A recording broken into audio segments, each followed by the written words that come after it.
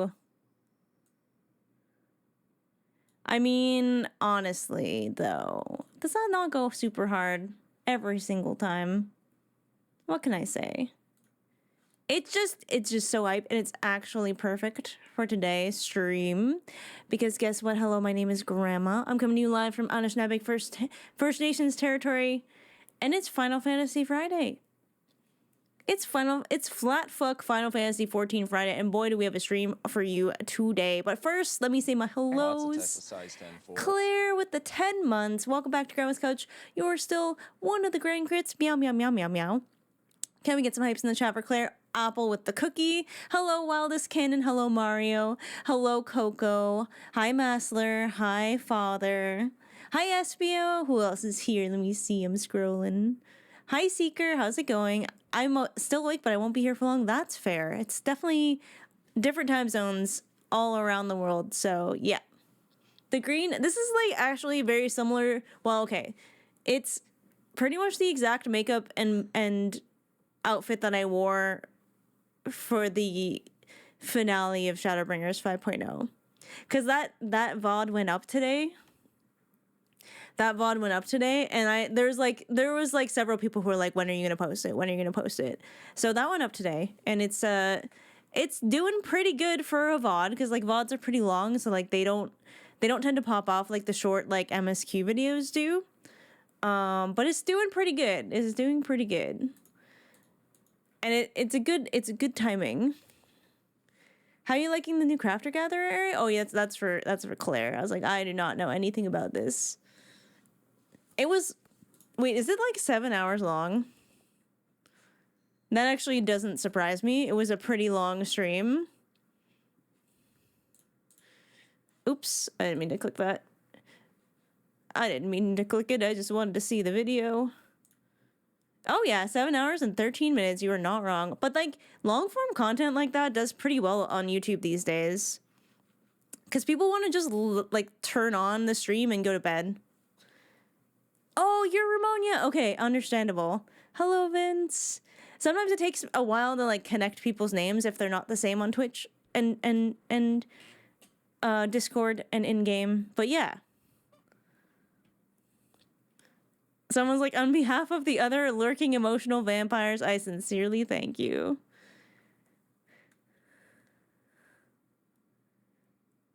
And, you know, Seraph, big props to going through all of the comments.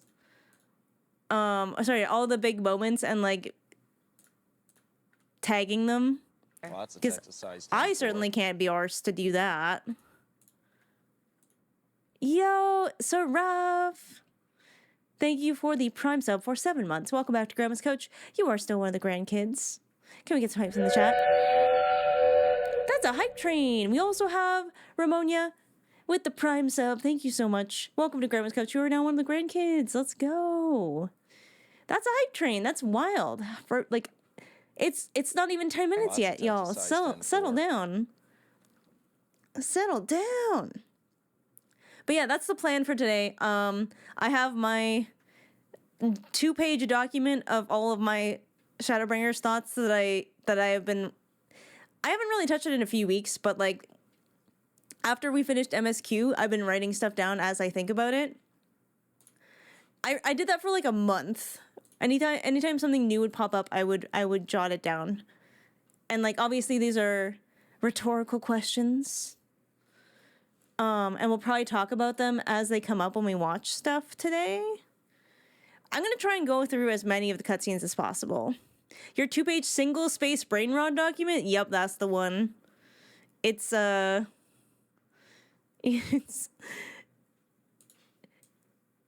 going to give you a quick peek. I'm not going to let you read it, but it looks like that. It looks like that. High train warning reminded that I haven't used my Prime sub in a while. Well, there you go. Find a good use for that Prime sub. Appreciate it. It said out of stock and then someone got the cookie conspiracy. It's probably fine. I don't know, Kale. It kind of sounds like a skill differential to me.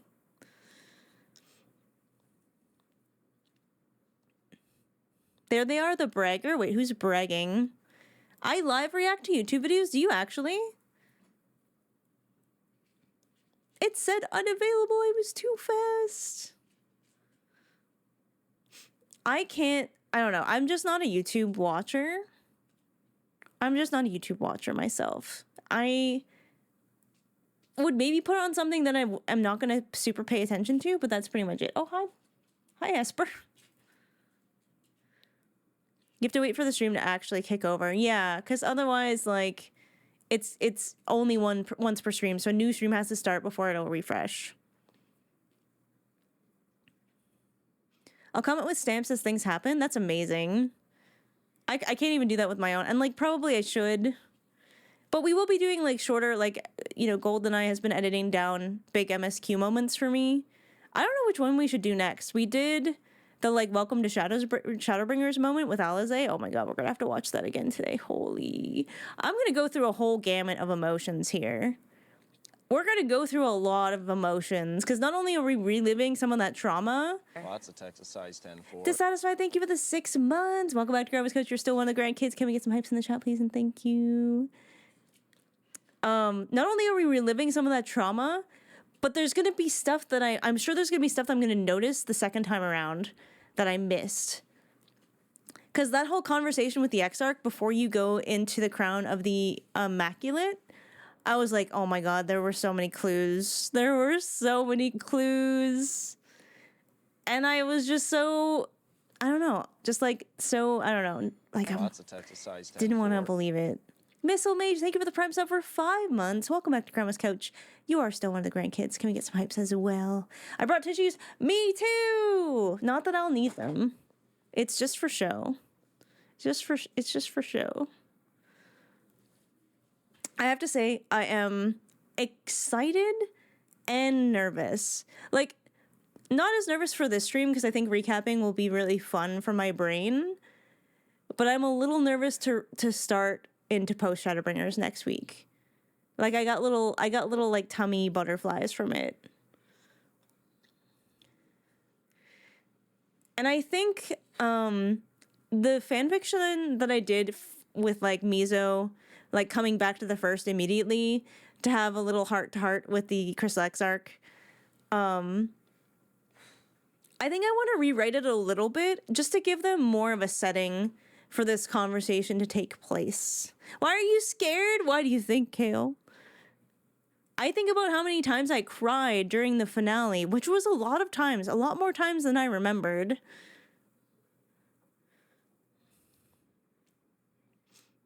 And I'd say the largest clue was, haven't I heard this guy's voice at the other Crystal Tower before? They were never voice acted. They were never voice acted before. A Realm Reborn, Graha Atia had no voice.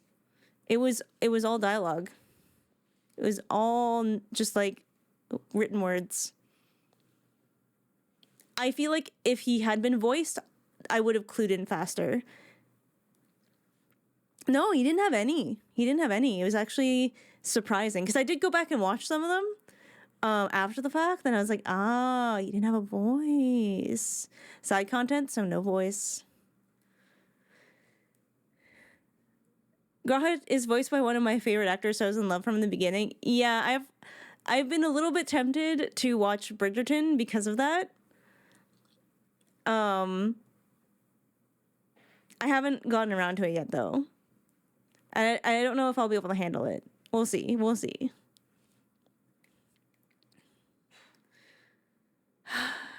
So yeah, if you haven't played through 5.0 Shadowbringers, there's gonna be hello spoilers, so you might not want to be here. And we're gonna probably start talking about them pretty soon, so just fair warning. Also, I have not played past the 5.0 finale. I have done zero, nada, nothing of post Shadowbringers, so please be really mindful of that. No hints.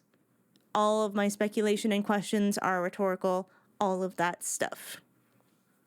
So please be really careful, because I know some people get really excited and they forget the order in which things happen. Because I imagine, like, once you've gone through it and it's been a while, it's really easy to, like, mess up the order of things that happen and slip up. So Coco is here, and Coco will be paying attention to that. So if you get a comment nuked or deleted, please just don't take it personally.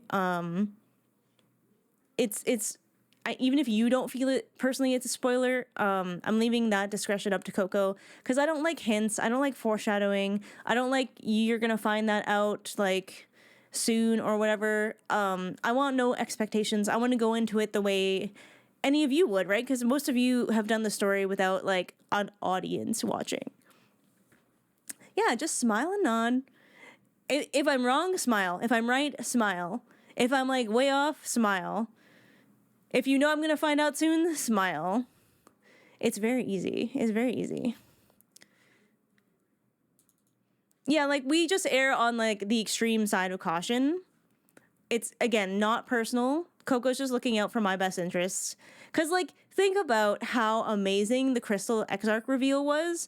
Because y'all were so good at keeping that tight-lipped. Like, you know what I mean? I had no idea. And I had been, like, suspicious when I first arrived in the first. I was just like, is this, like... And I kind of talked myself out of it. I was like, no, like, maybe he's, like, a different... I felt like I was being baited, you know? Like, I was being baited into thinking that it was Graha. So I kind of, like, faked myself out. I like, reverse psychologied myself out of thinking. I was like, no, maybe he's just, like, the Graha from this world and not actually, like, my Graha. I died of laughter when you called him Jerkface. I mean, even Graha was like, you know, he's a bit of a brat. And I kind of love that about him. We need to throw wide the gates.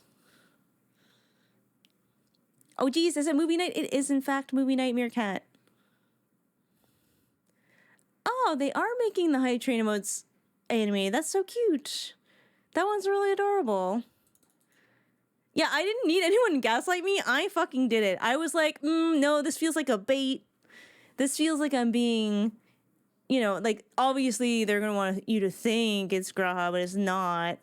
And, like, his personality was so different at this point that I had been like, no, it's not him. Like, it's not.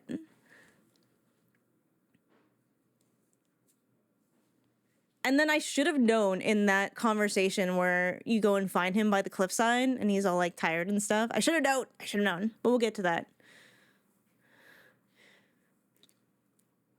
Well, I was just so hopeful. Like, I was like, yes, we're finally going to the Crystal Tower. We're finally going to see Graha Tia. And then it felt like a letdown, I guess. Like, it felt like, who's this guy in another fuck-ass hood? I was like, Ascian, maybe? Like, maybe he was an Ascian that turned on the other Ascians. Who knows? We're sort of thinking about how long apart the Crystal Tower raids were and actual Shadowbringers. Oh, yeah, years for some people playing. I'm sure a lot of people were like, well, that guy was cool anyways. Didn't think about him again. And because the Crystal Tower raid series was, like, not initially required, some people didn't even meet him. Some people didn't even know who that guy was. Which, like, all considering must have sucked. Like, if I didn't know Graha Tia, whom I loved immediately, I would be really sad. During the reveal, I went, who the fuck is that? No, that's so sad. Like a month and a half difference for me? That's kind of lucky. I didn't know. But now you get to experience it through the eyes of other people. Like, I've been watching Colin, who is the voice actor for Alphino, go through, I think he's almost done post A Realm Reborn. He's, like, very close to Heavensward. And he's doing the whole storyline with the Ivy and trying to figure out who the spy is. And I'm like, oh, he doesn't know what's gonna happen. But because he's done voice acting, right? Because he's done voice acting, he has some context for characters, but not all of it. Because voice actors don't get the full script. They just get the lines that their characters say. And maybe a little bit of context for, like, emotions and stuff. So he just met Yzael and was like, wait a second, wait a minute. Wait, what? So that's been pretty fun. He didn't have context for what happened to the Waking Sands. I know. Well, yeah, Alphino wasn't the voice actor in A Realm Reborn, so a lot of that he didn't know. But he knows he's Sale because of some of the voice lines that Alphino has later. So I really enjoy his takes because he's A, so chill. B, he has voices for all the characters because he's a voice actor, so he can do that. But still, his chat has no fucks about talking about stuff. Oh, that sucks. But at the same time, I feel like Colin is like not always reading chat, so it's fine. Hi, Esper. You're very chatty today. I just watch with chat closed. Yeah, I have to be careful too because if they are like not that careful about stuff, then they might spoil stuff for me as well. Looking forward to his End of a Realm Reborn patches. I know, because that was the first time. Because I was like, la la la, a Realm Reborn is like so interesting and like, woo, we beat Ultima and something is happening. And I feel like unsettled about it, but I can't really figure out what it was. You know what I mean? Like I thought something big was gonna happen with that like dragon scream we heard. And then no, it turned out we were just all getting fucking stabbed in the back. Even though like I didn't trust Ilberd from like the start. Yeah. Even when I was like I didn't see that coming in the way that it happened. Ah, you like this?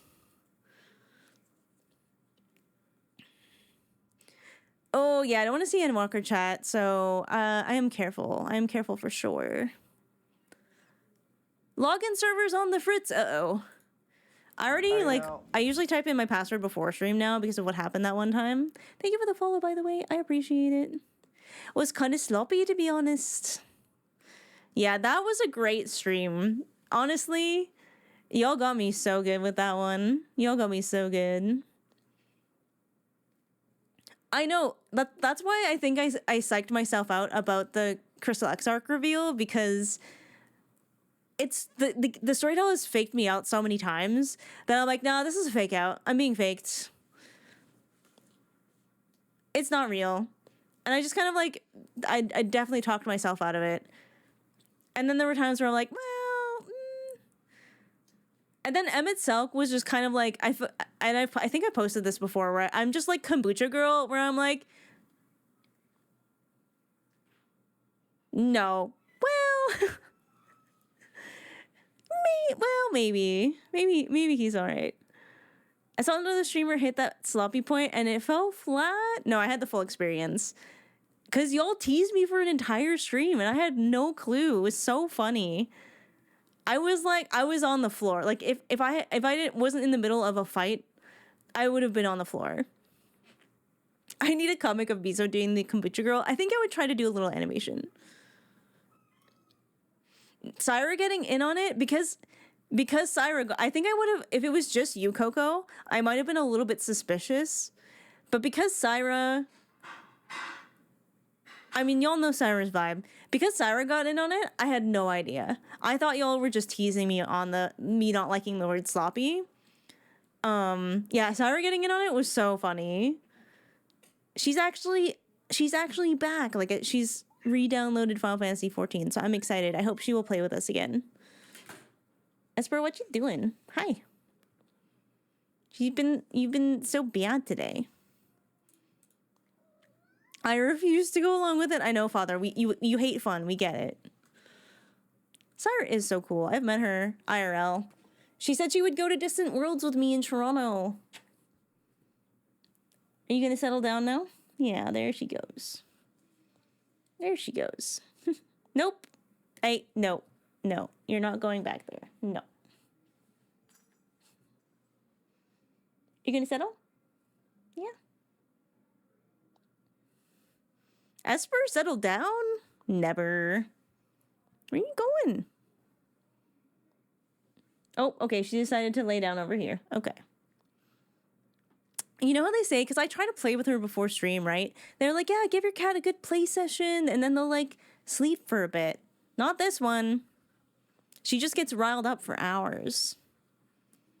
Sarah be eating the trolls online, like, live for that? Yeah, no, she gives a lot of fucks for the right reasons, But no fucks for, like, how shitty people might think about her, you know what I mean? I was on my elf guy and she was like... Speaking of elf guy. How are you now? Ow, hi. Wait, Claudia? Lunaria, thank you for the follow. Welcome in. I have like 4 versions of Neath Dark Waters on here. And there's a cat chewing on my fingies. All right. Oh my god, chat. I think I mentioned this yesterday, but I got the best news because I had to rely on Twitch last like January to like June for my income. Twitch doesn't take any taxes off, right? So I'm like, I'm gonna get fucked because I needed all of that money for bills. I couldn't really squirrel any away. So I have been pretty strict on like saving half of my paychecks when I am working because I thought I was gonna have to pay hella income taxes. But because my accountant is awesome, she helped us sort of figure out like what we could write off. And I had some charitable donation receipts, and I do not know I'm going to get $200 back. So that's really good news. I don't have to dip into my infertility savings, so it's awesome. How is the Esper containment unit? Oh, it's great. It works really well. She is confined to the upstairs, so I don't have to worry about anything. Especially when I'm streaming and Luke is maybe not here. There she is. That's the wrong one. There she is. Is that your wappa? Here's your wappa. She's chill now. She's chill. I have been trying to teach her not to run for the dog door. The unfortunate thing is, when Lilu runs for the dog door, I try to grab her treats so that I can be ready. Luke just came upstairs. So I can be ready to tell her to sit and stay when the door opens. However, when I grab the cat treats, Lilu thinks she's getting a treat too. So she doesn't go out the dog door. So like she's really good at sitting and staying when I open the door. She is very consistent. But as soon as Lilu tries to open the door, she tries to go for it immediately. So I have to figure out a way to train her when Lilu uses the door. And I just think that she's a kitten. B, it's going to take some time. And C, she might never be super trustworthy around the dog door. So she might just have to be an upstairs cat for as long as Lilu lives. We'll see. We'll see. But yes. Okay. So how do we want to do this? Do y'all want to know my thoughts? Like, do you want me to read my list of thoughts of Shadowbringers before we watch all the cutscenes? Do you want me to go... Because, like, this will be, like, based on what I remember at the end. Chaz has to take turns being a bouncer. I'll take first shift. I want to know before and after. Okay, so this is my list of stuff. Let me just check my ads, actually, now that I see one has popped up. Maybe a scene and then a chat? And see if anything lines up.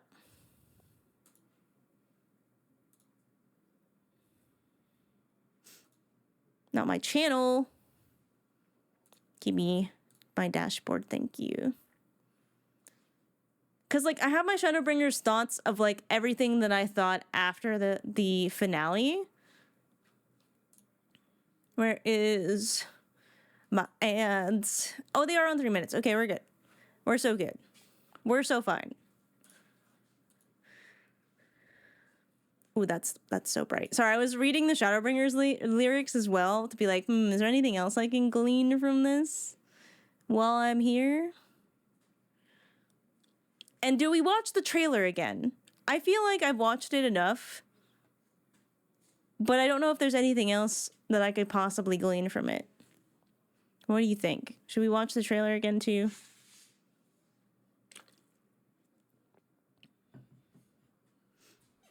Always watch the trailer. It's so good. It's so good.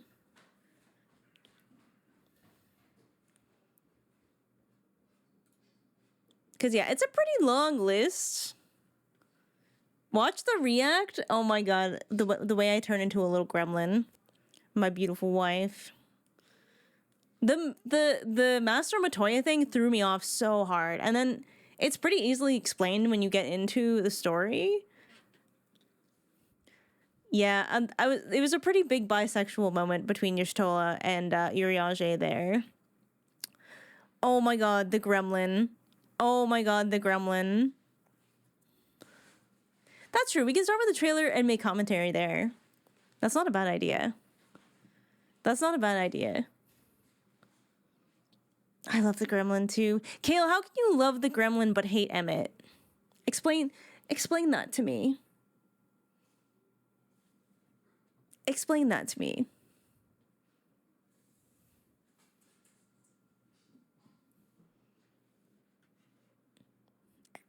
I never said that I hate Emmett. Are you sure? Because you come for me every single time. I'm like, hee hee, Emmett Soak. All right, well, let's log in then, and then we'll start with the trailer. Sound good?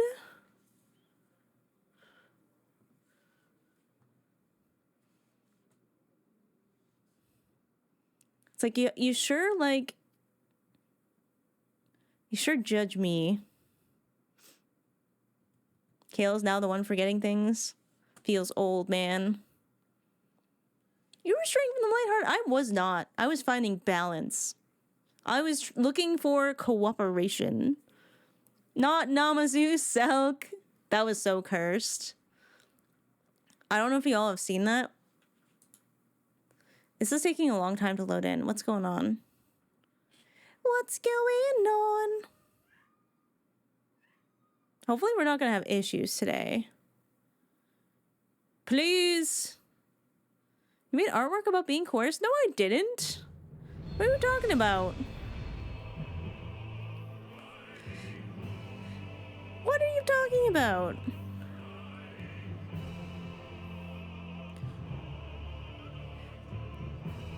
Are you talking about this? This is not about being coerced. It is about the struggle of coming to terms with Emmett being an Asian and not being sure if you can trust his intentions. I didn't know it was going to be the last fucking quest in the game, or not the game, in Shadowbringers.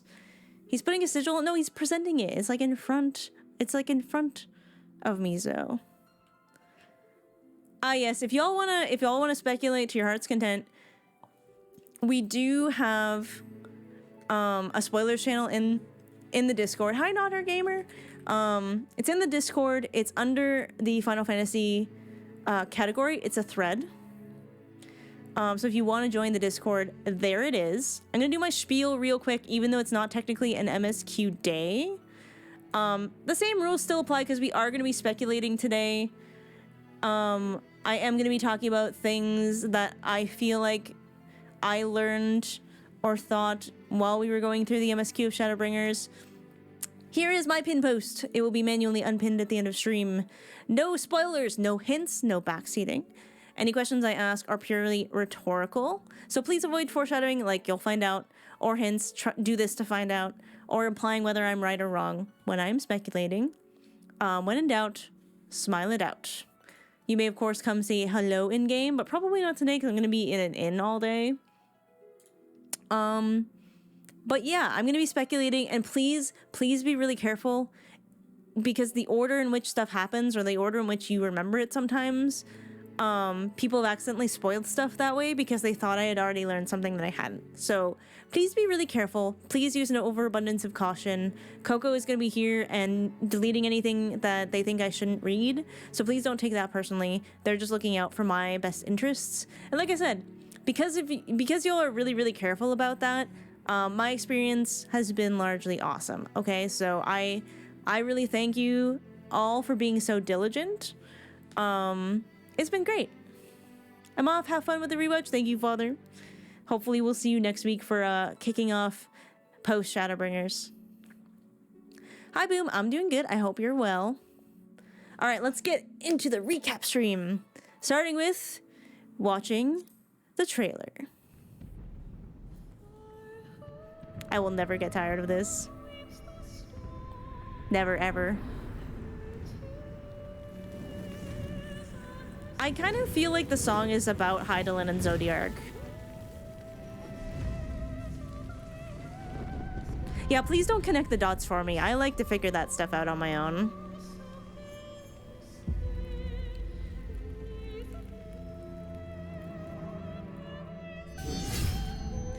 How many years have come and gone since that day?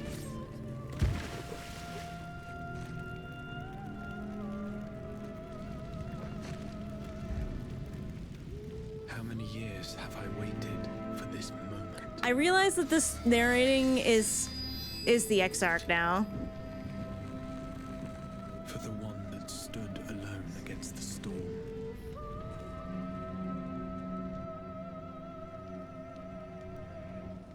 The storm, eh?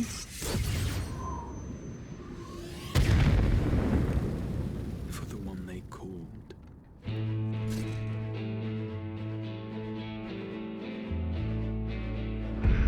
The warrior of light. Oh, yeah, they need to get the voice actor budget used. It's such a good cut from, you know, being the warrior of light to sort of like stumbling in the desert of everlasting light.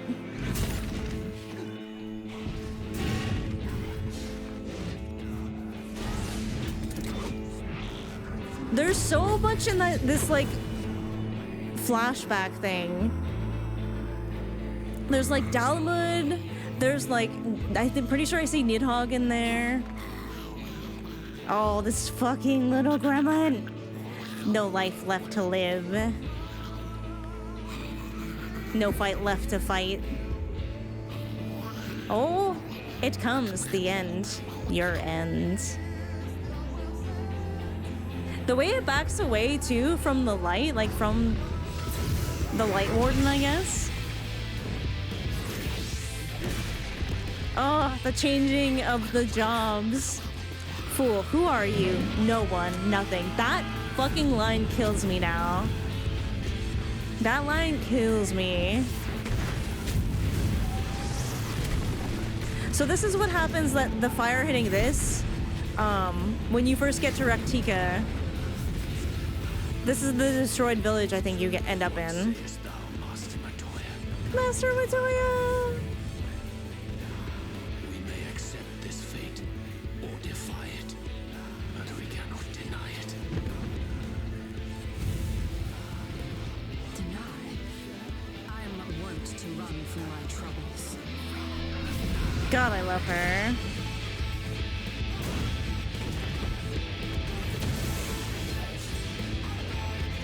Dragoon?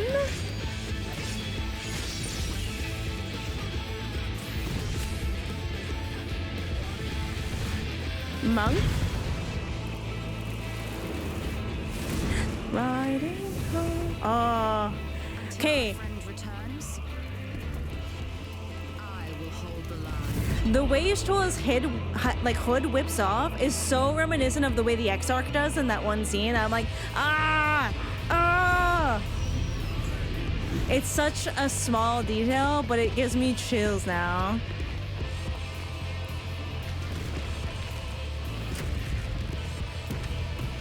And now I understand this lion. This town certainly has changed, and not at all for the better.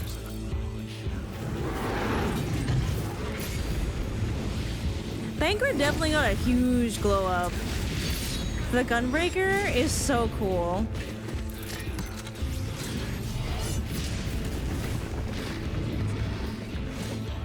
I'm not going anywhere. I promise you, Infilia. Oh, I love her. She looks so much younger there, too. Because Thancred was the first one to end up in the first, right? So he was there the longest. 14 to what Final Fantasy VIII could never do make gunblades cool? Exactly, to satisfy. I agree.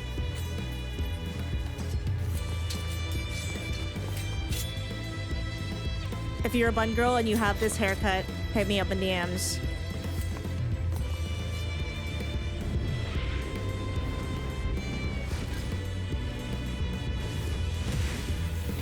man. This tragedy, greater even than the seventh umbral calamity, must be undone.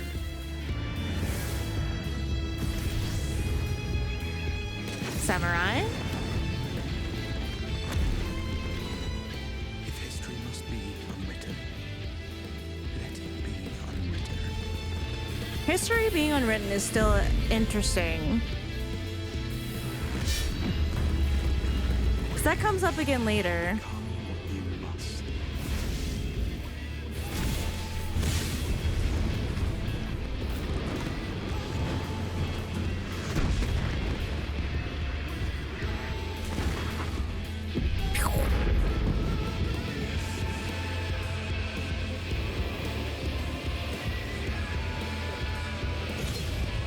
Become the warrior of darkness. Oh man. It definitely all makes sense now, right? Well, a lot of it makes sense. Some of it is still a little bit up in the air, but a lot more context now for sure. No trailer will ever beat Shadowbringers. It's so good. Like the step up from the Heavensward one to this one, because it just had a lot more storytelling and a lot more questions comparatively. The significance of the jobs Meteor switches to? What?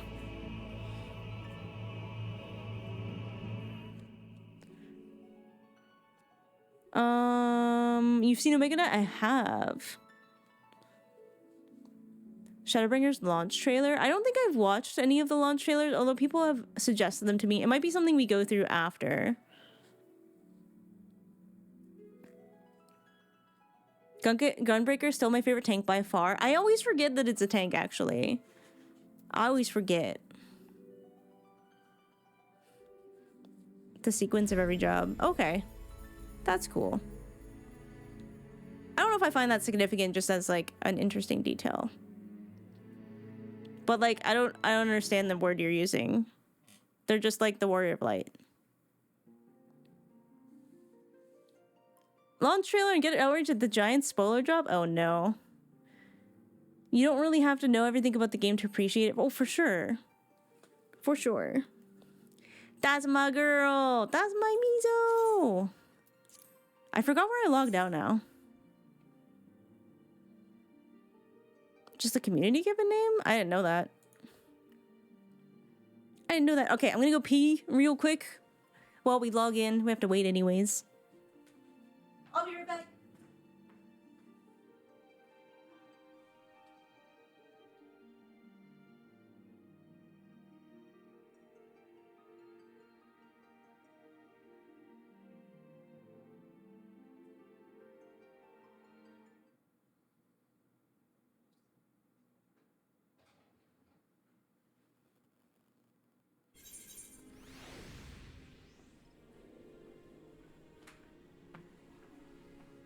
I am in Gridania. Short for Meteor Survivor? Ah, okay, that term I do know. Yeah, I usually hear John Final Fantasy as well.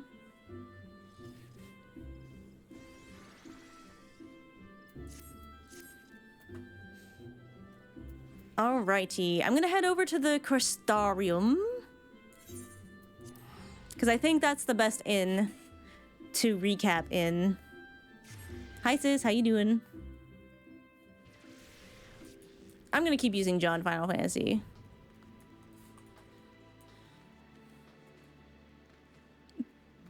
Then he got handsome. Wait, of course I immediately gravitate to Grahatia. Whoopsie. It's Friday, so I could be worse. Uh-oh. Wait, did they update the texture of this? It looks so much more stony. Oh my god, Kale. Of course. Oops. Hello, Cian. There's your dote. I'll be going now. Alright, we're going to go to the pendants.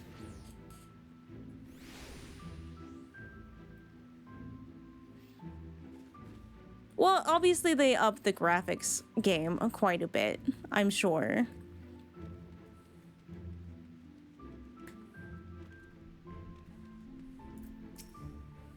Ah, the War of Darkness returns. That's me. Yeah, I think it was the texture updates. Yes, yes. Not the apples. Okay. So, the unending journey. Now if I am going to do this right. Oops, that's not what I wanted. The glam we started out with in Shadowbringers, where is it? Did I get rid of it? I might have actually gotten rid of it.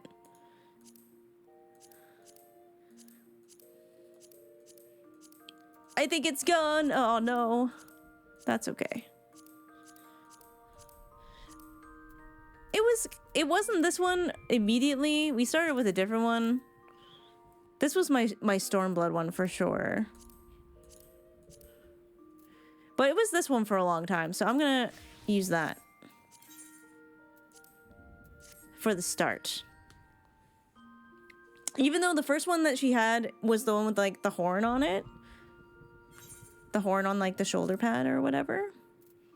I'm gonna hide the weapons on this one.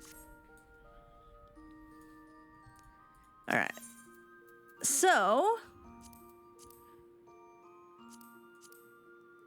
wait, so someone mentioned that I've seen Omega. Oh my god, I had no time to process.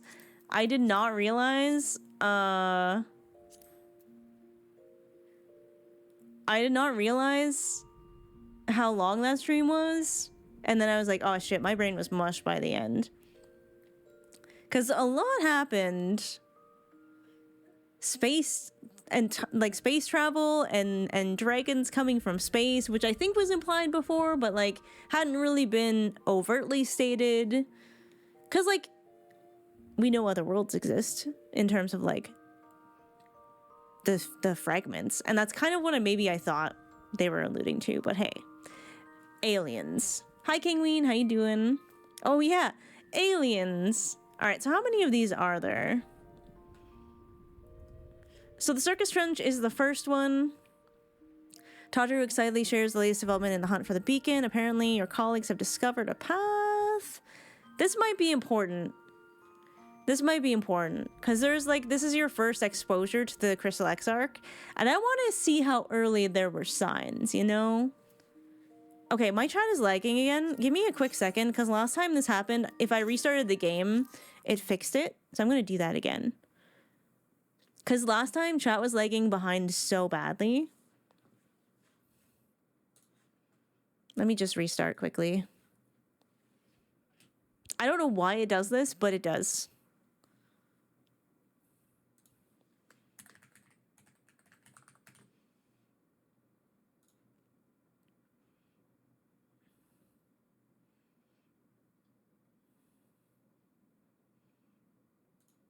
Hello?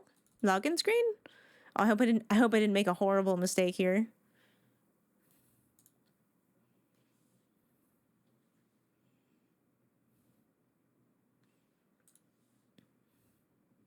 Okay, we're good. I think we're good. It means logging in again, which is kind of stinky, but hey, it's fine.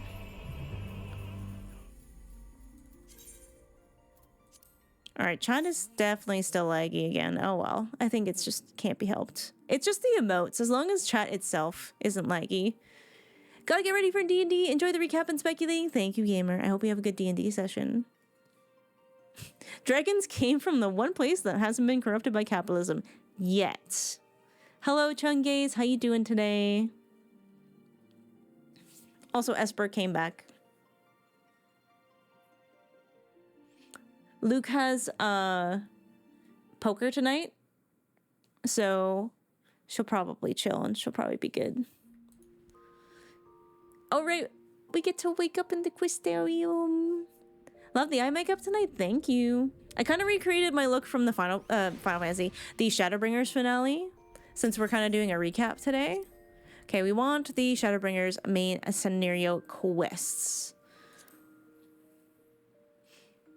All right, so let's start with the one where we meet the Crystal Exarch. Because I want to see, like, this is when we arrive in the Circus Trench, right? Because that's where we're told something was left behind, the like beacon or whatever. I'm gonna have so many more questions, I feel. Oh, I have to turn the game up, I think. I always turn it down when I play with my friends.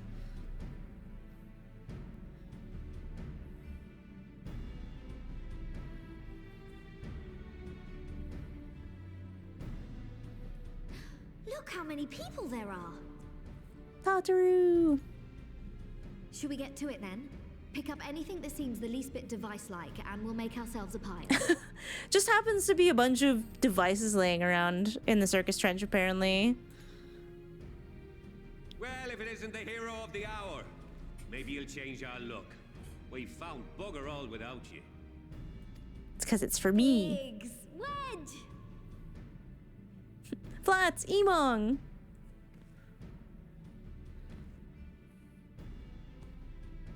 Aye, aye. Well, we could hardly say no to a call for aid from the Scions. Not my circus, not my devices. Jesse called the chief for some other business. So we'll be working twice as hard to make up for his not being here. I love Jesse. Twice as hard, even. Thank you, both of you. I'm sure we'll find that beacon in no time.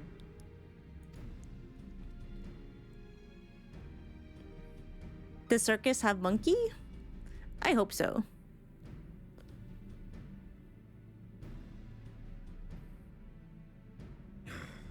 I'm not seeing anything out here. Do you reckon you could squeeze in there, Wedge? And get stuck halfway? No, thank you. I always forget what Wedge sounds like. I could try if you like. Tataru, no! We couldn't ask you to do that. Oh, I'll be fine. This receptionist is not afraid to get her hands dirty. Mizu's really good at finding things, just like me.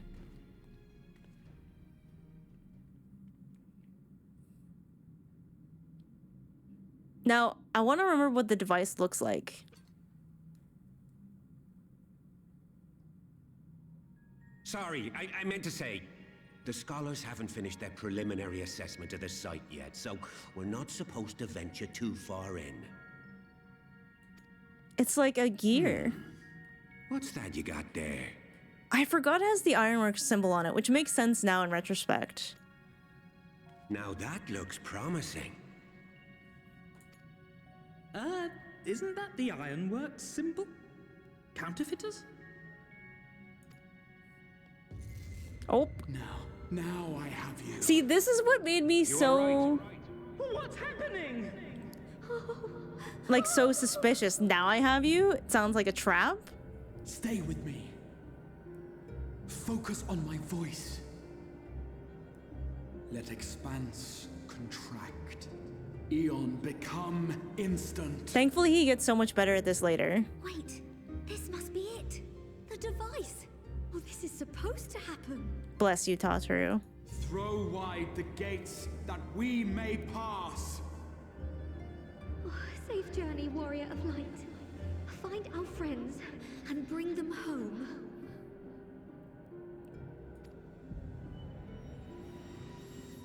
One of many flashbangs that we'll get. Tataru. Okay, give me a second here. Because I need to turn up the sound. I forgot that I turned it down when I was playing. And I didn't turn it back up again. That's probably better for you guys, eh? That's probably way better. Give me the book. Alright, so we want the Shadowbringers main scenario quest. Travelers of Novrant. Is there more than one cutscene? Cutscene number 2? Oh, I didn't know you could go through them that way. Oh my god, this part. I almost forgot about this part. Oh my god. Oh my god. Actually, until GoldenEye's, like, video... Oh, going through this part fucking caught me off guard. There's so many little flashbacks in this part.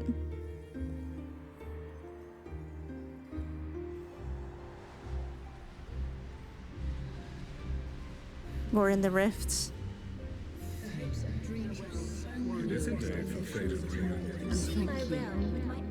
The dawn's light will shine again. Papalimo. Do not look at me so. I'm okay. I'm fine. There's no freedom in that! This is one battle you cannot fight. Away with you. I must say your spirited approach always comes across. We did everything right. Everything that was asked of us, and still it came to this.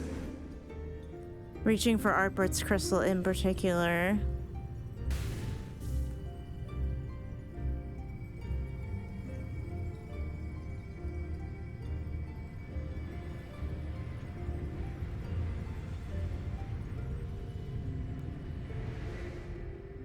That silhouette is interesting. Oh, it's Minfilia. I forgore. Your time has not yet come. That's what she says to Artbert. Not really grasping the Artbert bit. Hi Phoenix, how's it going? Of course they had to twist the Forge Font knife again, huh? Oh.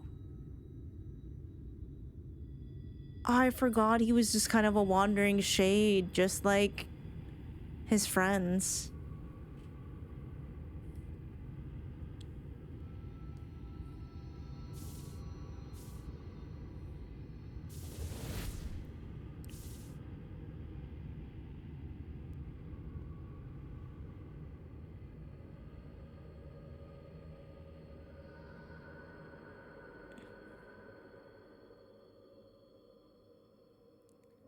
Oh, so many years wandering.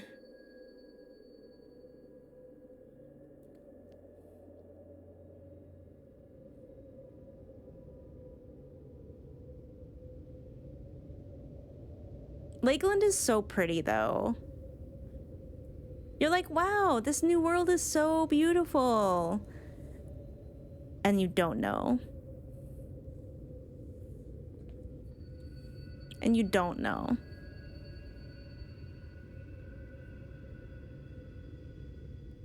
Yo, I'm gonna... endless dreams I awake. Give me a chance to make connections here, okay? Blinded by the light. Vague, yet urgent, calls me to action once more.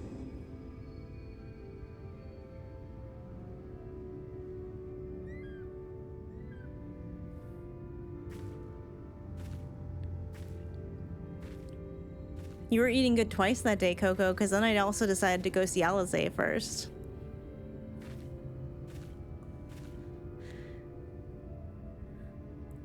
A chicken.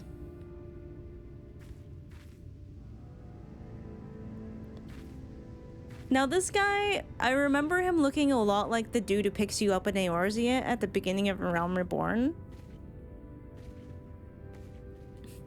No one wants to see Alphino first.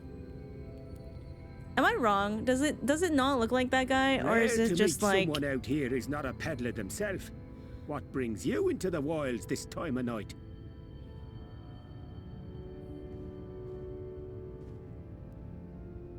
it does? Okay, I'm not crazy.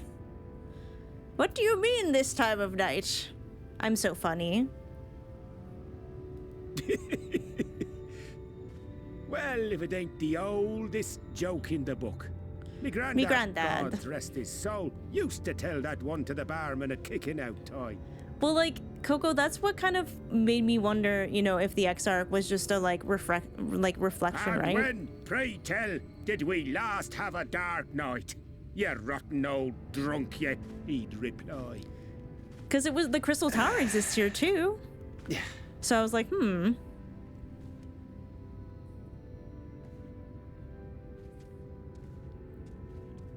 Over 100 bleeding years ago. Yeah, That's Luigi, when- we're doing a little recap stream just so I can refresh myself before we go back to MSQ next week.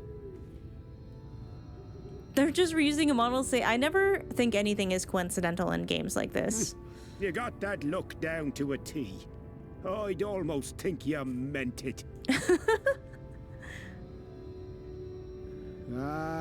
got to you, did they? Poor beggar.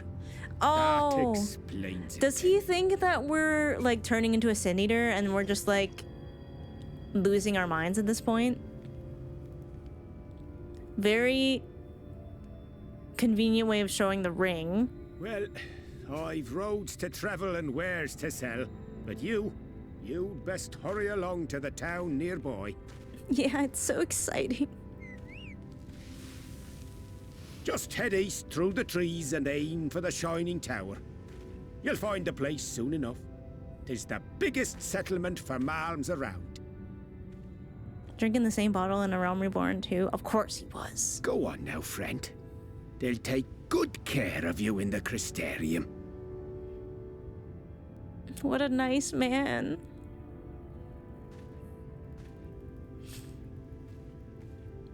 It's a shame.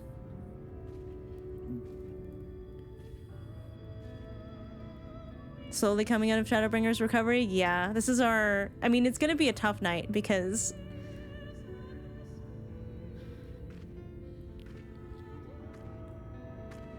we have to relive so much trauma. To dizzying heights it rises.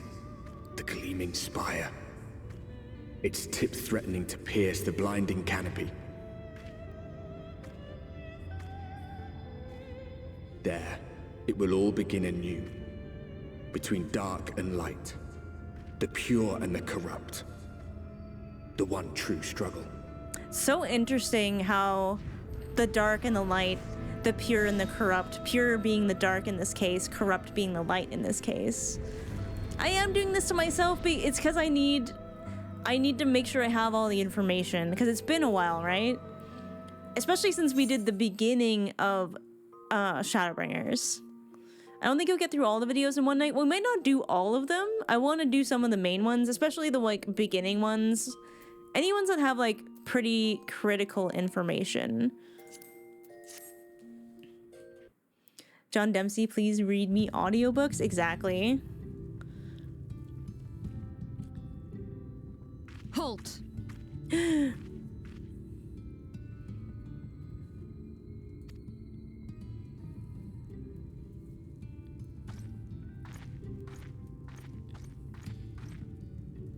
Every face in this city I know. Yours, I do not. Sometimes I want to pick different This is the threshold options. of the Crystarium, stranger, and I am its gatekeeper. If you would enter, you will answer my questions.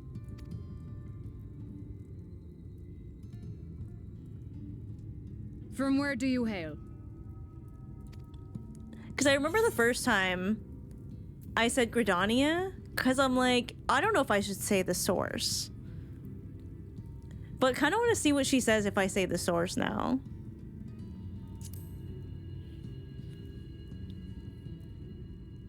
The source? What is this cryptic nonsense? See, this should have tipped her off to the fact that I was friends with the Crystal Exarch. Had you given me an honest answer, I would not Okay. have barred your way. We care little here for a person's place of origin. But instead, you chose concealment. So only the initial And I will not suffer reaction you to is pass. different. That's funny.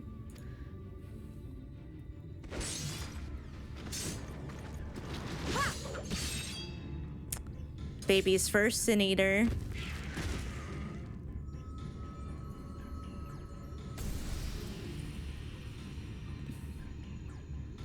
Oh, the ring. That one had eaten. It must have gulped down the whole hand. Ring and all.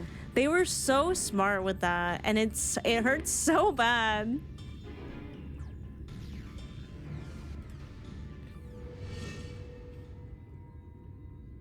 I like it that it reminds you, because I was like, wait, what is she talking about?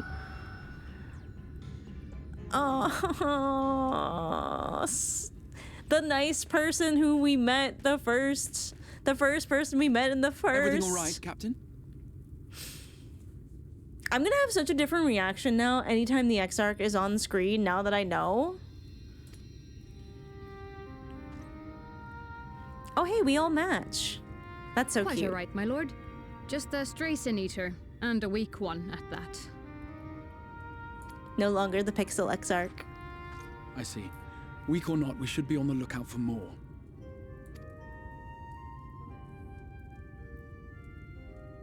But I see you've met my guest. The little I will smile. escort her to the Crystarium myself, if you've no objections. Another of your mysterious friends, is it? I should have known.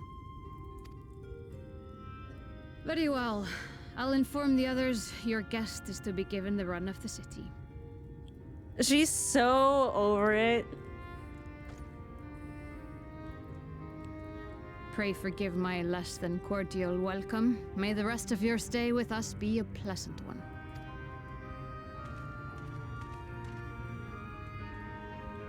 Come with me. I will answer whatever questions you have when we are somewhere more private. And then he didn't. I was like, yeah, you better have answers for me. Jerk face.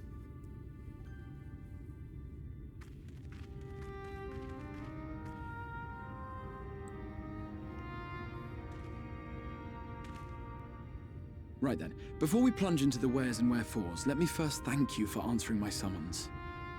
Again, didn't have a lot of choice. I had intended to bring you directly to my personal quarters, but I fear my aim was slightly off. That you were still able to make the crossing unharmed is a great relief. I love how Y'shtola gives him shit for this later. And so, we come to the question of where. The realm in which you now find yourself belongs to one of the 13 reflections, or shards. The first, to be precise, even if its inhabitants are largely oblivious to the fact. As to wherefore, having been awarded the rather grandiose title of Crystal Exarch, I, in my capacity as caretaker of the Crystarium, thought to seek the aid of you and your companions. He sounds... Okay, now that I hear him say his name, like Crystal Exarch, he sounds a little embarrassed about it. Already dropping the lore on shards. It's like, yeah, all of this, at this point, didn't mean a heck of a lot to Mizo.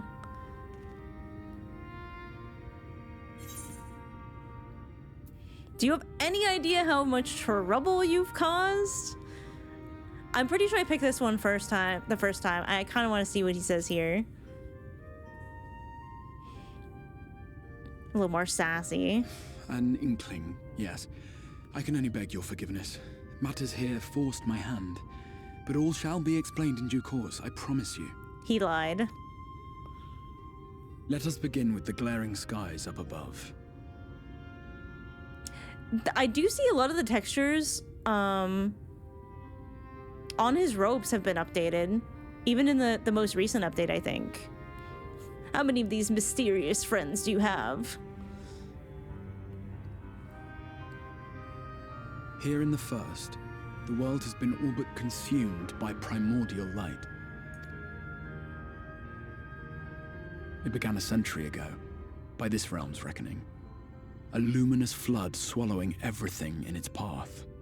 More than 9/10 of this star was lost. That's a lot. And the fortunate few who survived are hounded by abominations born of that catastrophe even now.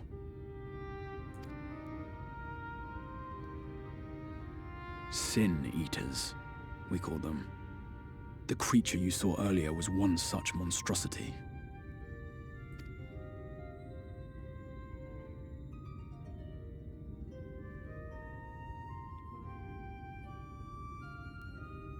It was to save the first from this menace that I learned to bridge the rift between worlds. That I might call upon the aid of the greatest of heroes. Me.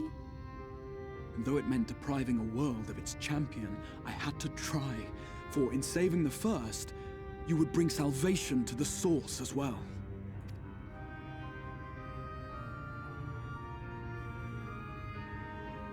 Okay. But what manner of host harangues his guests in the middle of the road?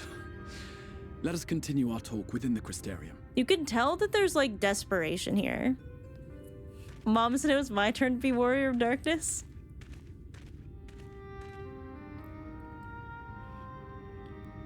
Mizo being like, where's Graha? Who is this man?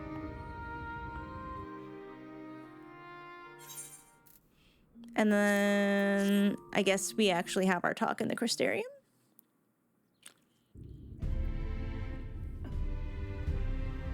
I will say the first look at the Crystarium is so awesome.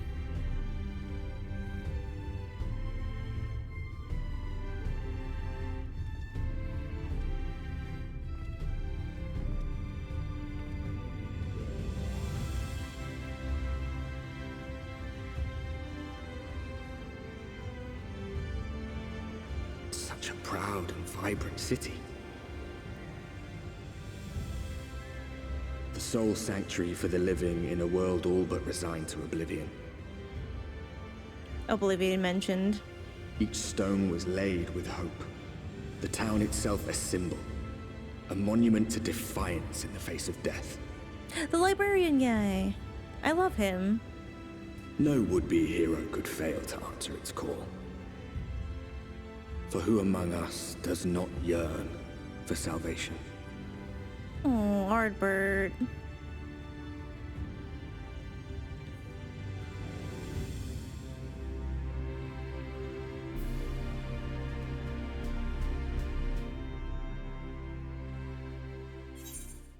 Okay. Travelers of Novrand. Finally, the Crystal X art is ready, and there's like 4 scenes in this as well.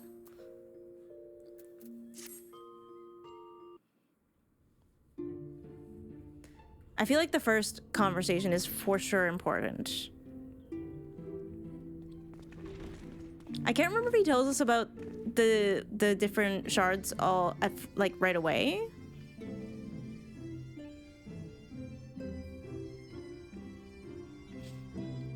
I love the Crystarium music though.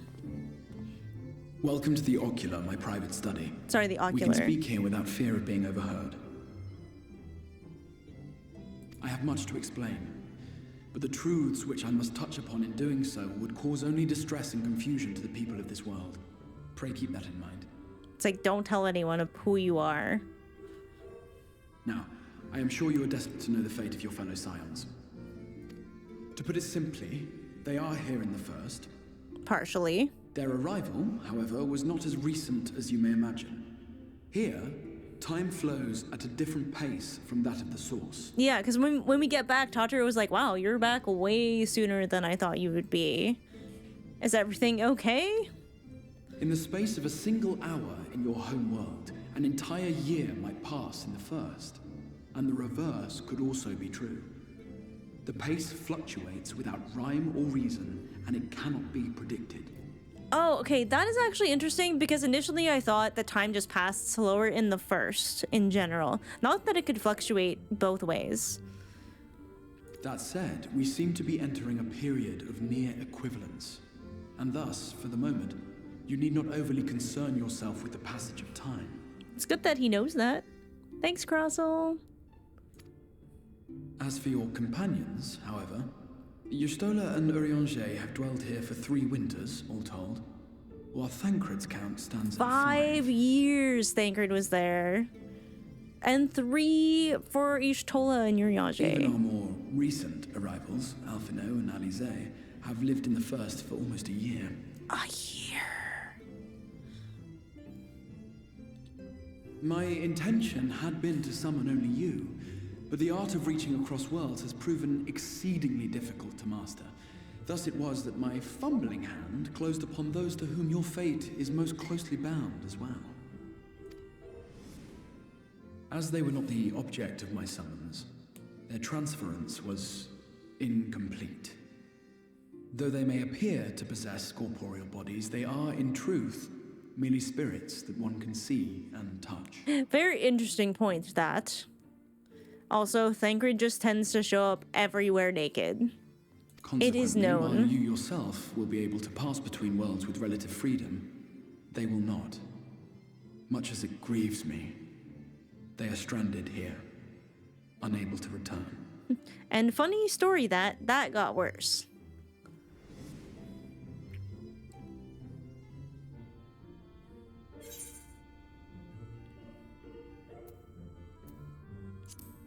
I think I said this last time, but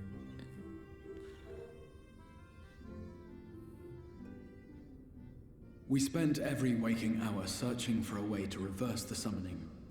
In the beginning, at least. As you may have surmised, however, our efforts met with little success. And then we all but abandoned the endeavor once Urianger shared with us the vision he had witnessed during his journey through the rift. And here begins the lie. In that chaotic no man's land between realms, time and space warp and blend in unexpected ways. What Urianger saw was the future. That which would one day come to pass. And that's a pretty good lie because we had just kind of experienced that. We're like, oh yeah, we did see a lot of In his things. vision of tomorrow, the first was rejoined with the source. This collision of worlds brought about the 8th umbral calamity and the deaths of countless multitudes. Amongst those who perished, Urianger clearly saw the fall of the Scion's mightiest champion. He watched you die. Gasp. And thus did the Scions embrace their exile, and began searching this world for a means to forestall the coming catastrophe in yours. Their souls are stranded in the first, yes, but they have fought on, desperate to save their home and you from destruction. Nor have their efforts been in vain, for it was they who finally established that the elimination of the Sin Eaters will indeed serve to prevent the calamity. Considering these circumstances of our meeting, you would be forgiven for doubting my version of events. And so, I did doubt. before all else, I would suggest you track down your comrades and hear the tale from their lips. I did in I shall fact of doubt. course be happy to assist in these reunions, and you need not make any decisions regarding your involvement until you are certain of where you stand. Meanwhile, I promise I will not rest until I have found a way to help your friends return home.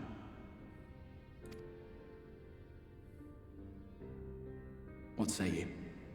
Have I earned your trust for the moment, at least? He sounds pretty hopeful about that.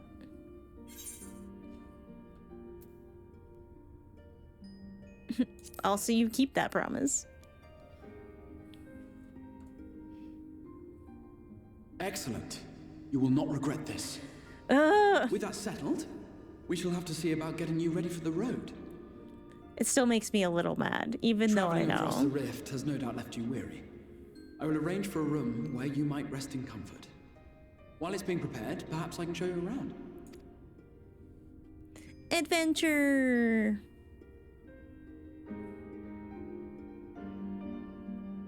I love the floor in the ocular so much. So I guess we go around the Crystarium. I want to see the cutscene with Ardbert.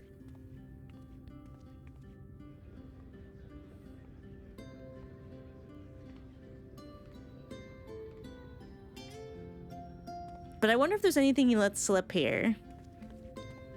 This is the Musica Universalis, the commercial heart of the Crystarium. Aught you might need to prepare for your journeys can be purchased here. It's like, okay, it's a market. Understandable. Ah, yes. You must be curious about the currency. Fear not. The gil you carry will serve you well enough. Each Wait. nation once minted its own coins, but 'twas all a jumbled mess following the flood. After much debate, the local merchants eventually elected to revert to the old ways, wherein a coin's value was decided by the worth of its metal. As for a unit of measurement, we agreed upon the term gil, a word borrowed from coins uncovered within the Crystal Tower here. Very clever, Mr. Exarch. And as our traders peddled their wares across the land, so too did our usage of gil become common practice. And I mean, he would have done that on purpose, knowing that his entire plan was to bring the Warrior of Light there. From what your Stola tells me, a standard coin from the source equates to exactly 1 gil here, or near enough not to matter. Our way of life has benefited greatly from the artifacts we recovered from the tower, some of which may be familiar to you. Oh? Oh yeah, yeah. The explaining the back and forth and the retainers and things. I get that.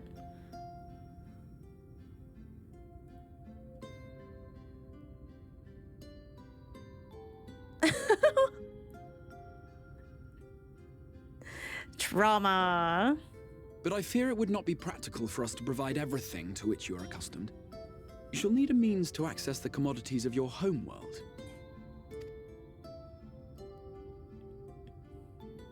A Van Kerm Sin? Yes, I'm here. Oh, of course yeah. I'm here. What amusements do you have for me today? I didn't realize we met Feo Ul so early. The poetics. My dear Feo Ul, paragon of pixie kind. For you, I have the most vital task. I love them. This fine lady is a friend from a distant realm. Using friend And very we have need of a loosely. means to ferry things back and forth from her home. Might you be able to assist us in this matter?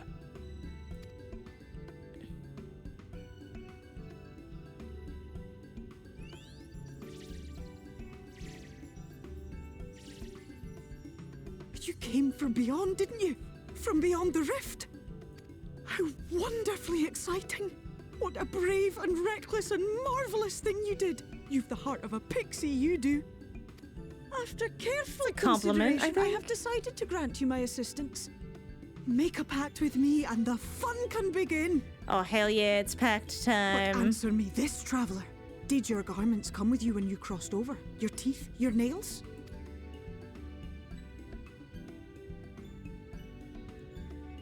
Just as I thought! Then you've a good stout connection with your home through which all your belongings, great and small, may easily pass. That's actually a very interesting detail that I think I overlooked the first From time. this moment forth I will be your Isne Fis, and you my Sne Yak.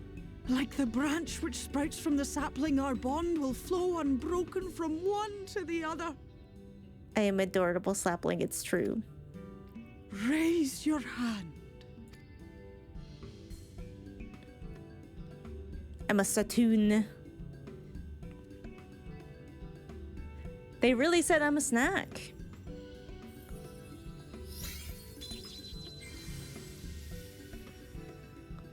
A bit like an aether current, isn't it? 'Tis done. We are bound now, dearest sapling. Come then. Make your request. Tell me your desire. I wish to visit this world of yours. First playthrough, this is a recap, but yes, it is my first playthrough. Yeah, they do drop a lot. It is like, it was so tough to follow because there was so much going on. You do not look old enough to be a grandma. I'm older than I look. Mayhap a message to your friends in the source to inform them of your safe arrival.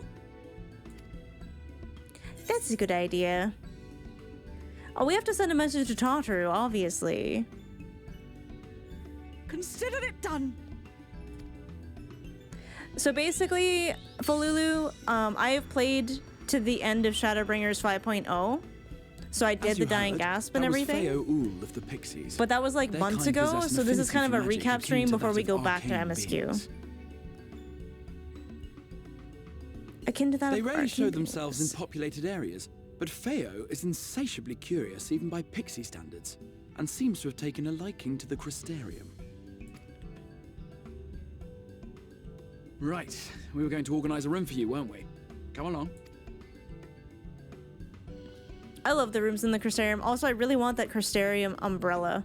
That's beautiful. Tell me that that is real.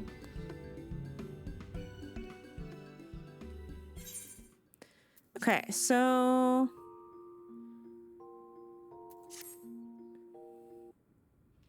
I hope this one is like getting accustomed to the room. Yes. I think this is where we meet Ardbert for the first time.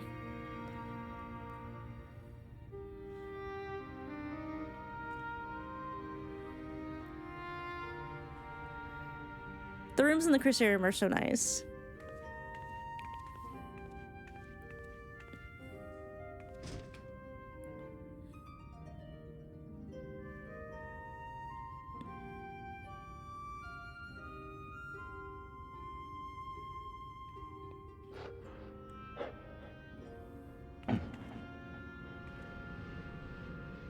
You?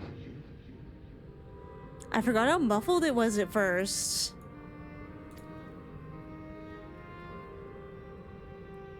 Oh, I got chills. I know you. You're the warrior of light from the source. That's me.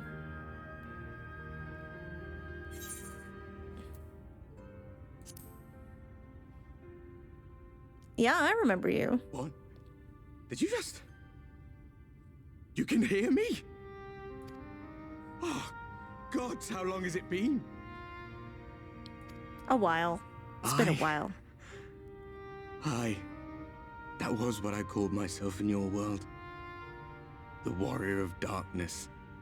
Now, it was an Ascian that pulled Ardbert and his crew to the source. Correct? Because later, when Emmett is having that conversation, and we'll get there, obviously, Emmett is having that conversation with the Crystal Exarch, bringing Mizo from the source, he says, I'm not even sure I could do that. But maybe it's just easier to bring things from the fragments to the source than it is to bring things from the source to the fragments. Ardbert must be so tired, and it's like, how much awareness did he have either? My real name is Ardbert. I used an alias in the source. A daft one, looking back. He's like, I feel so silly about that, by the way. If you recall my tale, it was my comrades and I who caused the flood. Hey, you were tricked, man. We thought our home doomed. And so we listened to the Ascians. Let them guide us to the source and try to hasten their goddamned ardor. Let them guide us to the source. So it's not that the Ascians brought them to the source, but they figured out a way that they could travel there. Interesting. I remember when we fell, defeated by you and yours. I remember our audience with Minfilia. How she listened to our pleas and returned our souls to the first.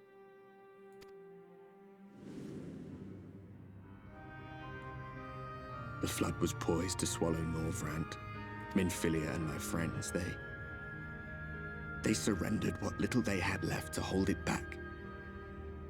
Just faded away, leaving me to bear witness. They had to relinquish their flesh. Oh, right, they did.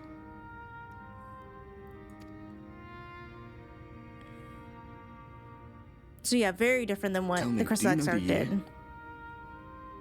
How much time has passed since we caused the flood?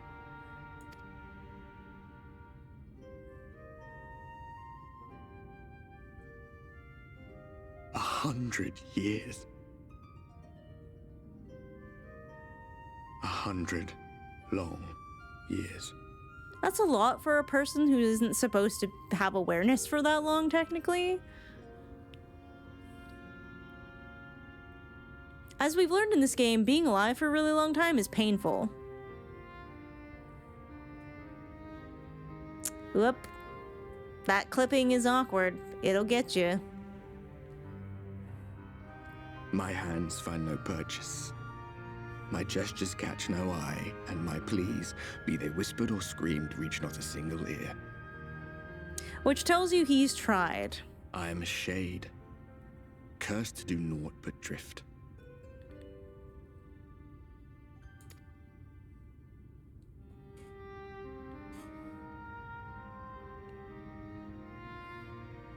I feel as if I've been walking forever.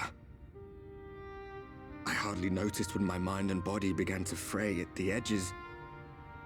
Yeah, it's almost like he was sort of losing himself over time. Then bang! My senses were sharp again.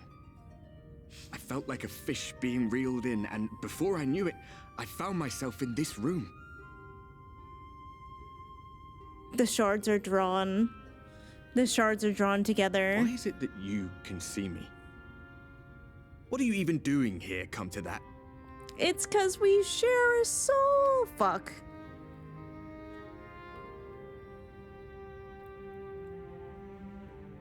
I remember that part because that's the first time Urianger appeared to have been betraying us. You were summoned to save the first. A waste of time. This world is beyond saving, like those who try to save it. He's so sad. Muddled as my mind may be, I've not forgotten that.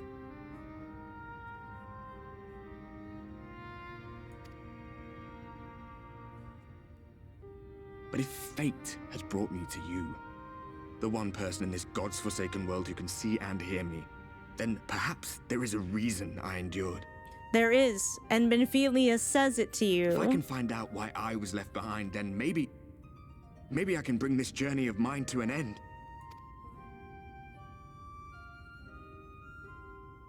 Well, I'll be watching, Warrior of Light. I'll be watching, because that's literally all I can But do. Do me a favor. Be careful out there. This world has had its fill of heroes. Man.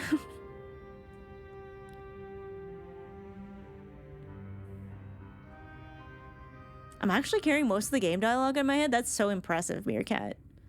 If I have something that prompts me, I will remember, but other than that, it's a little tougher. He's so tired, I know. This is a part where, like, I feel like I'm being watched, and it's not just Ardbert. But then again, Mizo's being watched by, like, 3 old dudes in this entire arc. She's being watched by Emmett, she being watched by the Crystal Exarch, and she being watched by Ardbert. And then the Crystal Exarch, I don't know if it's like...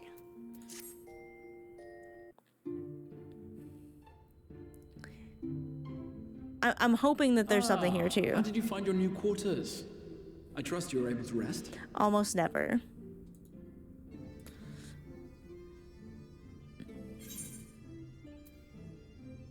I want to tell him about the ghostly visitor.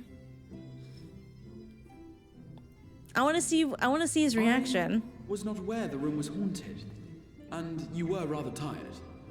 Well, should you receive another visitation, be sure to let me know. Oh my god, he doesn't believe you. He doesn't believe. He's like, well, you're crazy. Now, let us return to the subject of the Scion's whereabouts.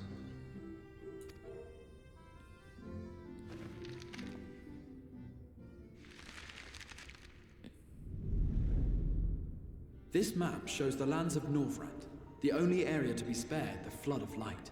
So I went through and I've compared the maps from the first to the source quite a bit. Kaluja is basically Limsa.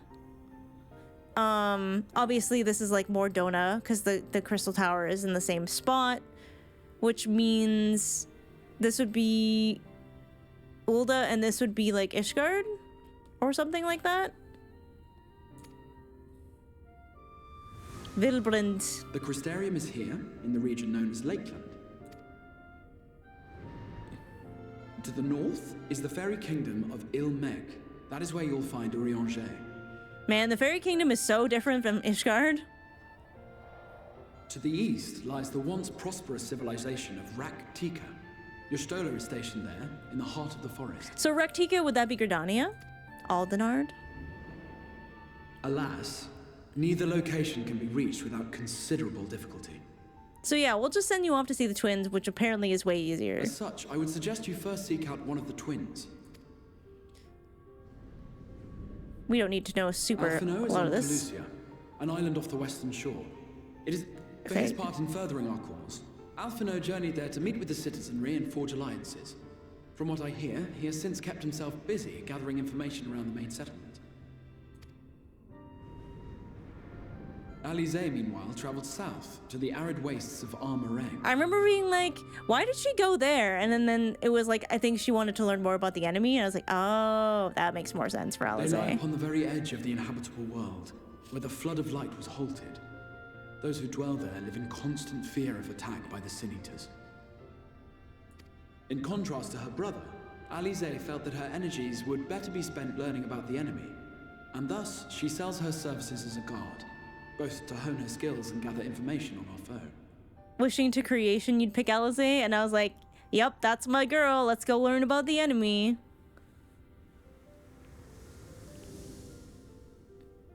Well, especially with how everything left off when she gets plucked from the source. Will it be She's like Coliseum so or upset about Armoire? losing everyone and Matters about being not which alone. you choose to visit first. It matters not what you choose to visit first. Simply inform me once you've made your decision, and I will see to it that you are provided with a suitable mount. I can see how... But you must be wondering about Thancred.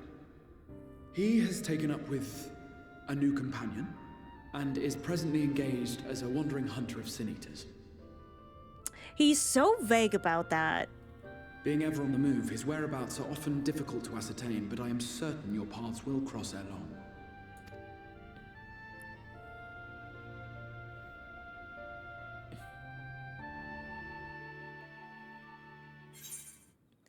All right. So, Alphino... Okay, so some of these we can maybe just read to see if there's any cutscenes we should watch. This is just one.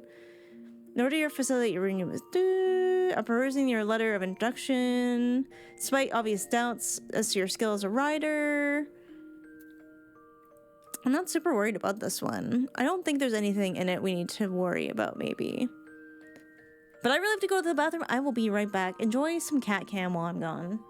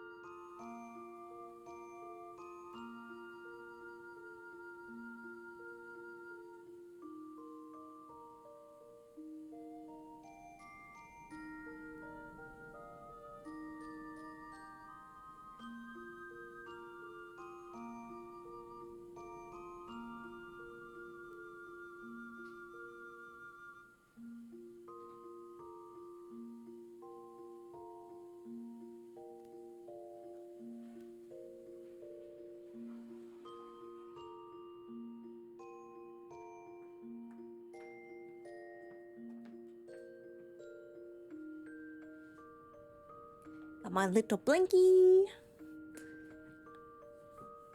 After a blissfully uneventful flight, you light upon an island. I don't know if this one is useful, because there are a lot. There are a lot.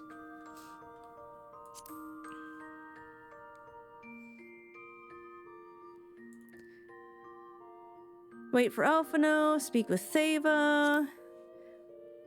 Alphino is ready to take to the road once more. Speak with Moshe, search for Mistel. Okay, yeah, there's the whole Mistel arc of how we learn how to get into Kalusia. So I feel like a lot of those we can probably skip because it's kind of like introductions. With Tristel's brush in hand, Alphino lays out his plan to gain entry to Yulmore. He will pose as a painter, and you will play the role of his faithful assistant. Thus resolved, you depart for Gatetown, hoping the manic jesters will soon return in search of a replacement artist. After a short wait, your patience is rewarded. And as predicted, the jongleurs emerge to recruit a new artist, and Alphino acts prove sufficiently convincing to earn you both an invitation. As nonchalantly as you can, you pass through the gates and take in the sights and sounds of the city. Red-garbed jesters stand near the entrance. Oh yeah, and we were told we were stinky and had to take a bath. You listen carefully as your smirking guide explains the process by which Yulmore citizenship is obtained. It seems your first step is to present yourself to the clerk at the Bureau of Immigration. After describing the basics of Yulmorian society and your place within it, the immigration officer hands you a set of registration papers, and you are to deliver them to the Bureau of Registration, where your status as citizens will be officially approved. Sorry, I'm on the wrong screen. You emerged from the shower clean and refreshed. There was a naked man in there. He looked like Geralt from The Witcher. You're now required to apply liberal quantities of the sweet-smelling perfume previously provided. You dutifully splash yourself with the liquid, and as the delicate scent of roses fills your nostrils, lovely. As for Alphinaud, he appears. He has yet to enter the delusory. Cat cam cute. No, thank you. You should always say something because I will forget. After some encouragement, Alphinaud overcomes his bashfulness and plunges into the showers for a quick wash. Now you both smell as if you've wrestled with a flower bed instead of a drainage ditch. You are free to trouble Cornen for directions to the Chai residence. Cornen gives you an overview of the city's layout and tells you where to find your new patrons. It seems your path leads up to the steps of the canopy and thence to the Grand Dame's parlor. Despite your initial suspicion, Chinese's part, you, and especially Alphinaud, appear to have made a favorable impression on the effusive Deluya Chai's, cementing your place in the city. Deluya Chai, oh my god, how did I forget how to pronounce that already? Cementing your place in the city, alas, Yulmar's mysteries are yours to explore. Alphinaud's contemplation of your findings is interrupted by an angry Chinese who, his admonishing words are cut short by a sudden scream from above. Oh, this one we should watch. This one we should watch for sure. Because this is the scene we get to see Vothri, I think, for the first time, and the cruelty of this place.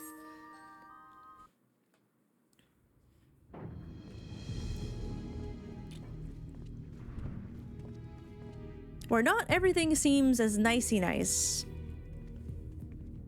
I also remembered the ending of this scene and the jump scare it gave me. That's him. That's Vothri.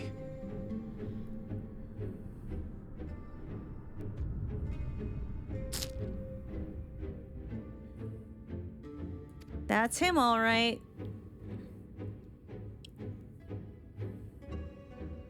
And the lion thingy that Thancred fights in the trailer. He's attended by sin eaters. But how does he keep them from attacking? His dad fucked a sin eater. Mercy. Mercy.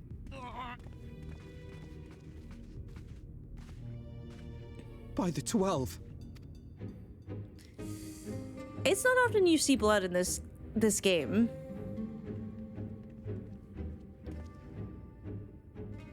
Kaishir, what happened to you? I love Kaishir. Who are these impudent louts? I do not recall requesting their presence. Lord Vothri, what is the meaning of this? Why is this poor man bleeding to death on your floor? I remember being so terrified that Alphinaud was being so Alphinaud about this. Because, hello, you know how they do things here, roughly. Why? You ask me why? Because criminals must be punished. And this man is guilty of fraud. He came to us, claiming to be a man of business. Yet his subsequent conduct has shown him to be anything but. Yulmore is a city built on love for one's fellow man. Those who have naught to give and live only to take are a blight upon our society! Yeah.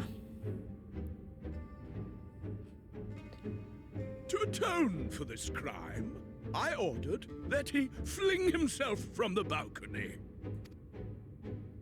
And he had the temerity to weep. Please, my lord, anything but that. I will give Vothri's voice actor such credit, because he just fucking kills it. What then is a man of mercy to do? But offer the sinner another way to show his contrition. I think I kind of get the whole Sin Eater marketing at this point, you know?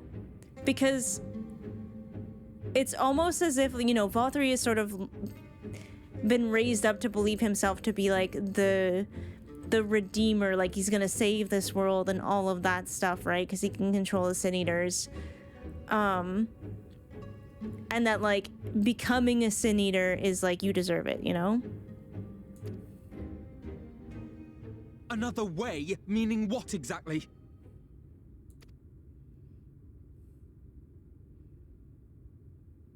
Sin Eaters are part of Yulmor's society, but they must be fed with ether. Living ether.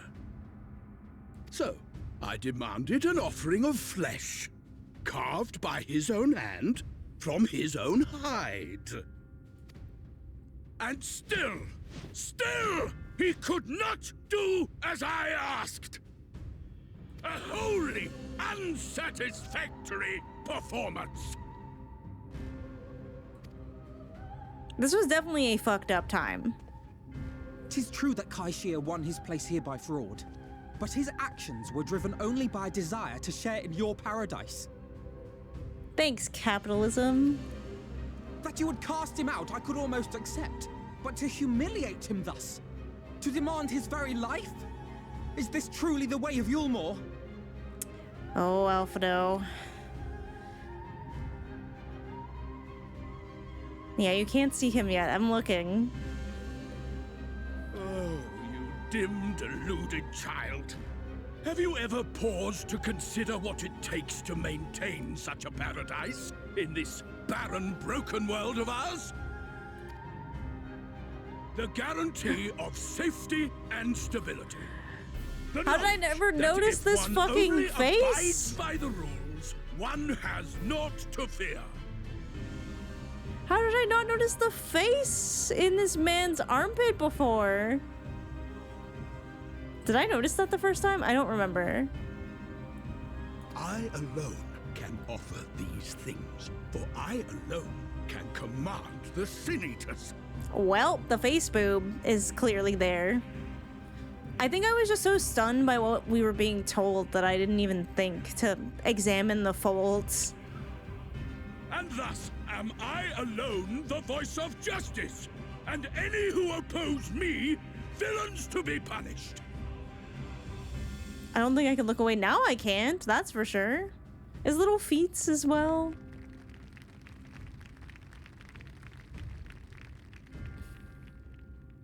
Mizo's pissed.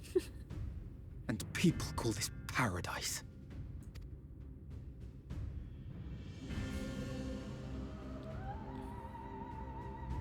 You were granted a place in my city for a particular skill. What was it? Painting.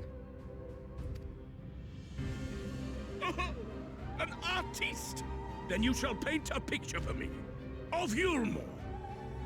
If I find your art pleasing, then I may excuse this display of insolence.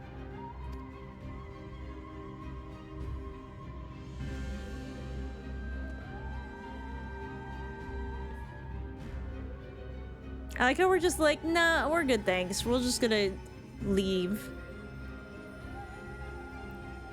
Who gave you permission to tend to that criminal's wounds? I told you to paint me a picture!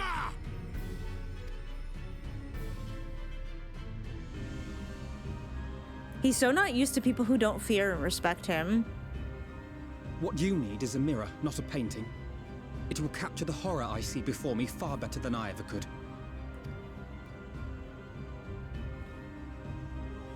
I was so worried about him, but oh my god, that phrase was perfect.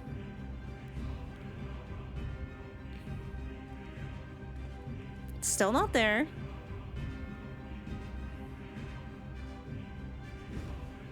Did that little worm just insult me? 800 ping. He got a latency problem.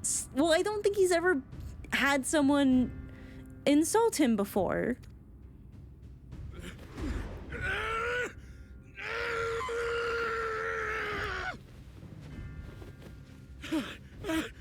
kill them! I'll kill them all! I'll enslave their minds! I'll torment them! Torture them! Then tear out their hearts! Oh, and yeah, now he's there. This is what you've done, Emmett. Are you proud of yourself? Well, and I missed kind of the part where he says I'll enslave their minds, and I kind of thought it was bluster at first, and then you find out later that holy shit. That's not just bluster, he can actually do that. Alright, in search of Alizé, so some of these we might be able to skip. But because this is just kind of prepping for it. You've arrived in Amarang. Cassard waits to escort you deeper into the desert. The merchant bids you to follow him southwest. A short while later, Cassard signals for a brief stop, apparently unwilling to cross the bridge before you've properly appreciated the majesty of the scene you're leaving behind. You dutifully admire the imposing edifice of Cassar Charles until your guide deems your eyes to have feasted enough, whereupon he prods you to press on with your journey. Upon arriving in Mord Souk, Cassard welcomes you with obvious enthusiasm, declaring his love for the place in the same breath. Judging by the grin on the merchant's face, your visit here promises to be an interesting one. Yeah, it almost killed me. Seeing no sign of Alizé inside the inn, Tesligan suggests you venture out to the watchtower, where your mutual friend usually begins her patrol. Though Alizé is nowhere to be seen, you do find some familiar footprints, and if you follow them, you may yet catch up with her. More footprints lead off to the distance, drawing you even further northwest. Just as you are beginning to wonder how far this patrol route will take you from the inn, the tracks curve around to the west. Without warning, the trail comes to an abrupt stop, leaving you at a loss for how to proceed. As you attempt to define what could have happened, you witness Alizé leaping off a nearby building in pursuit of a fleeing sin eater.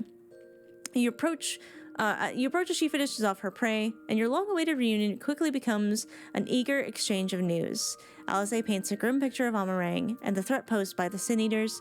It seems that she intends for you to learn about the situation at the edge of the world firsthand. This one might be worth watching.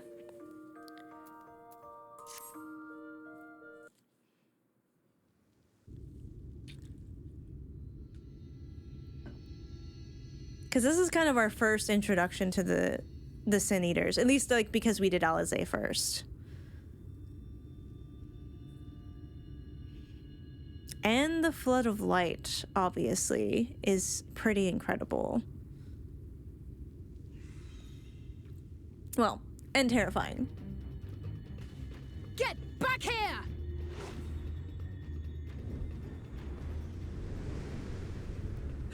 Is that... It can't be. Alizé, watch where you're going! Ha!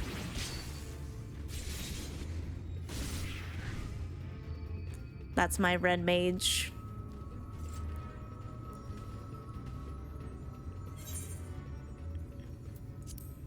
I gotta give her props. I gotta give up my girl props. Just a lesser sin eater.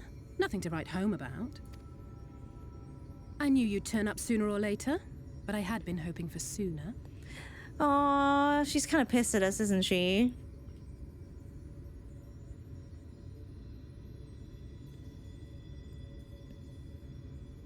Or sad. It's hard to tell. How are you?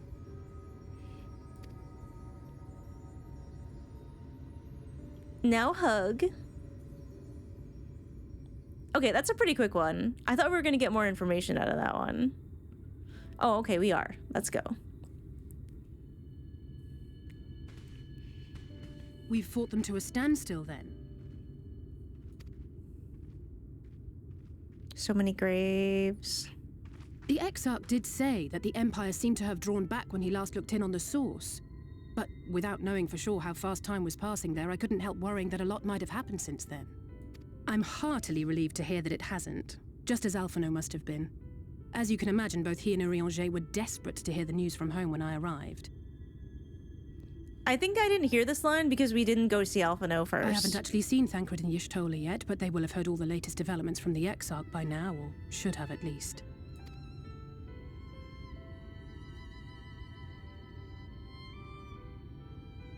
When I think of how frantic Tataru and the others must be, I want nothing more than to rush back and reassure them. But we still haven't found a way to reverse the summoning. And even if we had, we couldn't just ignore Urielge's vision. But what if we could?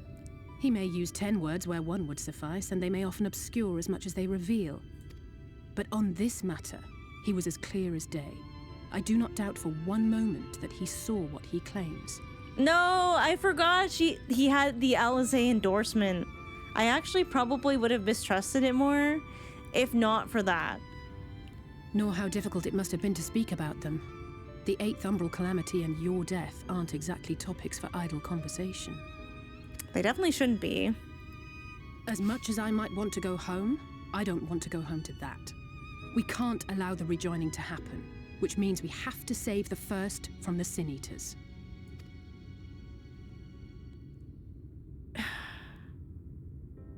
That great wall of white is a remnant of the flood. You know, it just kind of landed for me that, I mean, obviously now that Alizé is immersed in the society here and has seen what the Sin Eaters can do, she has the passion for defeating them on that.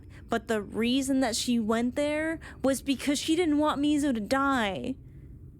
She was doing everything she could, and I'm sure everyone is, you know, like, but it just kind of hit home hearing this again, why she went there specifically. 100 years ago, the balance in the First tipped decisively in favor of light. From that moment, it rose and swelled with each passing day, and then, without warning, it burst forth like water from a broken dam. A colossal wave of pure light, drowning everything in its wake. Only Norvrant was spared. And just barely. For the most part, living things are composed of ether of various different aspects. But when exposed to such a flood, their etheric harmony is shattered, and their natural form breaks down. Oh, that is such an interesting way of putting that. Because it reminds me of what Emmett says, you know, Heidelin's power is. You know, shattering things into smaller bits. Interesting. Okay. Then they either perish, or are warped into mindless abominations.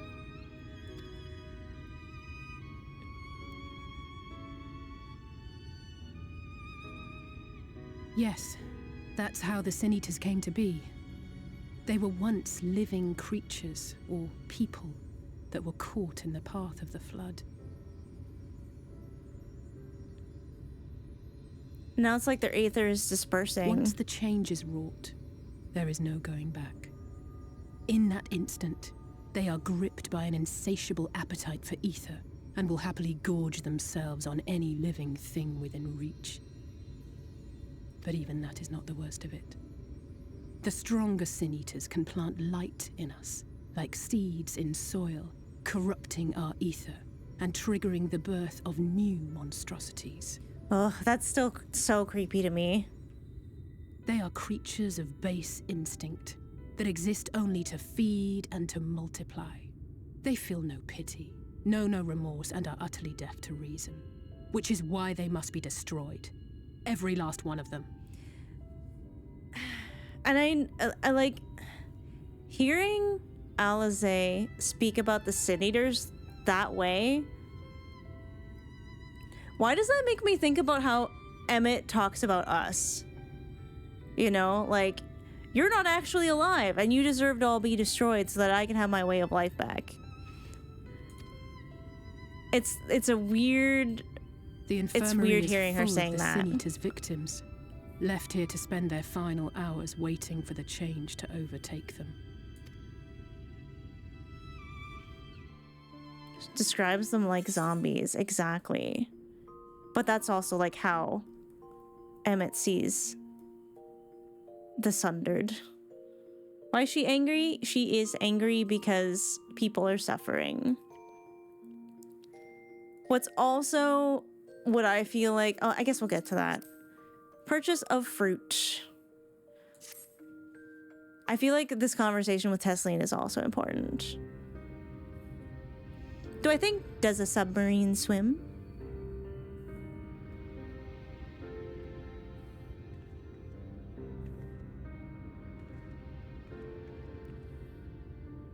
Look, over there, where the wall is broken. Do you see what lies beyond? Okay, this is important because Thancred and Reen go there at the end, don't they? That's what the land became after the light flooded in. An empty white nothingness. Life cannot exist in such conditions. The primordial light would wreak havoc on the body's etheric balance.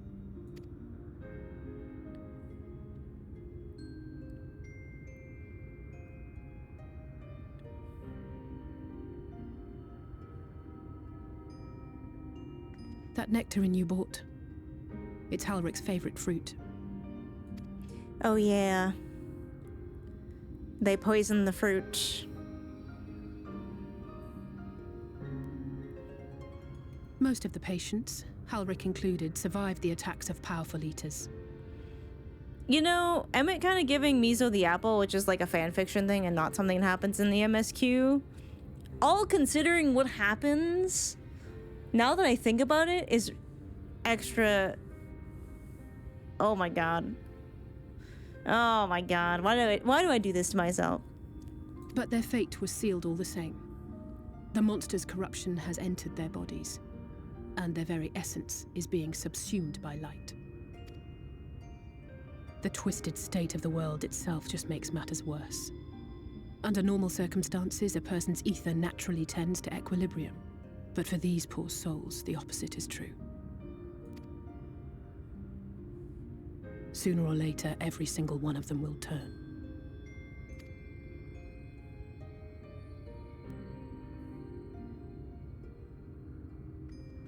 Tesleen and the patients, they all know this.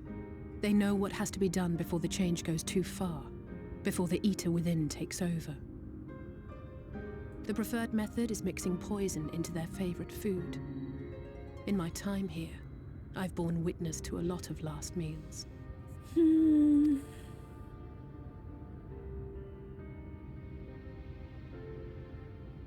I feel just as helpless as before. No matter how hard I fight, it's never enough.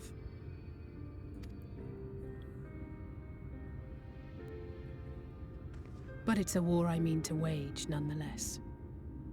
Speaking of wars, do you remember how I made you promise not to leave me and then promptly collapsed? Alizé was all I thought about until I went to see you. Yes. Well, let's just say I had a few choice words for the Exarch concerning the timing of his summons. Me too. But even if the fault lay with someone else, I couldn't shake the feeling that I'd abandon you on the battlefield. So I swore that I'd make up for my absence there by making a difference here. And that's what keeps me moving forward, even when things seem hopeless. I love her so much.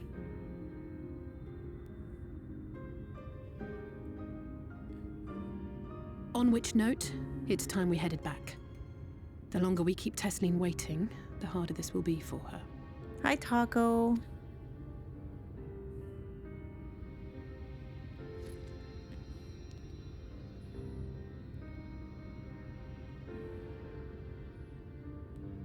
The sex pack made me love her. I loved her after Coils.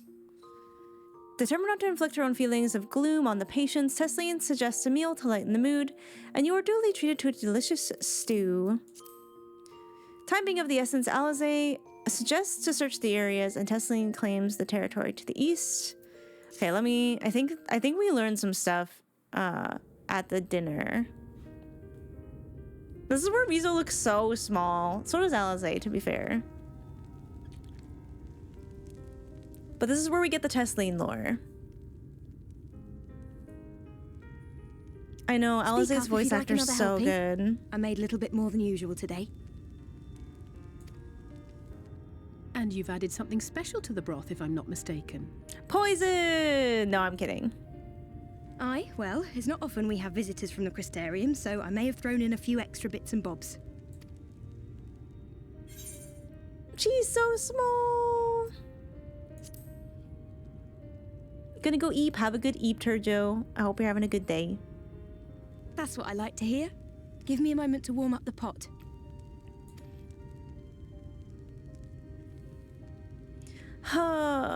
In a place like this, you learn to take what moments of happiness you can get. I remember when I first came here with my mother. She was showing the early signs.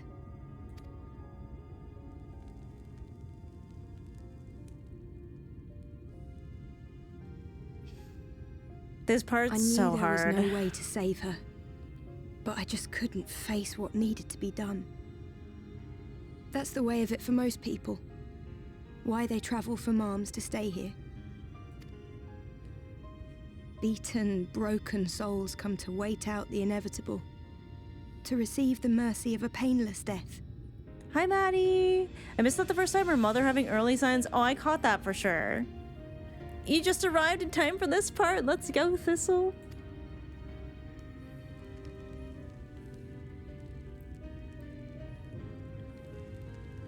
Tessling does have a great voice. When my mother finally left this world, I was mad with grief, but also thankful that her passing was a peaceful one. Those chairs are huge, actually.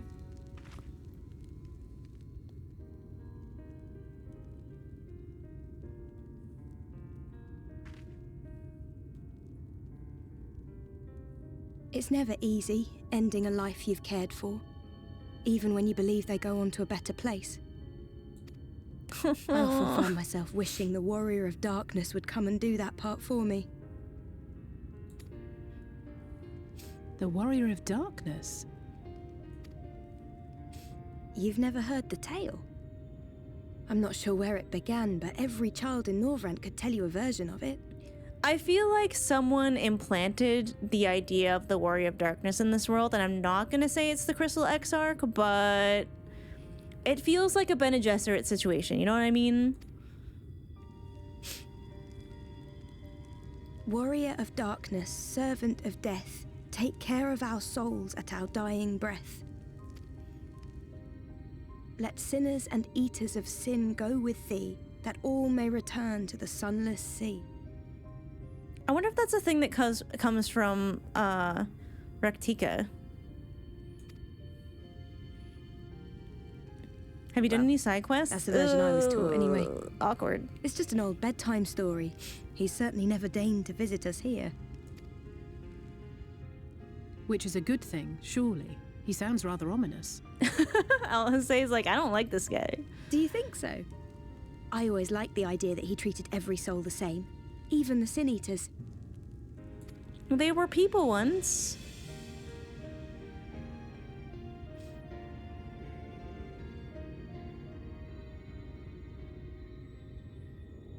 Ruh-roh.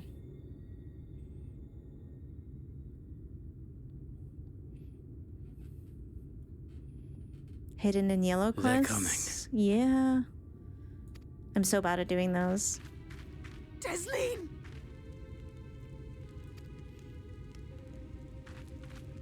This is fine. Have you seen Halric? I swear, I only took my eyes off him for a moment.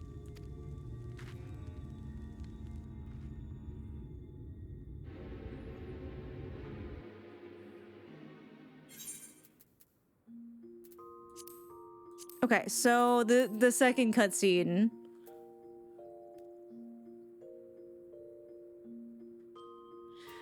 I don't want to watch it, man. I don't want to watch it. Oh.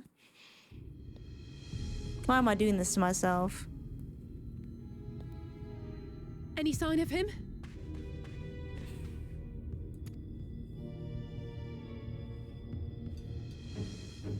No luck then.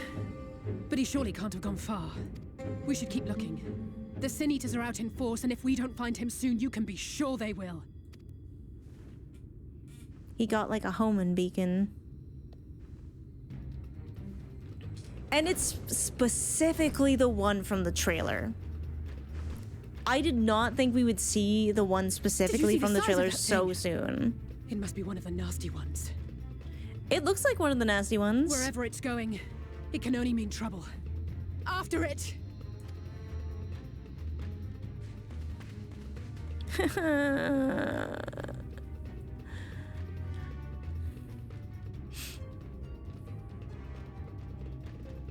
Welcome to Shadowbringers.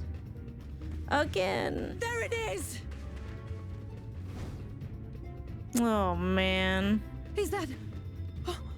Oh no!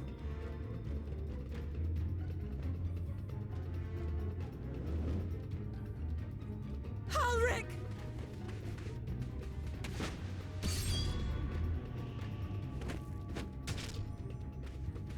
We have to run!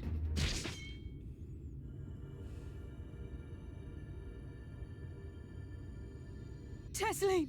No!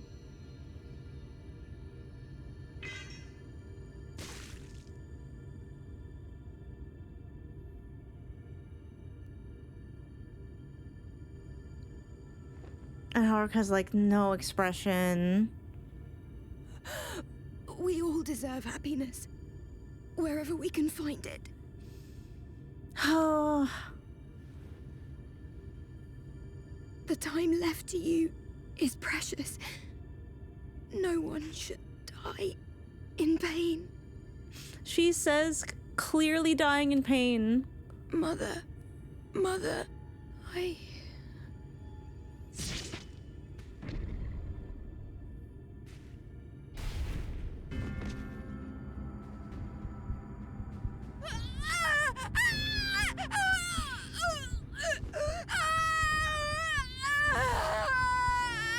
Oh my god.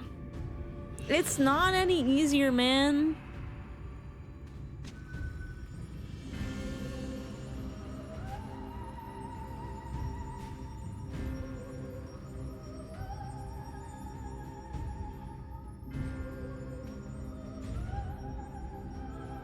Ugh.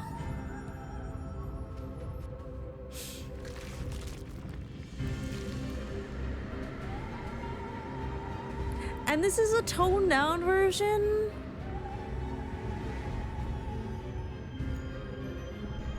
Oh, the trauma every time I see one of these eggs after.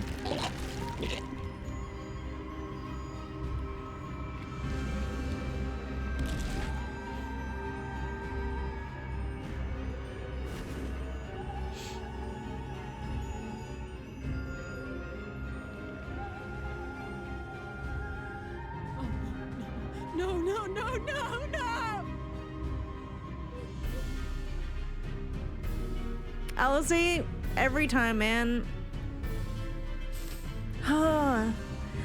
It's sometimes not even what happens. It's like seeing the upset of other characters. I'm like, holy fuck.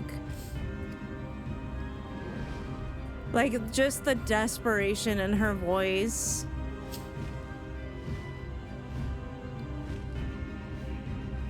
Forgive me, Alice.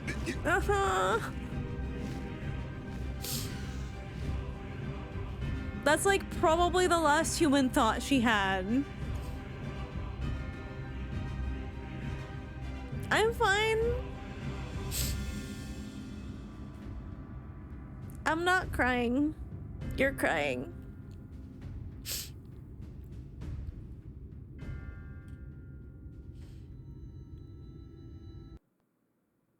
Remember how we literally just watched a cutscene where Alizé said the Sun Eaters are nothing and empty and all, and they all need to be put down, and then she hears that? Yep.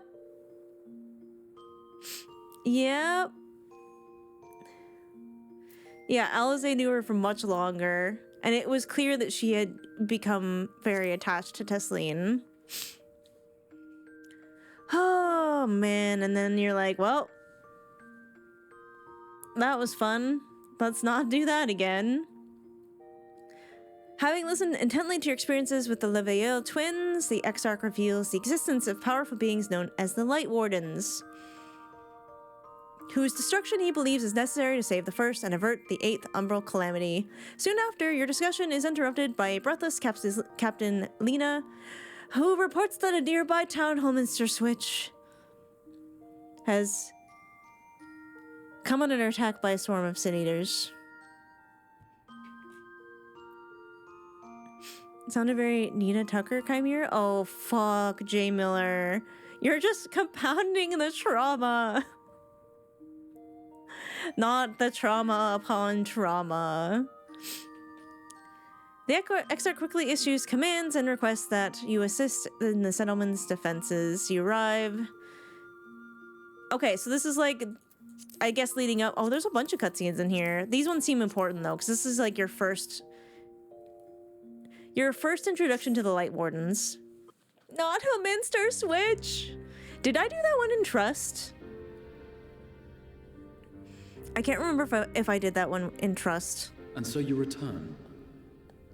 And then they throw you right into that dungeon. This game actually hates you. Have you gained a better understanding of the crisis now faced by the First?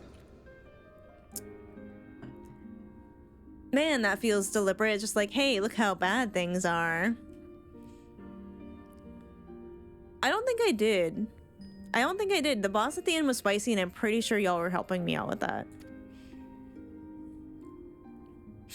Better is not the word I would use. Me neither, Alice. Some lands may have been spared the flood, but the survivors live only to suffer. There seems no end to the horrors inflicted by the Sin Eaters. Like, consider the fact that this is only the third time I've watched that cutscene again. When my Welcome to Shadowbringers moment happened, the only other time that I went back to watch it was when Gold and I did the edit for that one, which was very recently, actually. And now, even now, sitting, like, watching that for that video and then having to do the fucking thumbnail, I was struggling that day. Oh my god. So this is only the third time I've seen that moment. And it does not get any easier. Indeed. Those abominations are a calamity in their own right. And I can well imagine how hopeless the task of eradicating them must seem to you. I definitely feel like the Ocular got a textural update as well. But after countless battles and untold sacrifice, we have identified a potential weakness. Who's we? Sin Eaters are drawn to serve the strongest of their kind, a class of creature we call Light Wardens. And from what we have been able to ascertain, only a handful of these entities exist.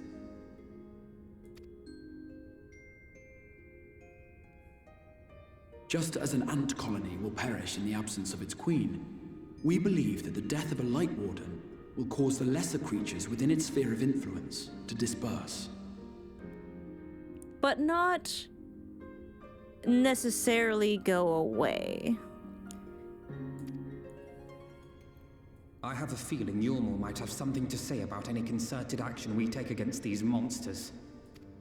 Vorthra's command over the Sin Eaters is integral to Yulmoran society. In seeming to guarantee his people's safety, it guarantees their obedience. He will not take kindly to us depriving him of such useful allies. Well, yeah, he literally thinks he's a god. And he's been raised to think that he's like the salvation of this world. Agreed. Thus we will need to occupy or otherwise divert his forces whilst we proceed with the business of eliminating the Wardens.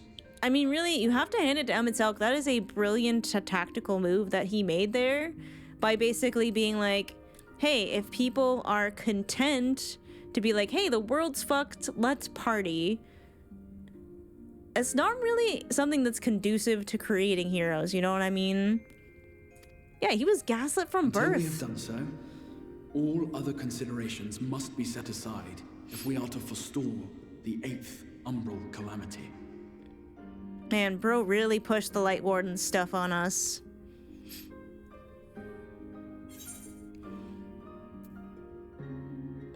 Oh, are you sure that eliminating the Light Wardens will be enough?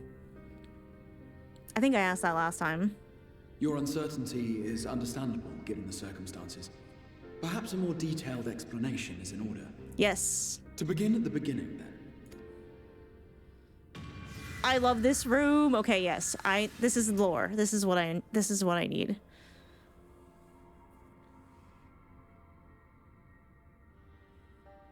In the ancient past, a single star was divided into 14 worlds. Thanks, Heidelin. This is the source, your home. These others are the 13 shards, in whose number we find the first. Though physically separate, they retain a connection to each other, and with the source especially. That's interesting too, that they contain connections to each other. And you can almost kind of see the lines that connect them. Now, let us assume that a given element in one of the shards attains abnormal ascendancy.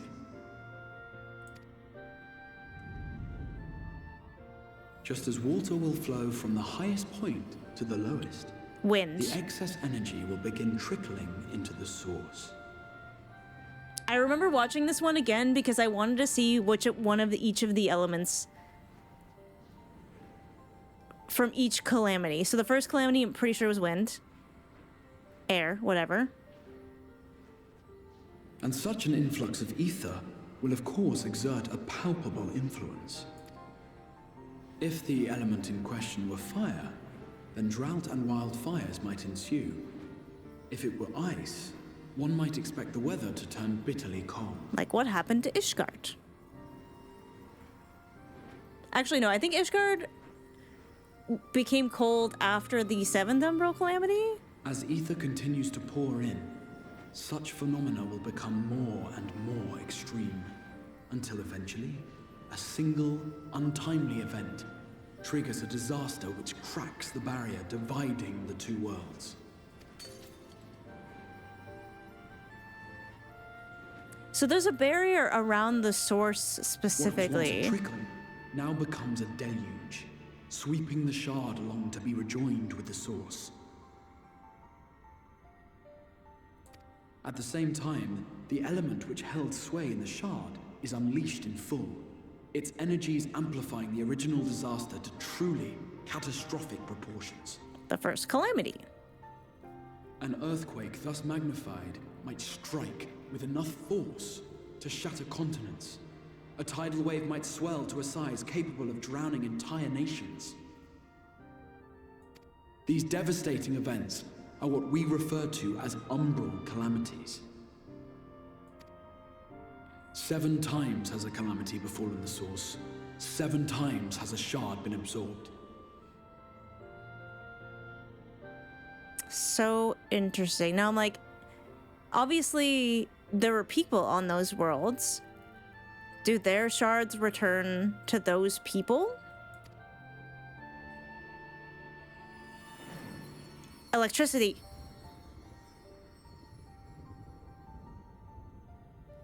Fire.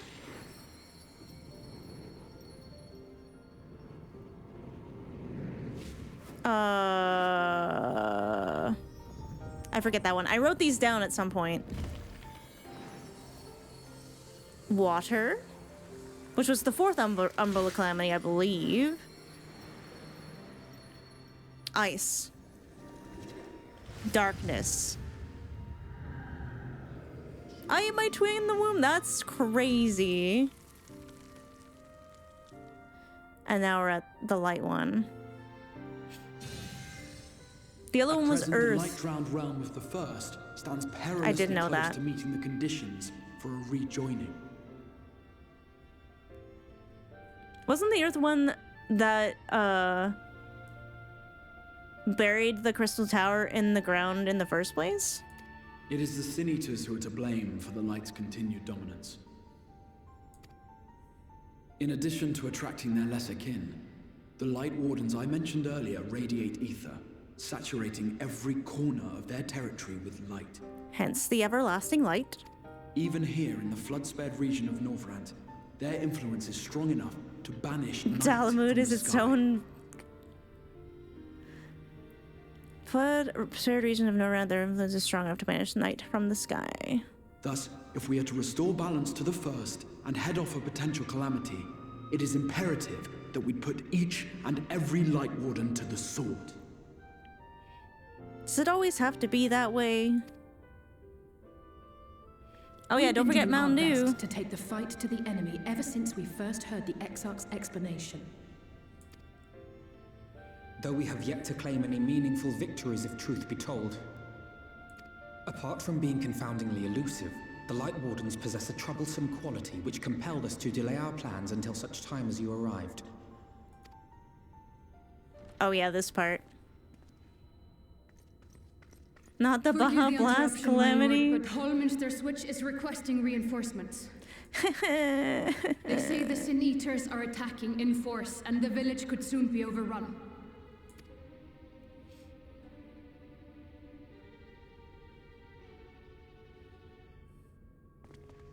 Armor Bunny. Alert the guard. We should be prepared in case the fighting reaches the Crystarium. You have command of our forces in the field, Captain, but hold off on entering the town until I arrive. That goes for Alphino and Alize as well. My lord. Lena's so beautiful. Pray, lend us your strength. Such a fight will provide you with far greater insight than any explanation I could offer. Okay.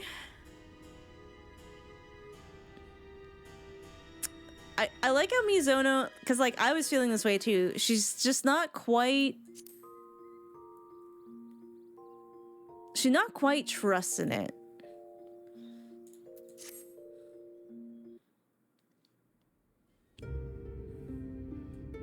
Oh yeah, this thing. I got fucked so many times.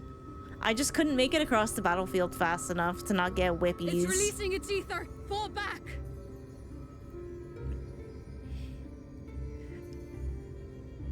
Yeah, so basically we learned once a Light Warden dies, all its ether's gotta go somewhere, and it finds the nearest person, and that usually turns them into the Light Warden, right? We cannot let it touch us. Quickly, my lord, we must withdraw. That will not be necessary, Captain. Though I appreciate your concern. The eternal light of these creatures has confounded us for nigh on 100 years. For each we have put down, another has risen up in its place, born of the self-same ether relinquished by its predecessor. But now we have a way to contain that corruption. I remember being so creeped out initially by him just assuming like, theoretically this will work. I really hope this will work.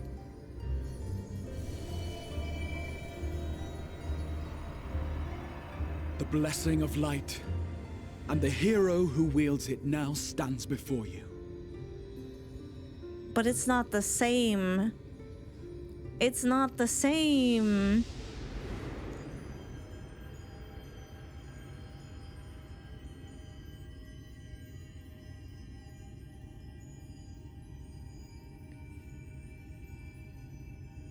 Bees are just like, yeah, this is fine.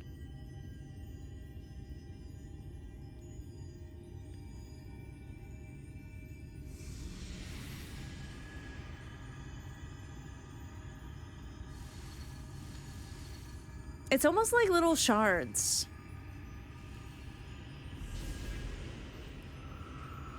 I was so pissed when he said that.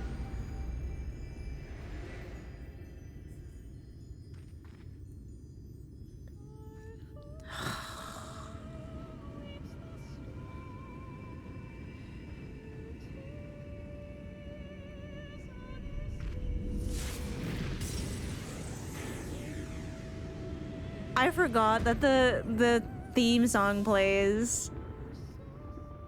Behold, the monster's power is broken, and the world, twisted by its touch, returns to its rightful form. And the thing that's kind of misleading about what happens here is it almost looks like Mizo takes the light into her body and then releases it. So you're like, oh, maybe that's fine.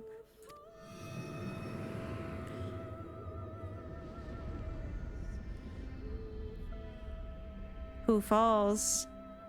Who falls, motherfucker?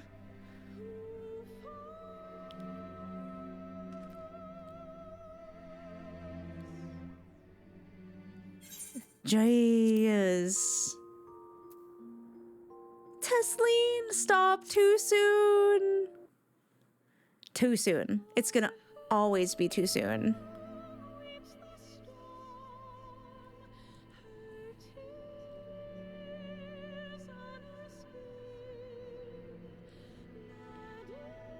Everyone being so blown away by the darkness and the night returning. It really was such an impactful moment. And it's like, because it's a happy moment, I feel like it's meant to make you sort of forget the fucked up thing that just happened. What's happening? It's so beautiful. I love this guy. Sunless sea. Such a nerd. The warrior of darkness has come.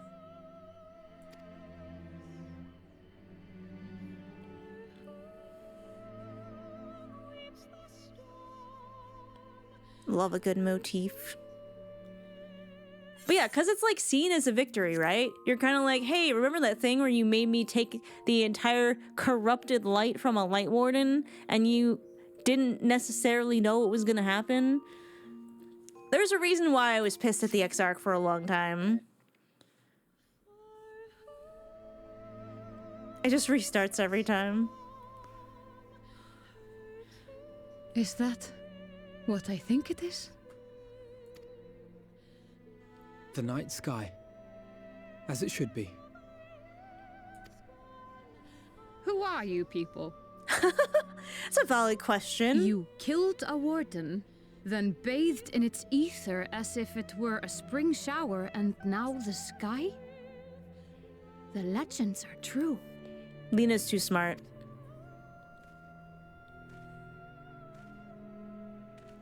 He was a jerkface, I think. My lord? I forgot he did this. How many years have I waited for this moment? For the one possessed of her blessing. For you. Oh, You Mizo have is not vanquished the buying White it. Warden of Lakeland, and for the first time in a century, darkness has returned to the mantle of night. Without the ever-present light to sustain them, the Sin Eaters will have no choice but to retreat. Yet our victory is far from complete. Though darkness has fallen here, the other wardens yet bask beneath burning skies, feasting upon what little life remains. Even should it cost me all I have, I would see each and every one of them slain, that this world might be spared from oblivion. Well, Not he only did for the plan first, for that. but for the source as well. Save one, and we save the other. But, be that as it may, I concede it was wrong of me to summon you to this fight against your will.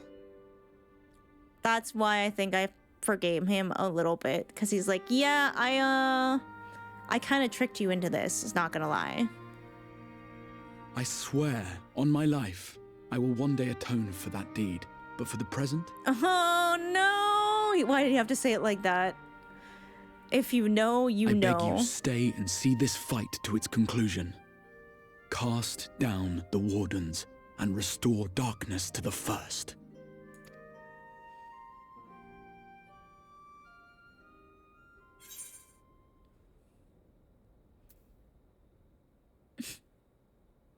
Oh, what if I said this? It's not like Mizo at all, but I kind of want to see, knowing the Exarch and what I know now, I kind of want to see what he would say. Because I feel like I said this one, even though I was kind of feeling this one. I want to see. They knew. On behalf of the first, I offer you my deepest Damn, thanks. I thought he would be a little bit excited.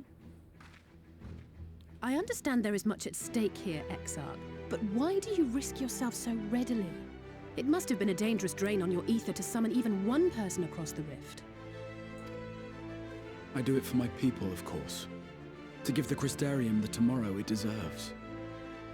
That I believe. That is true now, yes, but the city had yet to be built when you first called forth the Crystal Tower.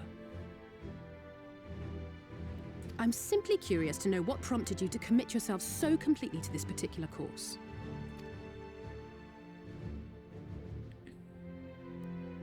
There are things which we can ill afford to lose. Oh no! And I sensed from the first that I had a part to play in preserving them. Oh. Forgive me. I fear the events of the day may have taken their toll. He's like, no more questions. Let's go home. Despite appearances, I am an old man. One burdened with many difficult memories, some too painful to recall. Man. Things are people. Well then, I'm sorry for pressing you. It's a family failing, I'm afraid. See, Alize at least has self-awareness. Alphino could take some notes. One which has served us well more often than not. Needless to say, we will continue to fight at your side until the last Sin Eater is defeated. Alphino's like, whatever. Come then, my warriors of darkness. Let us gather the surviving villagers and make our way back to the Crystarium.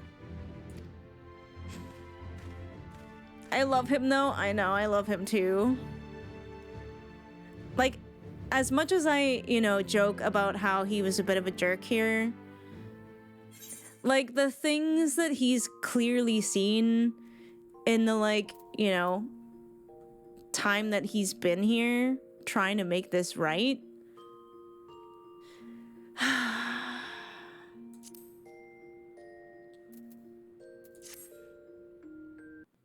It's hard. Do we get to have another Ardbert conversation? I love those. And I want to see what Ardbert says about the night sky. Because obviously, I think he used to see the night before they fucked things up, right?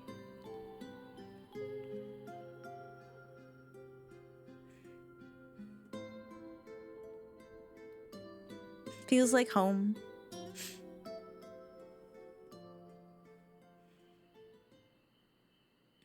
So it's your lot's turn to be the warriors of darkness, is it? It's funny how things work out. I learned it from you, Ardbert. I learned it from you. Been watching, have you? Well, I did warn you. I followed you to Yulmore and then on to Armarang. And I was there when you slew the Light Warden. He's like, listen, you're the only person who can see me, or hear me, or talk to me, and it's been a really long time, okay?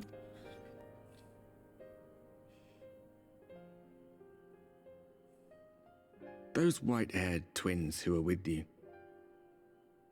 I remember them from our battle in the Source. Are they your friends then? Through thick and thin? Oh, now I'm thinking about the job quests and his friends. Aye. Then I suggest you keep them close. It's when you charge ahead trying to save someone else that you end up losing those you love. Not that you need telling, I'll bet you've lost plenty. But I wonder, what will it cost you this time? Why you have to be so ominous? I don't remember when it was that I learned regret wasn't worth the bother. Ardbert! You get numb to it all over the years. The lost comrades, the broken promises, the abandoned principles. Just more nagging burdens to ignore.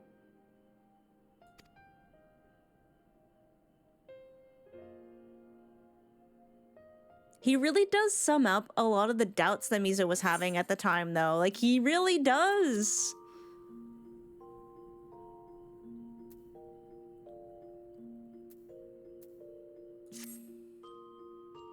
Did I play all these already? Oh. It's this song. So this is what the light was hiding.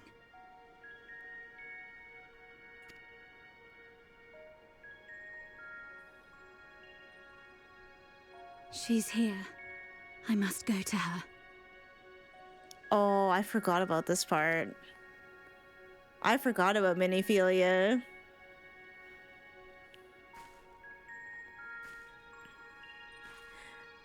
You know, it's interesting the connection that Miniphilia has to Mizo.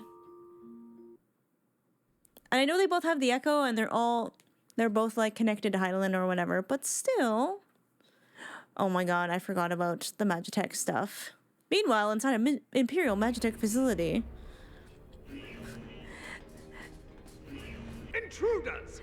Fan out and find them! The Adventures of Gaius and Nistinian.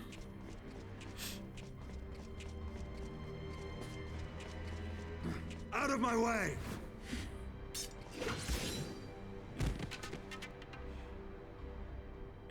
Estinian. Stay your weapon. We are not your enemy. He needs to learn some chill.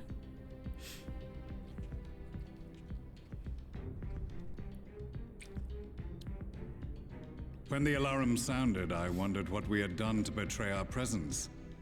But I see now we are not the only intruders. Sir Estinian, I presume. The dragoon who plucked the Warrior of Light from the jaws of death?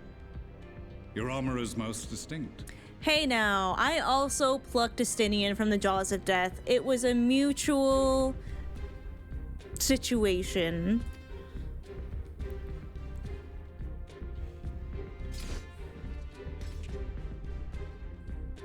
Much as yours once was. But even without it, I see a former legator still has eyes and ears in unexpected places. Estinian's so cool. Van Baelsar, in the flesh. Though I understand you prefer Shadow Hunter. Very interesting that Gaius goes by Shadow Hunter, considering Shadowbringer. You mean Estinian? You are in contact with the Scions, I take it.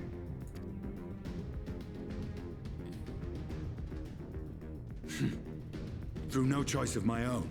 They tracked me down and conscripted me to their cause. I had no choice. I swear their receptionist was trained as a spy. Not that anyone can escape that Baldessian woman once she has caught the scent of your ether. Oh, that's Kryl, right?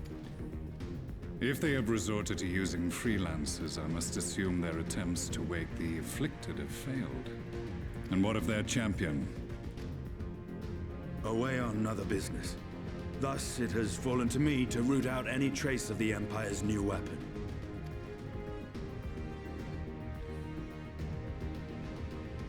Oh, right, of course, it's Astra. If it is Black Rose you seek, you are too late. My people have already completed your mission here. I almost forgot about Black Rose. This is but one factory among many. When they caught wind of our efforts, they built additional facilities to ensure production continues unabated.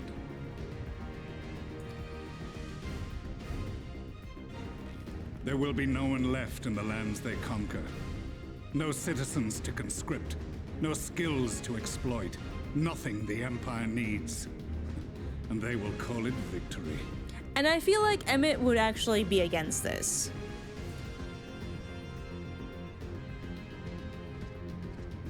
What exactly does this Black Rose do? The gas is described as a poison, but its actual effect is more arcane in nature. I forgot this detail. It was created to disrupt the ether in living beings, to bring the flow of their life energies to a standstill. Oh, that's fucked. Inhaling even the tiniest amount will cause all bodily functions to cease, much as a potent venom will stop a man's heart. Released over a city, Black Rose could conceivably kill every inhabitant, and all without damaging a single structure. Search every corner! Roll the barracks if you have to! I want this facility secured. I have more questions, but now is not the time. Sir We gotta Estinian, go. I have an offer for you, but I will make it only once. Since it would seem we seek the same answers, you are welcome to join us. Huh. From what I hear, you need all the help you can get. In case you don't know, Varys himself confessed that your empire was a creation of the Ascians. I am aware of what his Radiance said at the parley. He's like, that's why I kill Thus Ascians. I would return to the capital, that I might behold the truth of this corruption with my own eyes. And he does indeed. My path leads to Garlemald. Country road, take me home. Oh, Estinian seems surprised at that. Aspect to bring things to a standstill or stasis. Yeah, it just completely stops etheric flow. There's so many implications to that. This is one cutscene. And it's good to watch stuff like that because obviously now that we're kind of like back in the source for post Shadowbringers, as far as I know, that's all shit we're gonna have to deal with soon. My adoptive cousin Krell was the one Estinian was referring to. Oh, of course. Estinian is a freelancer. Can we ban Aristu? Estinian being bullied by Lala Scions. Alright. In word tones, the manager of Sweets informs you that Yulmore has dispatched military to Lakeland, and the Exarch has yet to decide how to respond. Angered by the death of a Light Warden, Yulmore has sent commander of its army, the formidable Ranjit.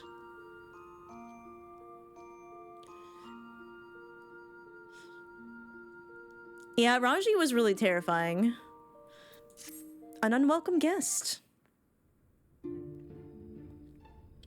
Thank you, Coco. You have come at a good time. As you may have heard, we have something of a quandary on our hands. As we so often do.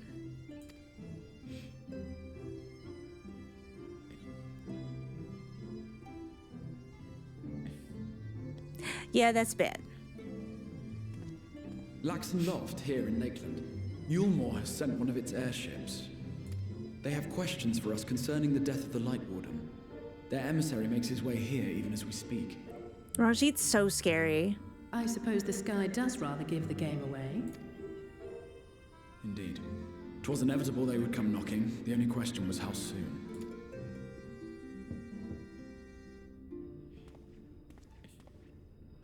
My lord, I am come with the Yulmoran emissary. May I show him in? I am come. A moment, Captain, if you would.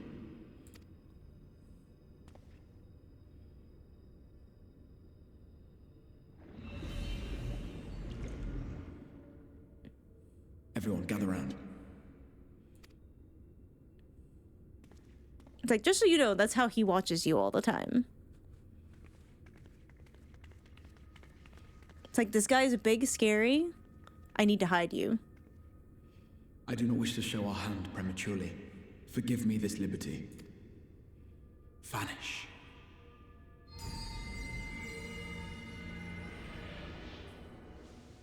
Wahoo! Stealth!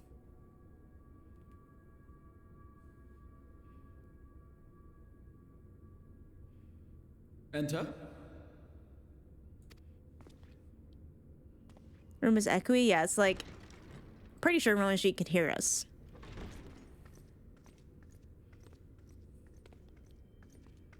Oh. He did not seem pleased to see Ranjit specifically. Well, well. The commander of the Yulmoran army himself. To what do I owe the honor, General Ranjit?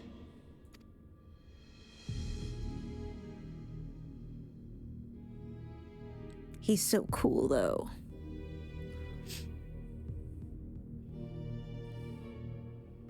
Unfortunately, he knows. Exarch. Were your people responsible? You are clearly in some haste, my lord. But before I address your question, you must allow me one of my own. What is Yulmore's interest in this? His benevolence, Lord Vorthry, is gravely concerned that the actions of an ignorant few may jeopardize relations between man and Sin-Eater. Should it transpire that the Crystarium is guilty of abetting the villains responsible for this outrage, my lord has decreed that it suffer the same retribution. Everyone's like, uh-oh. I see. Since you have been so candid, I too shall speak my mind. Regardless of who is responsible, the Crystarium rejoices in the Light Warden's death and welcomes the return of the night sky. I will give the Exarch this. He is diplomatic, but he's also like, fuck you, in the nicest way possible. If Yulmore considers this tantamount to aiding those you term villains, then by all means, carry out your retribution. Know, however, that even should every innocent soul in the Crystarium perish, nothing can stop that which has been set in motion. Ideally, everyone will not perish in the Crystarium, though, right? Right? Bring it.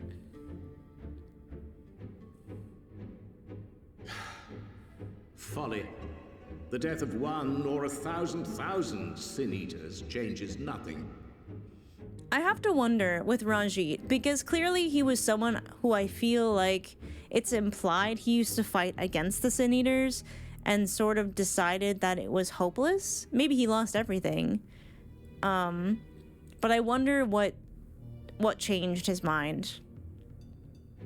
So I feel like that happened at some point. And writhe as we might, like maggots in its rotting course, it will not be reborn. Only by my master's grace may we live out our days in peace. We will not, in fact, be a realm reborn. But I waste my breath. You have made your stance clear. I shall relay your words to Lord Vorthry. No, I don't get the vibe he wants to be on the winning side. I get the vibe that he's like, this is hopeless.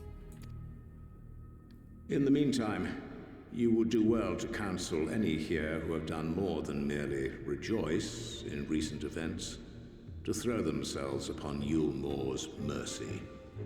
Promptly. No, I don't think I will.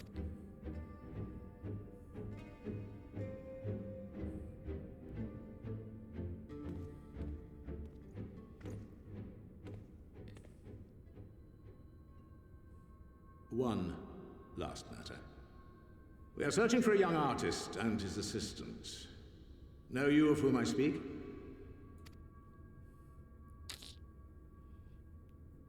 An artist and his assistant, no. I cannot say I do. Thankfully for us, the Exarch doesn't have to lie here because we lied. What a pity. Should they reveal themselves to you, I bid you hand them over at once. My master is most eager to see them again. Oh my god, I love the doublespeak here.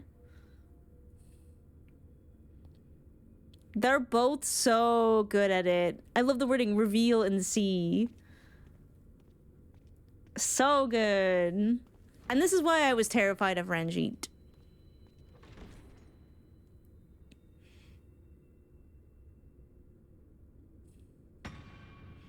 Guys, I think he knows. I think he knows. I think we've been known. Am I imagining things, or did he just stare straight at us? Nope, he did. I fear he did. The General is not a man to be trifled with. He is a warrior of fearsome repute who has led Yulmore's army since before Vorthry's time, when the nation still spearheaded the fight against the Sin-Eaters. I wonder that too, because I imagine that different cultures and languages do that kind of thing differently a little bit. One does not command the world's mightiest army, and for so long, without possessing exceptional instincts. If Yulmore chose to send such an individual, we must assume this talk of retribution is more than an idle threat. While we are grateful for your support, my lord, we cannot in good conscience put your people in harm's way. Yeah, before VOTH was around is pretty huge. And I feel like the army before VOTH fought against the Sin Eaters, you know what I mean? And he probably lost a lot of people. 'Tis noble of you to say, Master Alphino, but my people have been in harm's way since long before you arrived. Yulmore has ever yearned to rule over what remains of the world. Even should we surrender the Warrior of Darkness to them, they would find some other pretext upon which to invade. The people of the Crystarium know this only too well, which is why, when the time comes, I am certain they will fight to the last man. If truth be told, I would not have been surprised had Ranjit declared war here and now.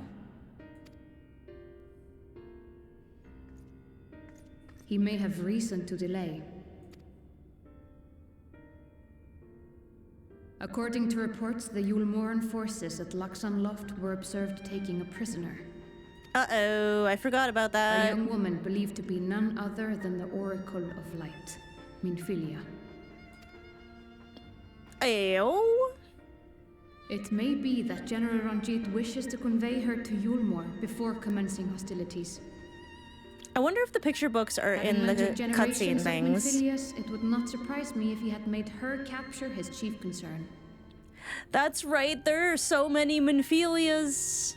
They just keep getting reborn. And it's my understanding too that the way they are reborn is similar to how like Ascians take new bodies.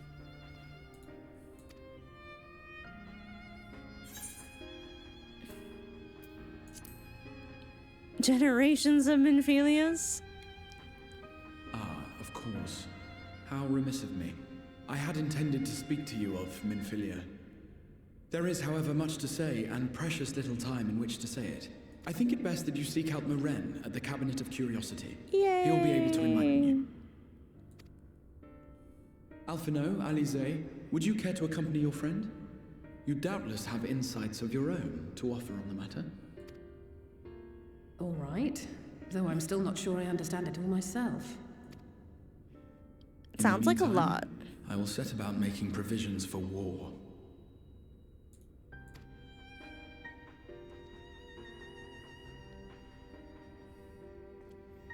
Guys, what aren't you telling me? Guys?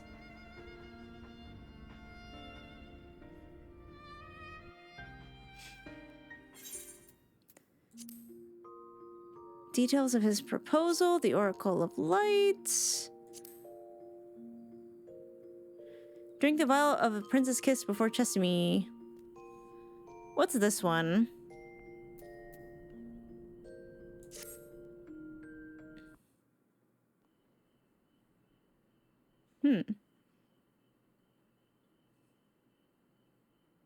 You are doubtless eager to attempt Minfilia's rescue, and with your combined strength, you may well succeed.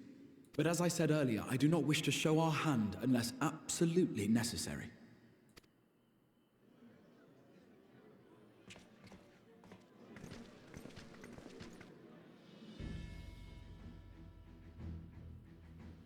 "'Twas not merely the night sky that you restored to us, but hope. Hope for the future of Norvrand. Unlike you, we cannot contend with the Light Wardens, but so long as hope burns in our hearts, we will fight on regardless. This I will prove to you."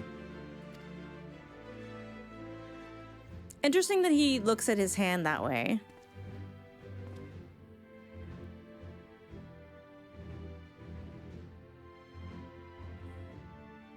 My friends, I thank you for gathering at such short notice. There is... Oh, something I would ask As many of you you all. are aware, I received an emissary from Yulmore a short while ago in the form of General Ranjit. To my dismay, the General condemned the slaying of the Light Warden, and warned me in no uncertain terms that, should the Crystarium cast its lot with the Warrior of Darkness, there would be war.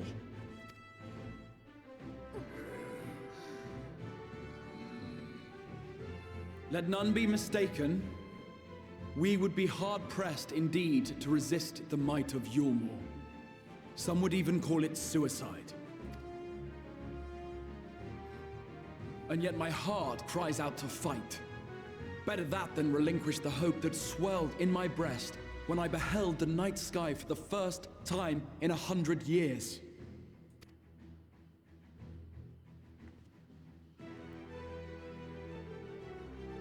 Or so says my heart. My mind, meanwhile, reminds me that to follow my heart would be to risk everything we have accomplished thus far. Clearly, this is not a decision to be made lightly, nor less alone. And so I put the question to you all. What should we do?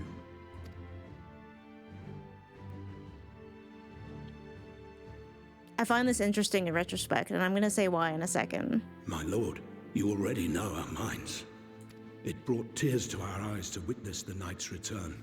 The whole of Norvrand deserves the same, and not just because some children's story tells us so.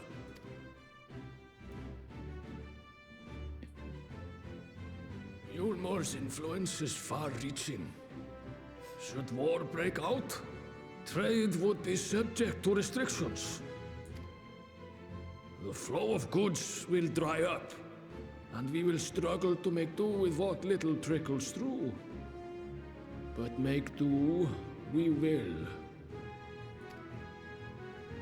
Aye, we can weather such hardships. Is that not the very thing the Crystarium was built for? So cool. We have always taken pride in our ability to sustain ourselves. Not just to endure, but to thrive.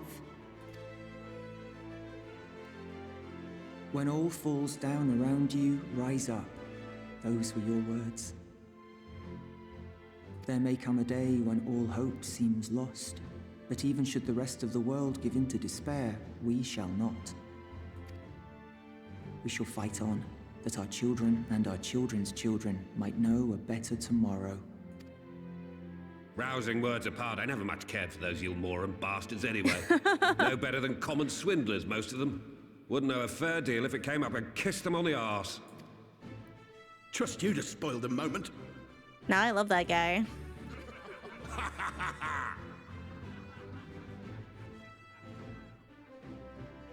It appears we have a consensus. Let it be known that the Yulmoran host at Laxon Loft has taken the Oracle of Light captive. They fear the power she holds over the Sin Eaters, and doubtless intend to imprison her once more. So, I move that we rescue the Oracle, grant her a place among us, and let that be our answer to Yulmor's ultimatum. It's interesting the way they phrase, like, that they fear her power over the light, the Sin Eaters, because I guess it threatens Vothri's control, right?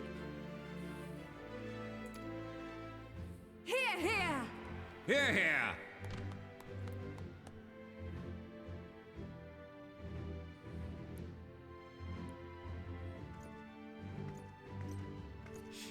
In planning a strategy for the rescue, I open the floor to you all. It's such a collective endeavor. And there you have it. If Yulmor wishes to denounce us as villains, then we shall embrace our villainy. Will you do so as well? Hell yeah. We will not be outdone. Consider us your partners in crime. Woohoo! Be gay, do crime!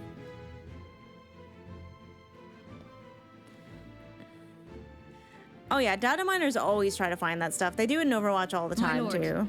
Our proposal is as follows. We begin by deploying Amaro to occupy the skies over Lakeland. They should serve to delay the airship's departure.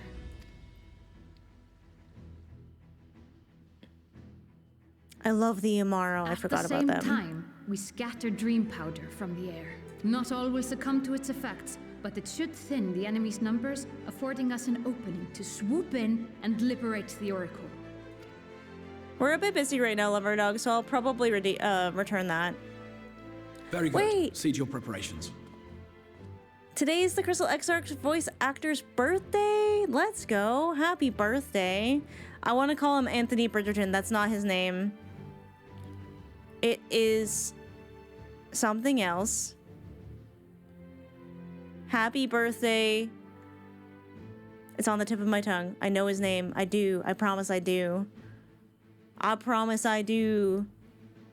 Jonathan Bailey, thank you. Thank you for not telling me specifically. Jonathan Bailey.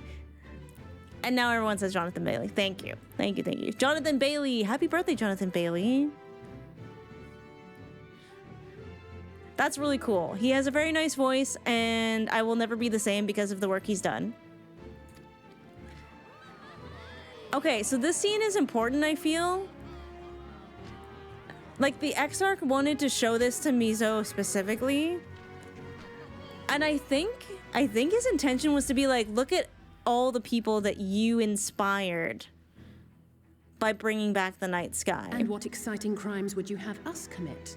Speaking for my fellow villains, I'd say we're capable of most things, though we draw the line at indolence. No, we don't.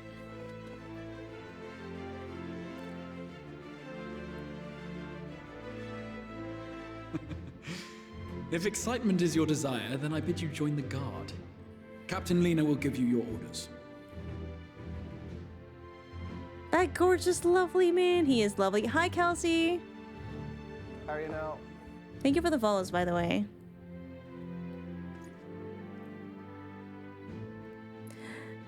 Here's the thing, though. I don't think because of the way that the Exarch thinks about himself, which is not highly. He was like, look at the hope you inspired, but bitch, that was you. You inspired those people, and he doesn't see it, and that makes me really sad.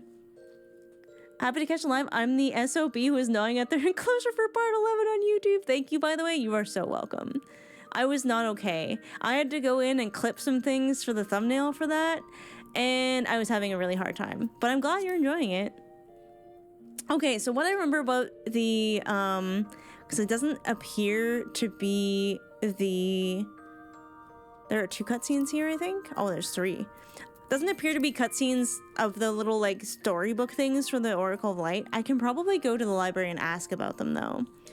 But basically, I remember Minfilia, like, the OG ones, like, staying the flood.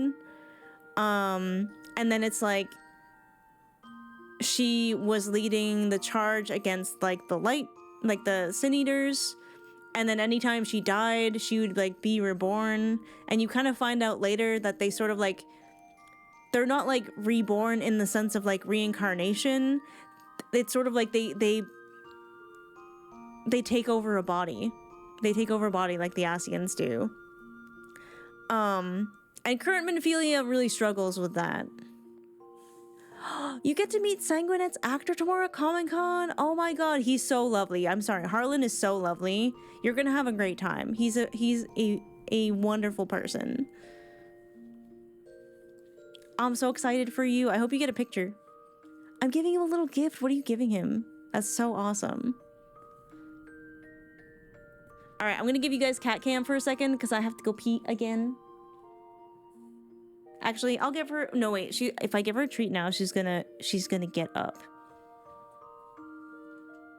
I don't want her to get up. I missed him in season 4. The reason I'm pretty sure he hasn't been around is that I think he got a really good gig, so I miss him too. There's her treat. A medicine wheel bracelet. Oh, he's gonna love that. He's gonna love that. All right, good luck. I'm gonna be right back.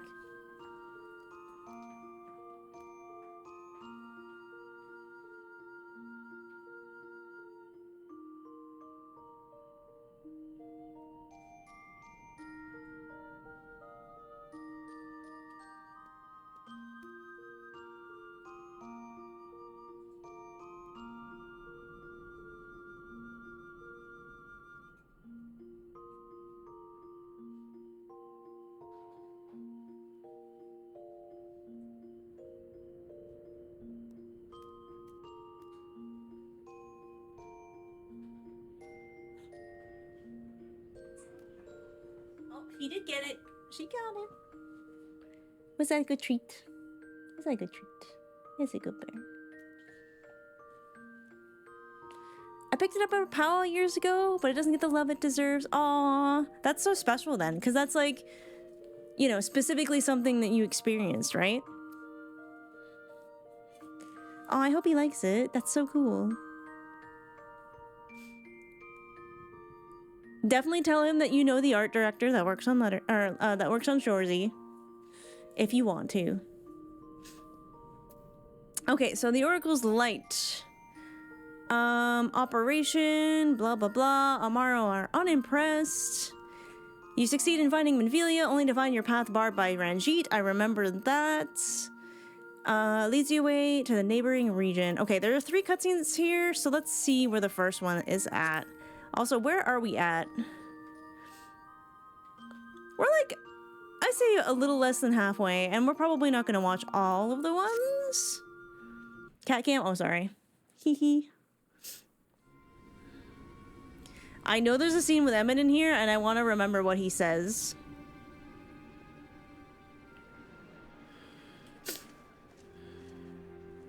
I forgot how pretty the Lakeland garb is. Oh, sorry, this is the Umorian garb. Never mind, it's ugly. I changed my mind.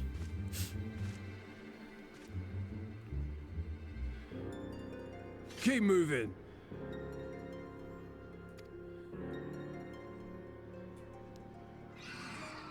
You haven't memorized Emmett's script yet? Oh, I have, but I still want to know if I'm remembering right.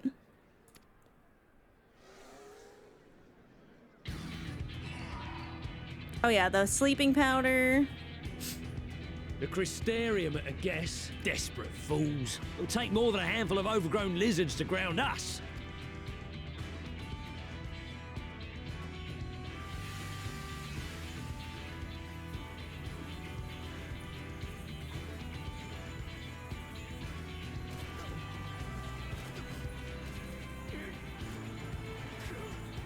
And whoa. You're gonna be... Sound the alarm!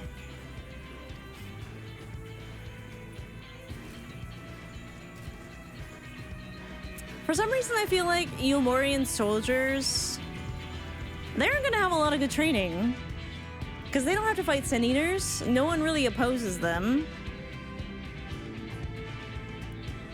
Hey, chemical warfare.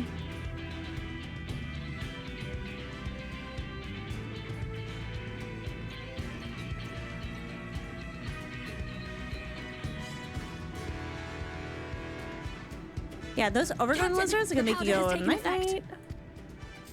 All according to plan. It is time. Let us free the Oracle from their clutches. You're not wrong. Ranjit is their boss. He might be a pretty tough taskmaster, now that I think about it. Oh, the Amaro backstory, I just remembered. It's so good.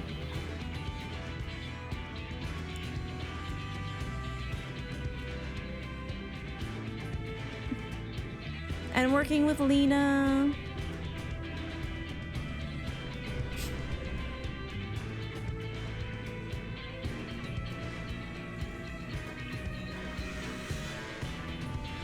Not done yet, no. We're doing a recap stream today because I'm going to start post Shadowbringers next week. I have not started it at all.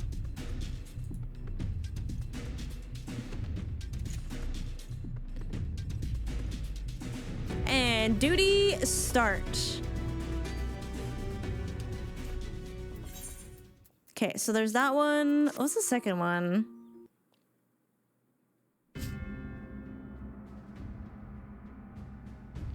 Oh yeah, his dragon.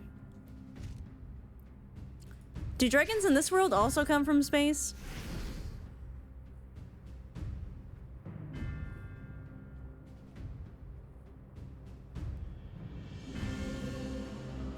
You boy, you bear a striking resemblance to the artist my master seeks. Excuse you, I'm a girl. By all means, keep your counsel. You will all have ample time to confess your crimes back in Yulmore.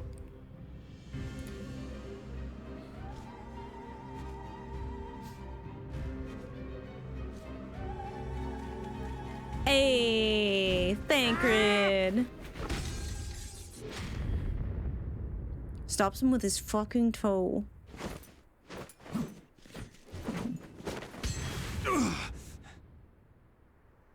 Thancred?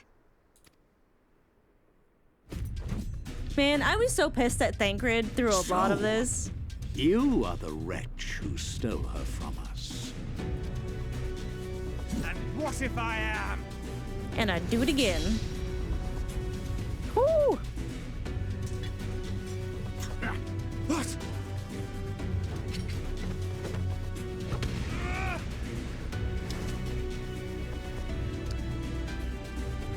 Sorry, Thancred. Remember how you can't control ether? That's kind of problematic. Vermin such as you are not worthy of the Oracle.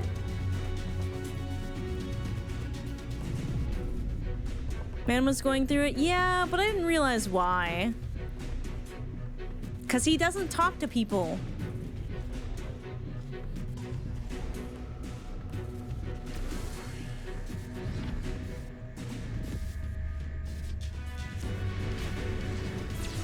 Oop.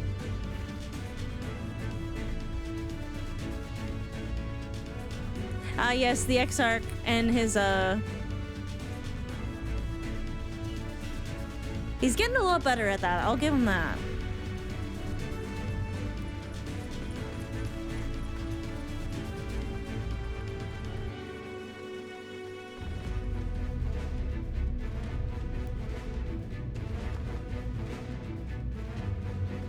Break! Ooh.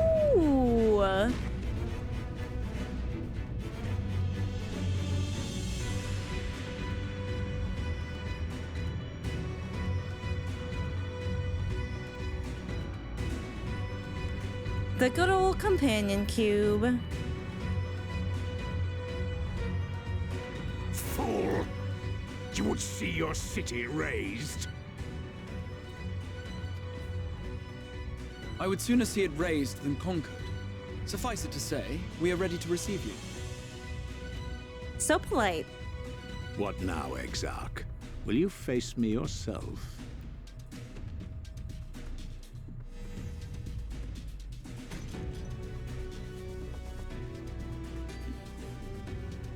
I think not, General. I've quite exhausted my tricks. Cute trick, though. If you mean to give chase, I will not stand in your way. But you would do well to tread warily, for your quarry goes to a place where even Yulmore dare not bear its steel. Oh, did you have to give him a hint? Ilmeg, the fairy kingdom. Oh, not even a hint, just straight up tells him.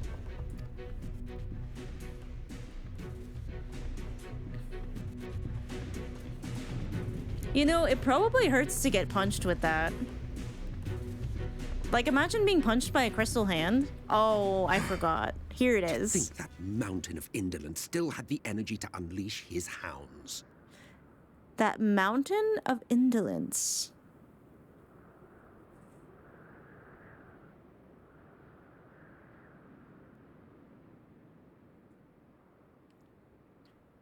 Who is he referring to here? Also,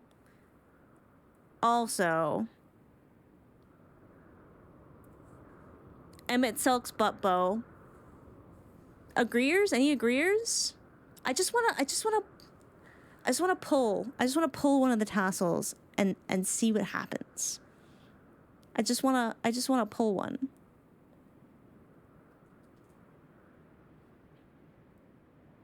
I just wanna, you know, just, you know, I wanna let the intrusive thoughts win. I'll pull the other side like a little gift bow, you know, just a spite tug. Was that a legit question? Because I just now figured it out and I totally missed it before. I'm gonna guess he means the Crystal Exarch. I'm gonna guess he means the Exarch. You're interested in the Asian? How dare. He doesn't mean the Exarch?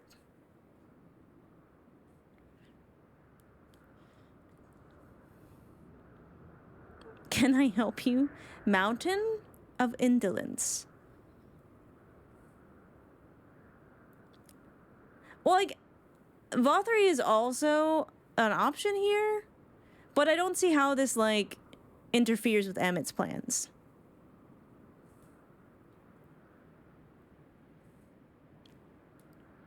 Who is unleashing hounds here? Is it Vothri?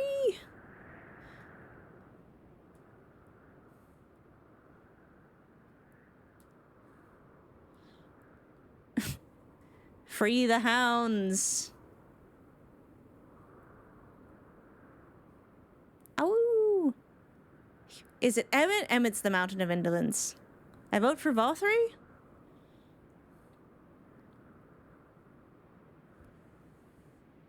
I also vote for Vothri? Yeah, I mean...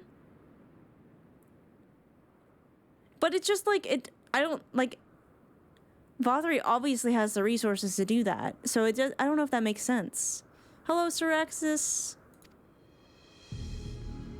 Even the most pointless of conflicts may alter a world's course. And now the plan has gone awry. Okay, so it is interfering with his plan, so it probably is Vothri. So he considers this to be a pointless conflict.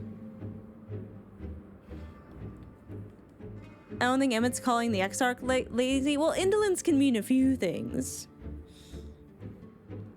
Maybe I was thinking of insolence. Avoidance of activity or laziness, yeah. Oh, I love Stadium. Stadium's been really fun. I've been mostly playing it. But how? How did the so-called Crystal Exarch bring the hero of the Source to the First? Yeah, he's very curious about that because I remember their conversation later where he's like, not even I could do that. What the fuck, man? As if I didn't have enough on my hands already.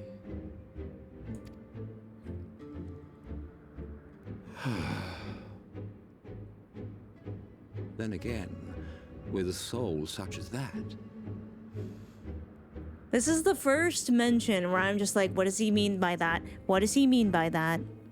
Because he's clearly talking about Mizo's soul here, and I'm like, what does he mean by that? Mayhap there is another way. One which does not require bloodshed. And that's where I became interested, because I'm like, he wants to avoid bloodshed. But why, though?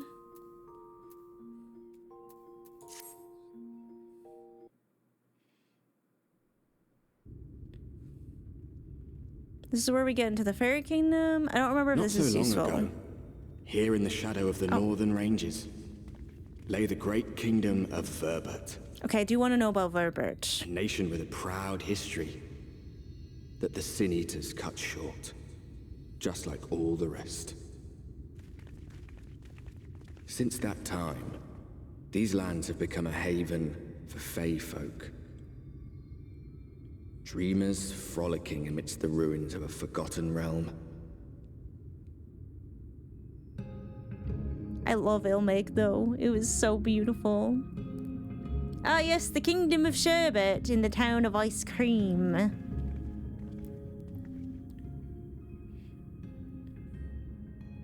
We should be safe enough here.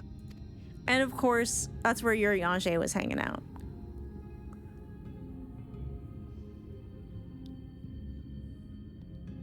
It's good to see you again, my friends. I don't know about you, but it feels like years since last we met. 5 of them in my case. He's like, haha, that's because it was years.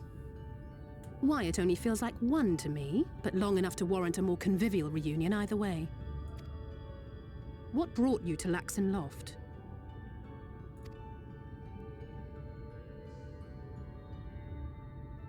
The girl, Minfilia, she and I were traveling together, hunting Sin Eaters. But as we were nearing Lakeland, she abruptly ran off on her own. I found her too late to stop the Ulmorans from taking her prisoner. And as I was considering rescue options, I observed that the Crystarium was on the move. So I consulted the Exarch, who apprised me of the details of the operation and issued me certain instructions. Should the situation take a turn for the worse, I was to see you all safely to Ilmeg. And here we are. The Exarch is always so good at having a contingency plan. Always prepared. Orianger has called this place home for a while now. Yet we have never called upon him, I am ashamed to say. 'Twas only at the Crystarium that we met. Hardly surprising. This is not the sort of place one visits on a whim.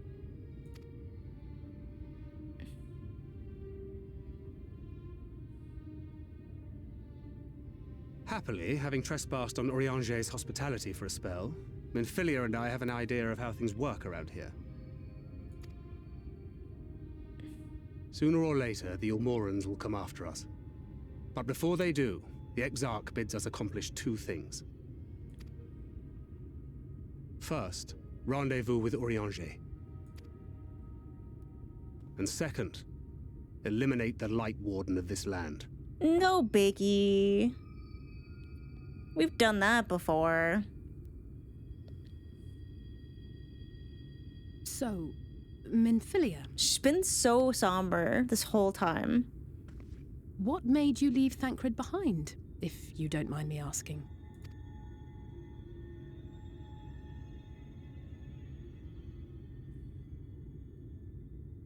You.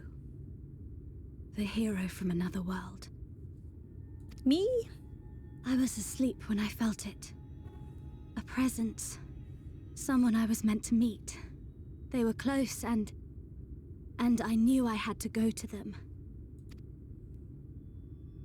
But with all the commotion in Lakeland, I was afraid that Thancred wouldn't let me. He's like, yeah, I wouldn't have. And would I have been wrong? Had I arrived a moment later, you would be back in your cell in Yulmore.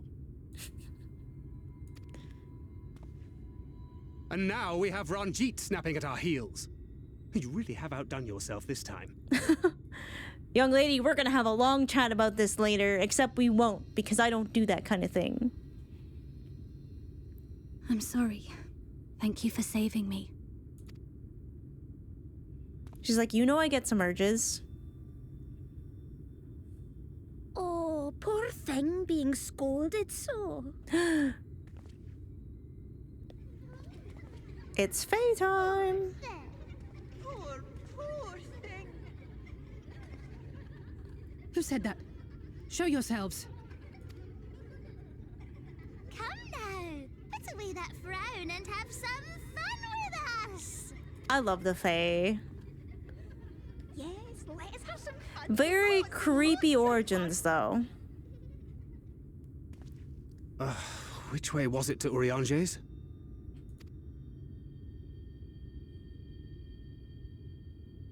We've been there so many times, but I can't. Why can't I remember?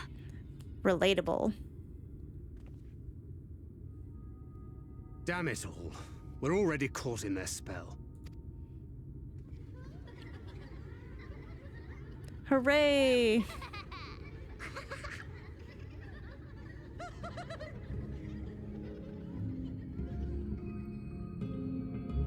Okay, so Thancred can't use ether.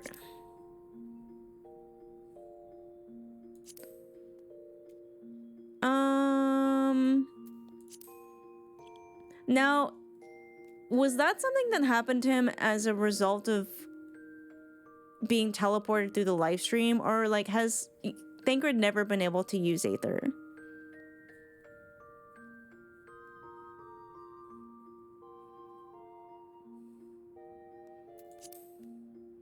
Third time's a charm. You can see you finally went over Fate. Ooh.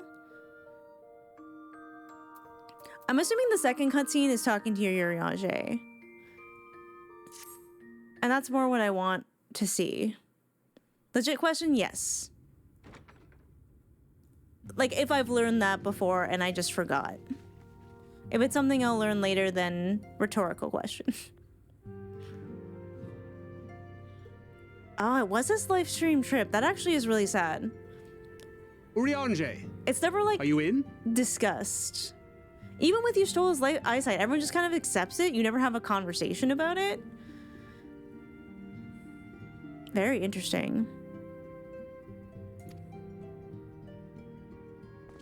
Unto a world weary of heroes, a hero wends her way. Hey, Artbert said something like that. The Exarch did send word that thou wouldst seek me out, but ne'er did I imagine thou wouldst arrive so soon. It's really punching in on Urianger's newfound hotness, isn't it?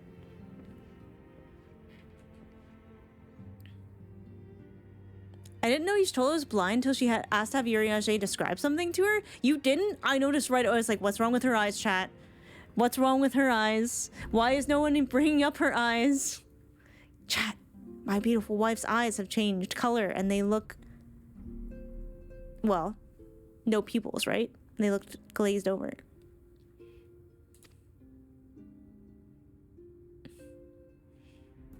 Oh no, he's Full hot. glad am I to see thee once more, my friend, and none the worse for thy travails. Her sister was cute too, that's true. Run along, Minfilia. We will meet you outside. Aw, Dad. Another one for you to imbue, if you'd be so kind. Literal magic bullets.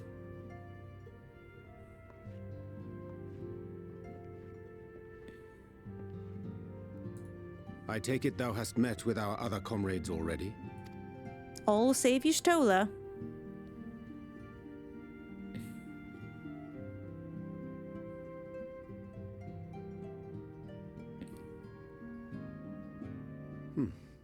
That Master Alphino and Mistress Alize now travel in thy company is of great comfort to me. As for the rest, it beginneth in earnest. The hunting of the Light Wardens, and perforce the war with Yulmore. Hark thee then to my words, and through them behold the vision that I did glimpse, that of the 8th Umbral Calamity. Strangely good at lying this year, Urianger. As I drifted hither to the first, traversing the boundary twixt reality and potentiality, I did bear witness to events yet to come. There I saw the combined forces of Eorzea and the Far East offering fierce resistance to the legions of Garlemald. So fierce, in fact, that they did begin to push the enemy back. Ilm by painful ilm at first, then Yalm by Yalm, and Malm by Malm in time. I'm just gonna assume those get bigger. Those are bigger the joy they increments. felt was short-lived, for in so doing they did force the Empire's hand. Faced with defeat, the Garleans turned to a weapon most vile. Black Rose. And everything that they're kind of giving you glimpses of that's happening back in the source is sort of lending itself to the lie potentially being true. So you really have no reason to doubt it at the time. Its potency defied all reckoning. That's Rhalgr's reach, isn't it?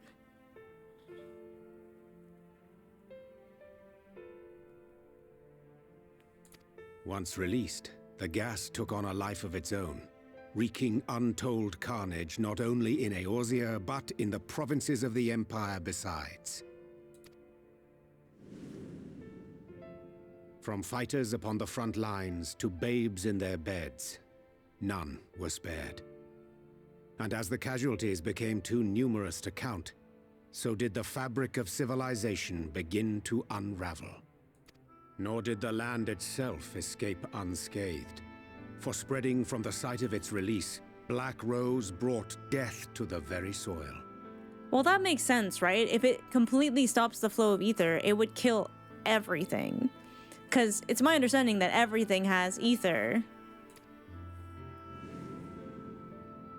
To survive amidst the chaos and upheaval, men came to live by the sword, the rule of law giving way, inevitably, to the rule of might. Thus was the spark struck and the fire kindled, and swiftly did it spread, as a blaze in a field of straw to engulf every corner of the world. Nations worthy of the name did then cease to exist. And those souls brave and true who might have risen to restore order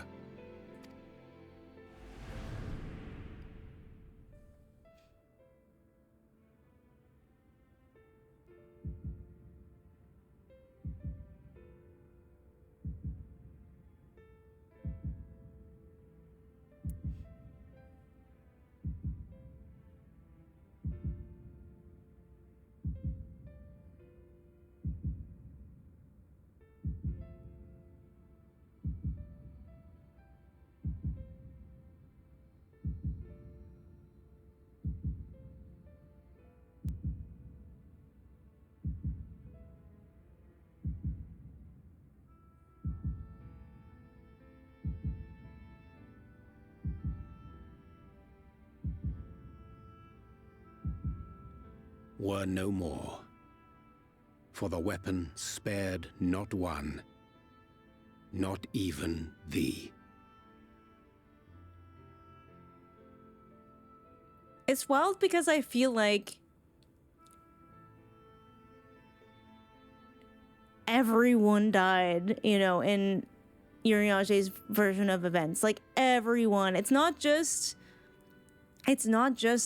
that the Warrior of Light was killed and that kind of fucked everything. Everyone died. Like, that's really bad. Like, the way the Crystal Exarch said it, it was kind of like, hey, we found out you died. That's way worse. Everyone and everything died. He's got his whole old glam there. Well, this would have been what everyone was wearing when they were transported to the first, right? Even Mizo, even though she never wore that glam, that's what Tataru gave her to go to the first.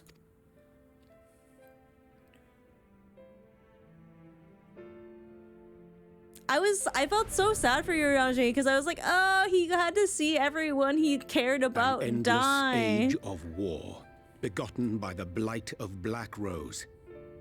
Such is the legacy of the 8th umbral calamity which I did behold. He's like, I did in fact behold that. This is not a lie.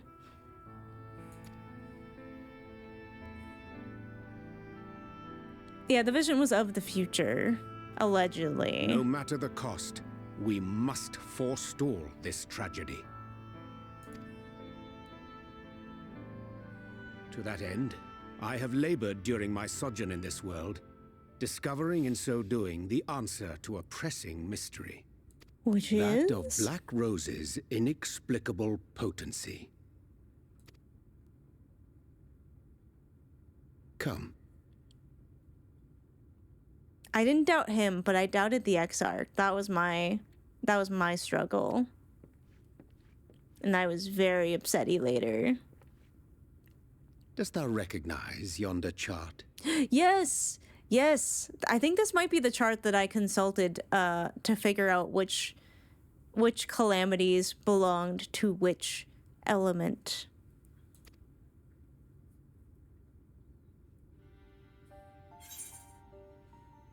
It's a chart of elements. Ice, earth, fire, lightning, wind, water. Under? And then there's the sun and the moon.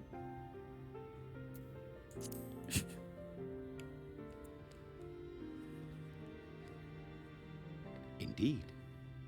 'Tis a rendering of the elemental wheel, such as one might find in classrooms across the source. I like the little, like, aminals and plants. As the chart Heart. maketh plain, our world is composed of 6 elements, in addition to which there exist 2 poles in fundamental opposition. Light and dark. Astral, the active. Oh. Umbral, the passive. Oh. As a reflection of the source, astral umbral. the first naturally compriseth the selfsame forces. Yet, curiously, there is a notable divergence in their nomenclature. To be specific, the denizens of this world employ not the terms astral and umbral. I forgot about this part. Thus was I moved to inquire what names said forces had been assigned. A simple question which yielded a most unexpected answer. Upon demanding the name of the pole aligned with activity and growth, I was told that as life's myriad colors combined to produce black, the people of the First had called it darkness. At this, did my mind begin to race. I forgot about this part! Yet 'twas only when I asked what name had been given to the pole aligned with passivity that mine eyes were opened to the truth. Peace and tranquility being as purest white, unmarred by color, I was told it had been given the name of light. That's umbral light and astral darkness, yes? I'm no etherologist, but it strikes me that the nomenclature of the First is rooted in the generation of the two forces, while our own appears to focus on their effects. Which makes one wonder, have we had it backwards all this time? Ah! And then fucking Emmett Selk comes along and is like, yes, motherfuckers, you did. Yes, you dumb bitches. Question, and one which beareth closer examination. Yet what knowledge we already possess sufficeth to explain the chain of events. The phenomenon of etheric thinning observed in the source is the consequence of light, the power of stasis, flowing in from the First to stifle the movement of ether within the land. The phenomenon of etheric thinning observed in the source is the consequence of light, the power of stasis, flowing in from the First to stifle the movement of ether within the land. Right, weren't we looking into that before everyone got yoinked? Stasis and stagnation. Yeah, it's so interesting. I completely forgot about this. What the hell did you guys do to our nomenclature? And according to Master Alphino, Black Rose slayeth by halting the circulation of ether within living beings. So really, we should be calling it the White Rose. Should such a weapon be unleashed even as the First were rejoined, replete as it is with light, we'd be so fucked. We would have a disaster of untold proportions on our hands. A calamity. So is it really Asian propaganda or Hydaelyn propaganda that have everything like reversed? Oh, this opens so many questions. Well, at least we have a better grasp of what we're facing. Our objective, however, remains unchanged. Thanker really said, anyways. Moving right along. We are to eliminate the Light Warden of Ilmeg. Speaking of which, were you able to ascertain its whereabouts? It's in the castle. It's in the castle, isn't it? Aye. 'Tis all but certainly ensconced within Leagia, the castle which standeth in the midst of the lake. To enter said stronghold, we must needs turn to the pixies for aid. Fortunately, I have become quite adept at courting their cooperation. I think it's so cute that Urianger is like tight with the pixies. Henceforth shall I accompany you, and do all in my power to ensure that my vision doth not come to pass. He can't look us in the eyes when he says that.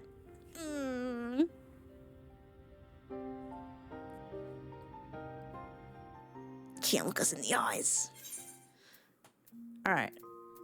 Unto the truth they lied. Urianger fixes you with his gaze. Is this like 2 cutscenes? There's many here. I want to see what this one is. We might skip some of them. But there might be more about what we're talking about. Or are these just gifts? 'Tis done. The pixies shall be well pleased. Okay, these are gifts. Lest I forget.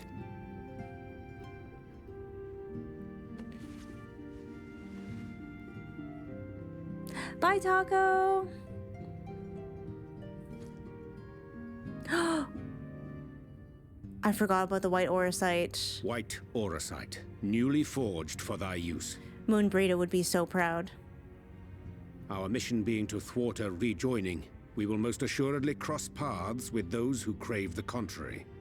Our eternal enemies. Thus did I choose to abide in this ether-rich land, the better to fashion a trap for the Ascian's essence. Oh, I didn't catch that the first time. That's a reason why he went to Ilmeg, because of the ether-rich land, and he was able to make the white auracite. Oh!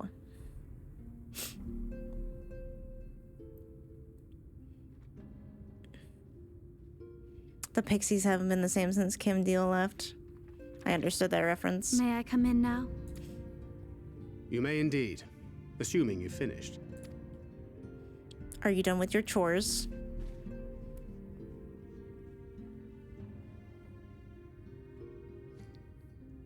I did as you asked. That's my girl, thank you. Give her the head pat. Yeah. You can tell she fucking lives for those.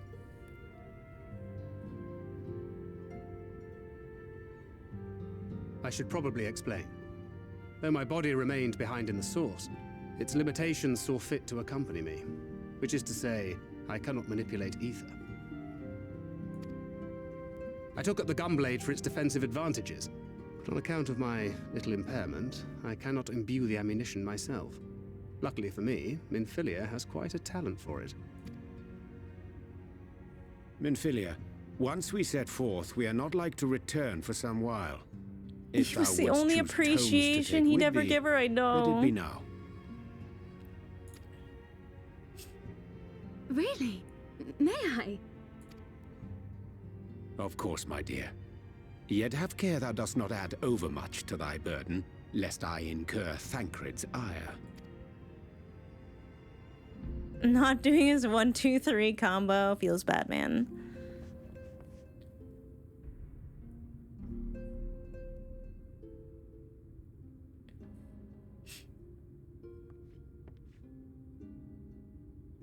Hast thou spoken to her of thine encounter with the Minfilia of Eld? Shut up, Yuriange. I don't want to talk about it. Well, I suppose now is as good a time as any. Oh good, this is good lore As you that I know, want to see. I freed young Minfilia from captivity in Yulmore some 3 years past. Not long after, the two of us journeyed to the south of Armareng, to the edge of the Empty, where the flood was halted. 'Twas there that she awakened. The Minfilia of old. My Minfilia. Oh. Oh, we picked a good one, chat. This is a juicer, actually.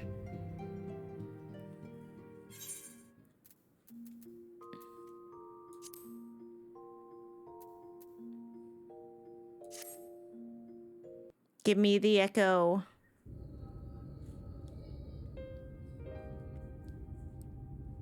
Tell me, what must I do to bring you back? Oh.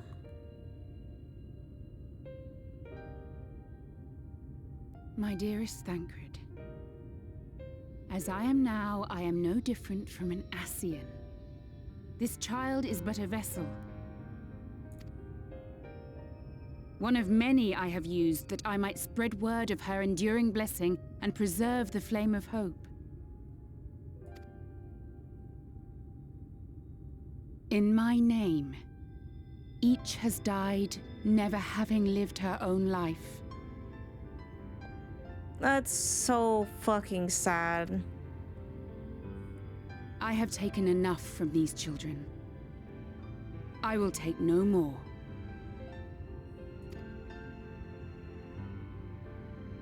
But what of your suffering? Your sacrifice? This isn't fair! I will not stand for it. I cannot! There must be something we can do. Tell me!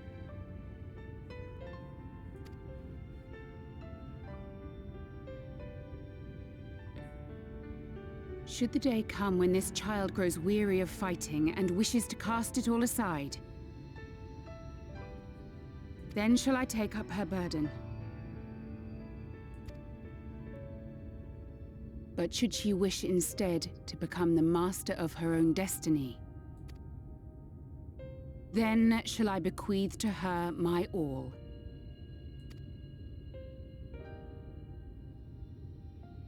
Imbued with the strength that I reserve for rebirth, she may come to wield my powers as her own. And what of my wishes? What of Flamine's? What of all the people who love and care for you and want nothing more than to see you again?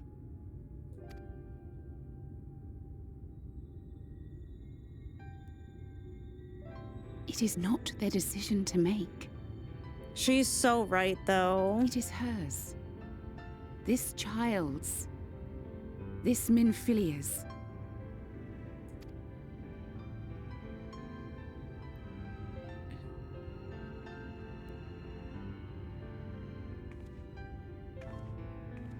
You have ever watched over me, Thancred.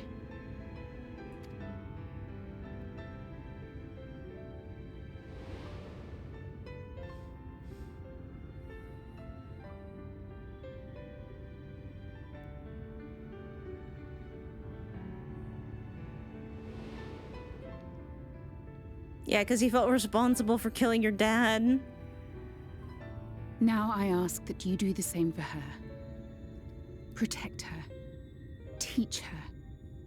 Stand by her as you stood by me. There is much and more she does not know. She needs a guide to show her the ways of the world, or she will never find her own path.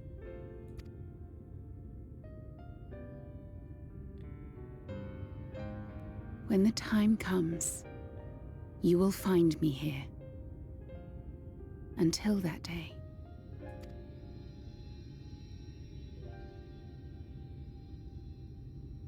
Minfilia, wait! It's a hell of an ask.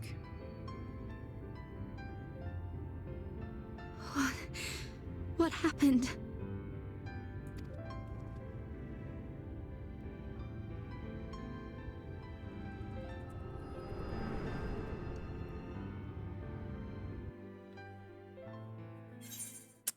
I feel like Thancred had to basically grieve Minfilia constantly while waiting for Minfilia to sort of make her decision.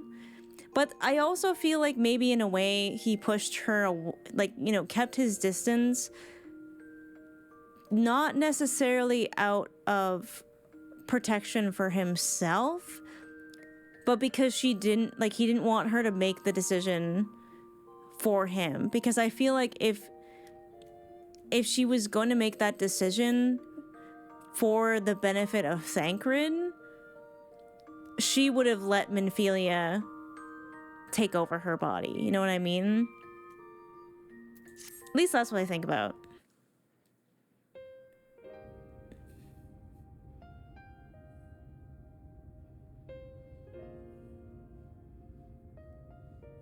And then she was gone. Minfilia, the girl, claims to have no recollection of any of it. By design, I think. I have told her many things. Where we came from, what we fight for. But of that day, I have not spoken.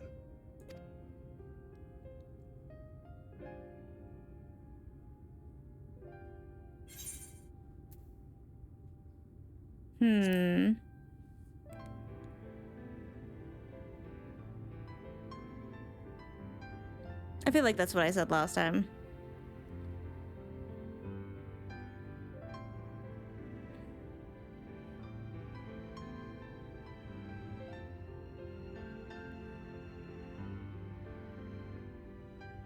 With the coming of another possessed of the blessing of light, the first hath begun to rise up in defiance of its fate.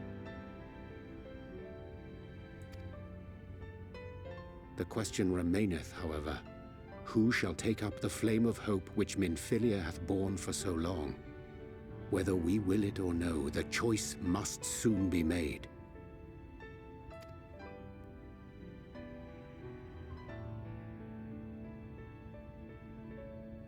I do think he was hurt too and didn't know how to manage. I do think that's part of it. But I think Thancred really didn't want to influence her decision. I think he I'm sorry I took wanted so long. it to be hers. It was so hard to choose. In the end, I settled on just the one. That is well. Now, if all is in order, let us set forth for Leader Loran. I still don't think he had to be such a dick about it, but it did leave room for growth, which I appreciate.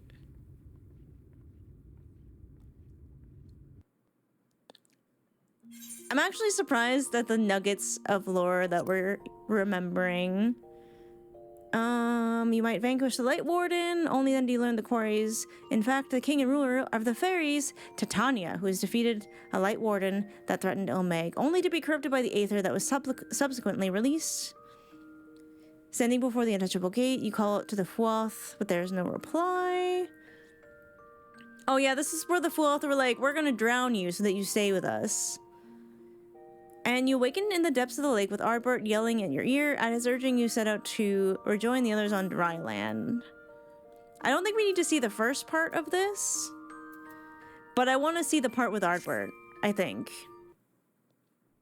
Let's see if this takes us to the right place. Good thing I can breathe other water. Wake up! Thanks, Ardbert. Appreciate you, buddy.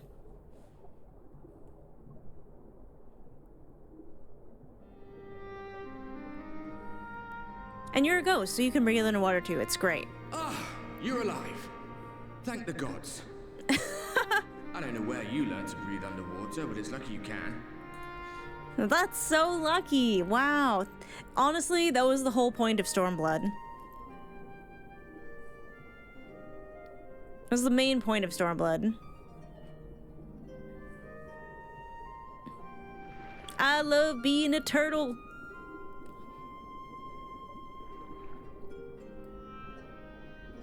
I'm sure you had your reasons, but the first rule of dealing with the Fuoth is do not deal with the Fuoth. It's said that they are born from the souls of the drowned. Were it not for your little trick, you'd have joined them. Oops.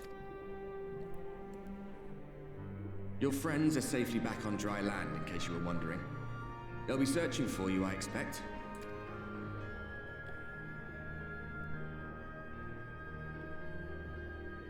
Tell us about Volbert. Isn't he from here or something? Am I remembering that right?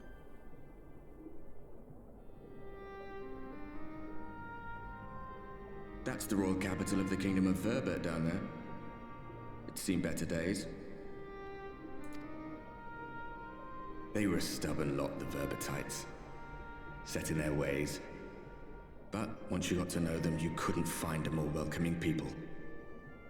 It always froze over in winter, being up in the mountains. So we'd pull up our chairs round the fire and trade tales over steaming bowls of lamb stew, while the street lamps burned hot and bright outside. That sounds so pretty. All dead and buried now. Them and anyone else who might remember. Everything we did.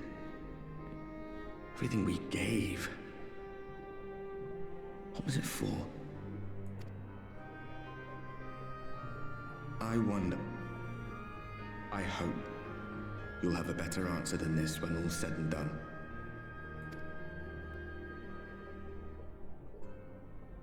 Aww. I hope so too.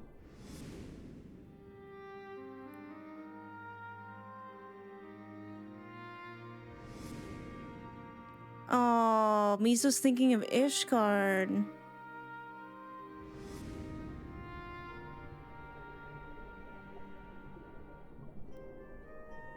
Ardbert being here all the time was so hard to watch. Yeah, no kidding.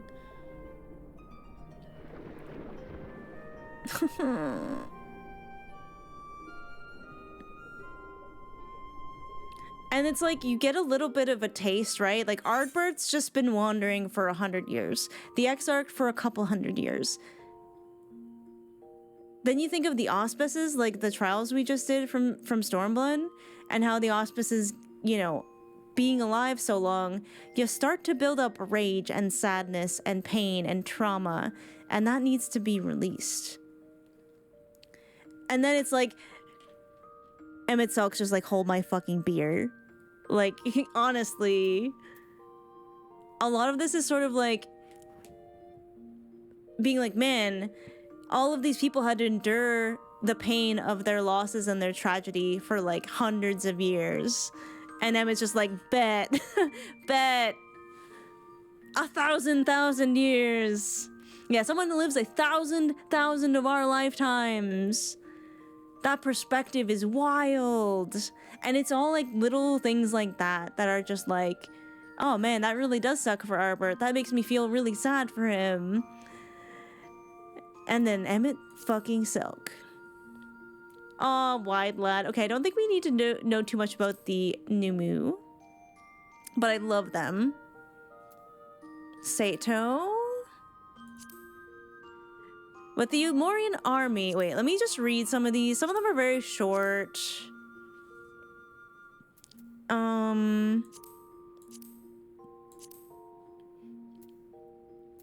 With the Umorian army fast approaching, there isn't a moment to waste. Having furnished you with the crystal shoes, Sato wishes you well on your mission, and you depart for Liagia, where the Light Warden awaits. With the arrival of the bearer of all four relics, the seal protecting the castle is broken. All that remains is to venture inside and confront the light-corrupted king of the fairies, Titania. Then we have the Dancing Plague. At the end of a frenzied struggle, you emerge victorious over the Light Warden. Phil declares that by the laws of Ilmeg, you should rightly take your defeated foe's place as king. And they're like, haha, I'll take care of that for you. So I want to see after the Light Warden thing. Because I'm assuming the first one is like beforehand. I'll just check them out quickly. They're probably fast.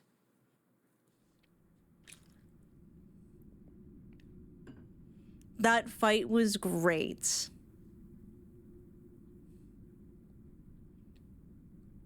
I feel like the king says something here, though.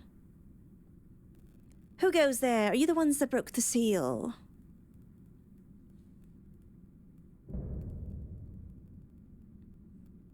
The Light Wardens all look so different. Oh, is that the one where you sidestepped the tank buster and absolutely nuked father? That was pretty funny. So much time lost, so much frolicking and feasting left undone. This place is so cool. We must make up for it. We must, beginning by playing with you. It's playtime. Alright, that's pretty simple. So this should be after.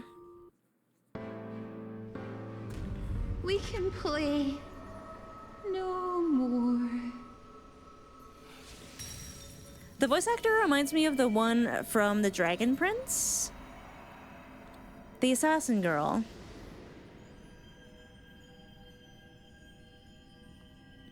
I want to see where the pain starts setting in, because I feel like it's not till the third where the damage starts becoming apparent, but I want to see if there's any hints to it earlier. Because this is only our second Light Warden.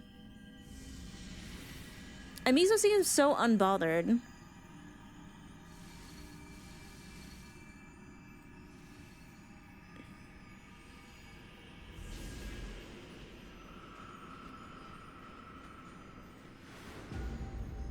So far, so good.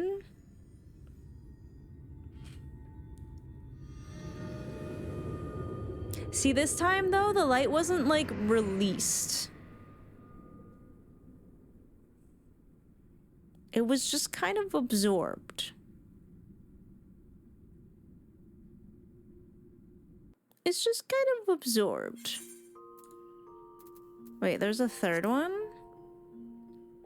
Beneath the benevolent blanket of stars, Uriage. Oh yeah, So before you can ponder the life spent frolicking with the fairies, your beautiful branch shoulders this burden so graciously. Yeah, I'll just be the king for you. It's so fine. The day, rather the night, is yours. Beneath a benevolent blanket of stars, congratulates on you and your victory. So I imagine the third one is just Fail Ul being like, don't worry, I'll be king for you, babes. It's so fine. I want to see what Urianger says after the fact. Thank you for the follow, by the way. Appreciate it. Oh, I think this is just where the fairies just attack the Umorans while we're, like, hiding. Confound it. How did they get here so fast?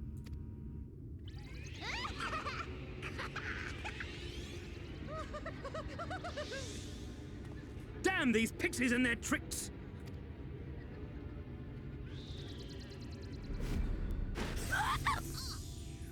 Oh, I forgot how terrifying Urashi is. Hells? Terrifying. Listen well. We come in pursuit of villains who have fled to this land. You know who and where they are. Now show yourselves and answer me. Oh, stop! It hurts! It hurts! Please, that's a child.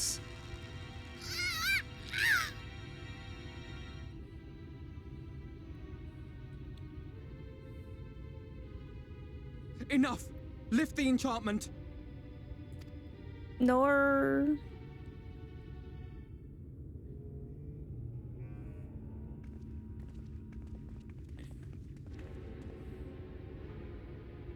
Minfilia, willful child. How many times must I come to collect you? I won't return to Yulmore. And I won't let you hurt my friends. Yeah. What is this stance? Where did you learn it? No oracle I trained would make such an unseemly show of herself. Know your shame, gal. You're powerless. You have no life nor purpose, save that which our master sees fit to permit. Ooh.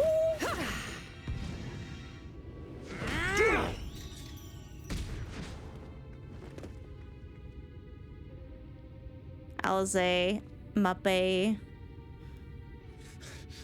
Who are you to dictate her purpose? To lock her away and deny her a life? Yeah, thank you. If she was powerless, it's because of you, you sanctimonious swine. But no longer. Fool! Defiance only begets more suffering. It is through acceptance alone that one may find solace in this god's-forsaken world. They're literally fighting over their daughter. Look! The sky! Ooh, my earbuds are dying. I'm gonna have to switch them soon. You sanctimonious swine. It's a good insult. I'm gonna have to use that one. The warrior of darkness has triumphed. General? What are our orders? What do we do? We do what we came to do. Subdue this rabble and find the warrior of darkness. Forward, men! Take the villains captive! But I'm afraid of the dark, sir. We've never seen it before. Are you deaf? I said... Oh, I forgot about that.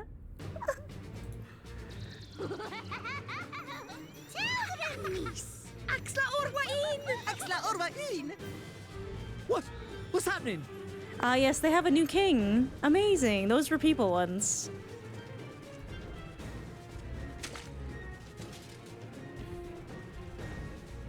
Water? That wasn't there before. There are so many delightful parts of this expansion, you know, aside from the pain and the tragedy.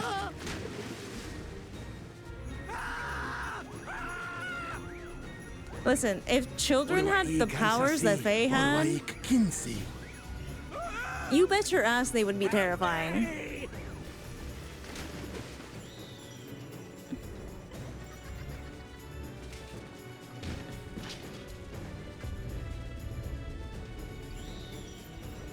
It's pretty horrifying. Like, that's just you now, sorry. What's the matter with you? Get a hold of yourselves, damn it!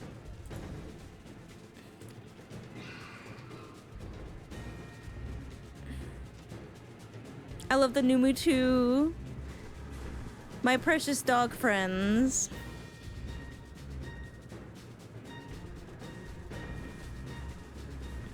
My beautiful branch, look at them. General, they come in greater numbers.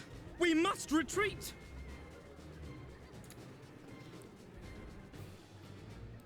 All who stand with a warrior of darkness shall face justice. Dun da da da da dun da da da da dun da da da da dun da da da. The castle looks so nice at night.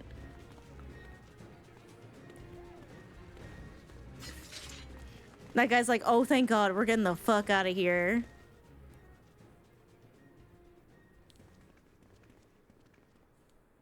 My beautiful Blanche.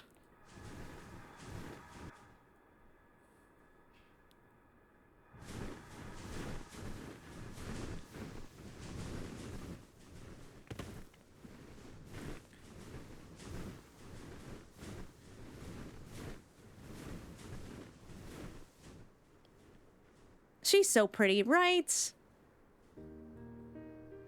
And so is Feoul. They are also pretty. I thought you were talking about Mizo. Haha. Yeah, they are so pretty. That's our king. I see. Well, it's a good thing Feoul volunteered to become king in your stead, for all our sakes. Yeah, I don't want to be king. We are grateful for your timely aid, Feoul, or should I say, your majesty. It was the first night in recent memory. We all of us but wish to make the most of it. That's something you must remember about us Fae folk. Though our existence may be eternal, we exist only for the present. See, that is such an interesting distinction, right? And I think that's how the Fae folk sort of remain so separate from the tragedy and the sadness that seems to befall a lot of the kinds of beings that live a really long time. And a lot of this is sort of highlighting the importance of beings not living forever. They're like, yeah, we live forever, but you existing is really important. We live in the here and now, paying no mind to futures that may or may not be. To wit, we are not driven as men are. We cannot fight for such causes as men do. Does that mean you won't aid us against the Sin Eaters? It sounded counterintuitive, but to someone being immortal, time is really meaningless. That's really the thing, right? Not unless the mood takes us. But if it was to repay a debt, well then, that's another matter. And that's gonna come into play later. To take back as much as is taken. To create as much as is destroyed. To give as much as is received. Such is the way of Ilmeg. And that's like... that's the balance, I think, of the Fae folk. Like, they are just kind of self-governing that way. By this law, we shall lend you our strength. In return for the beautiful sky you have restored to us. In times of need, do not hesitate to call. The fact that that offer was on the table this whole time and Mizo just, like, so often absolutely forgets to call. And our beautiful branch is so mad at us for it.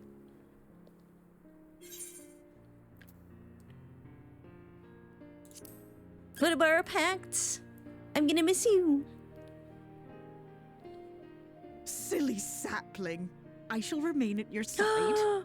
Even should my body be in the castle, 'tis a simple thing to have a little part of me accompany you. Oh, my own little fragment of Feoul. Treat them as you would your Isnefis. Aww.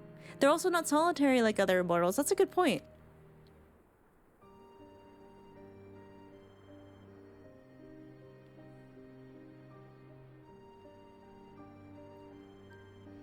After this cutscene, I'm gonna switch my earbuds over.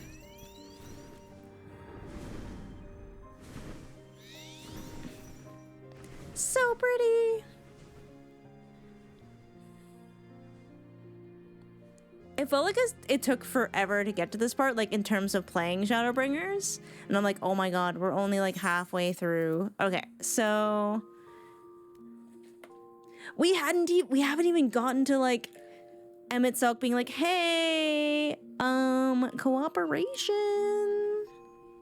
I can use the washroom quickly as well after I swap over my earbuds, if that's okay with y'all. Even if it's not too bad. Cool. Power transference complete. Oh, hi, Bear. She's awake. Not that you can see her, because she's standing up so close to the camera. He's a bear. Yeah. He's a bear. Hi. Alright, I'm gonna be right back.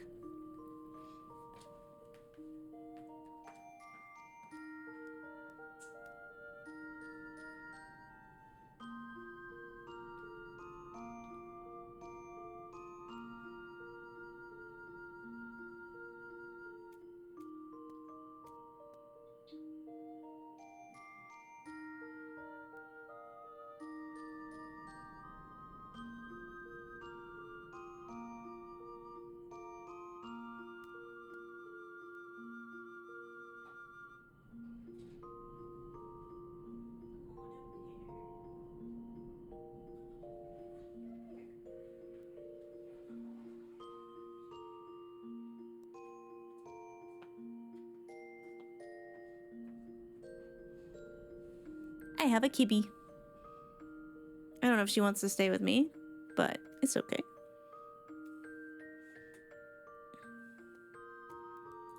She doesn't really like being in my lap at my computer desk, it seems.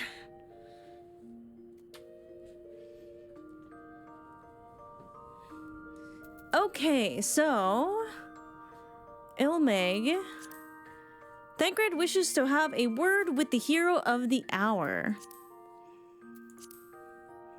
I can't remember what this was about.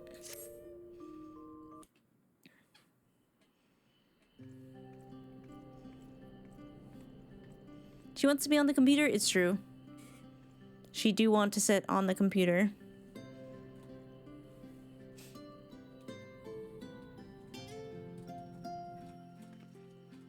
The Skywatcher! All seems well at the Crystarium. Yes. Yulmore was plainly more concerned with finding us. How flattering. Oh, it is the time. It's now. They did not hint to this at all. You certainly took your time. I had half resolved to complete the task myself. Mies was like, who the fuck are you?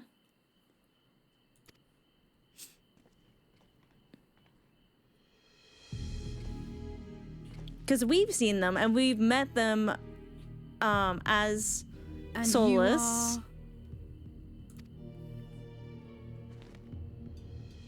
Were one to study the annals of Garlean history, one would find yonder visage on many a page. And he's like, why are you still alive? Chat was losing their shit. I was losing my shit because I'm like, oh my god, he's actually showing himself to us. What is going on here? Why is he doing this? Though by rights, its youth should long since have faded. Something is wrong here. Well, well, we have a historian in our midst. That spares me a lengthy explanation. We have more than one historian in our midst, but that is a point for another time. I am Solus Sos Galvus, founding father of the Garlean Empire, and under various guises, the architect of myriad other imperially inclined nations. He's like, I'm really proud of those, by the way. As for my true identity... No. I was so surprised at this, because I knew he was an Ascian. Sheesh, no. Come here, babe. I am Emmett Selk, Ascian. And I'll give him this. He was so polite that I'm like, what's his game? What's he after here?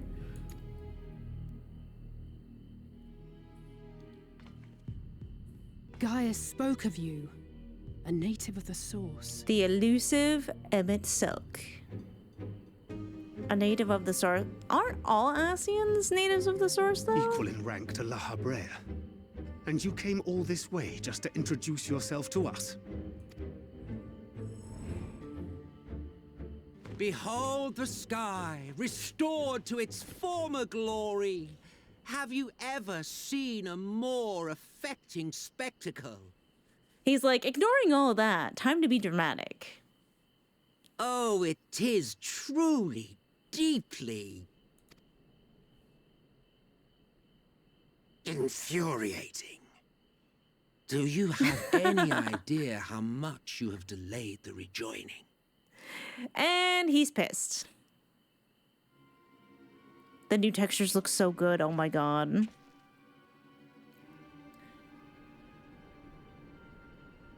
Following the flood, the First had been listing ever further towards the light, towards stasis. The end was in sight. I'm unwell. Enter man and his indomitable spirit. He would haul the world back from the brink. I'm really good at that. And adding his lumpen weight to the power of growth, he duly tipped the scales, if only by a fraction. Yet a fraction was enough to spoil the perfect imbalance needed to bring about a rejoining. The little breath at the end. He's just so great on so many levels. I can't help it. Had mankind continued to live in idleness under Vorthry's rule, all the conditions would have been met. Oh, I just made the connection. Okay, the reason why Vothry and Yulmore were so important was not just to keep people sort of like complacent so they just kind of let the calamity happen, but it was also lending itself to the stasis, so tipping the scales towards the light and the stasis and the stagnation that would help the yeah, I get it. I never made that connection before. That's so interesting. Because now that we've seen some of the like Ilmig cutscenes and like explaining that we had light and dark backwards. Light is stasis and stagnation and you know that stuff, and darkness is creation and growth and blah blah blah. So that makes a lot of sense. Don't go back there. No. So that explains why Vothry is so important. Not just controlling the Sin Eaters and like helping in that sense, but as another factor towards stasis. Lumpin' Oi. Ooh, it suddenly got daytime. But you had to come and ruin it all. Esper, please. Esper, please. Look at him. Look at him. Yes, I know. Look at him. You had to come and ruin it all. Yeah, I'm really bad at that, actually. Thanks to your meddling, light supremacy is in doubt, and our painstakingly laid plans are in tatters. Wow, the facial expressions are really improved upon. Like, they were good before, but with the added textures, holy. Well, I should begin by thanking you for confirming Urianger's theories on the inner workings of the Calamity. He will be most pleased. He's right there. As for what happens next, might I suggest you admit defeat and walk away?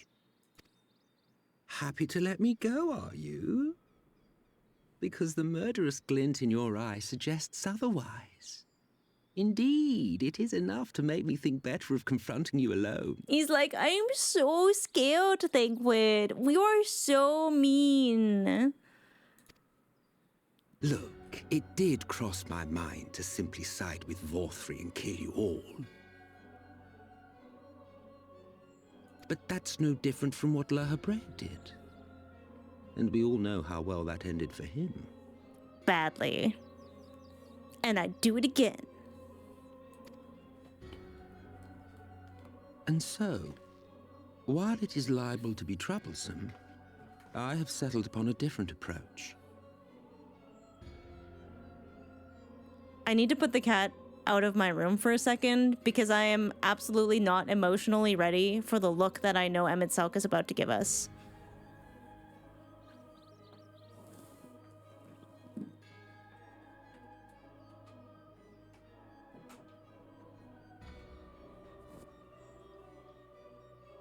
I'm not emotionally prepared for Texture Update Emmett to give us this look.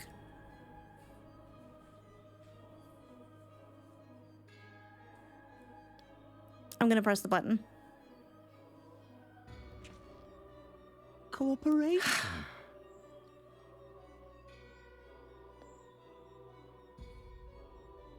Why does he gotta look at us like that? He does look really good. I hate this. I will not raise a hand to hinder your hunt for the Light Wardens. If you desire it, I will even lend you my knowledge and strength.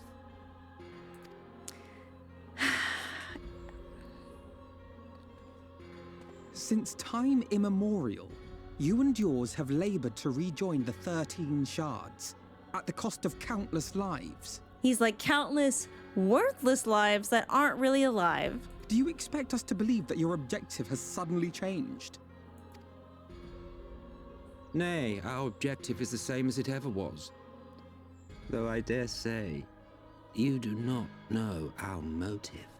A war waged without knowledge of the enemy is no war. It is mere bloodletting.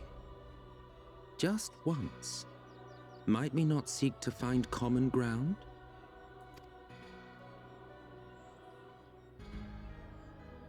For good or ill, I am immortal.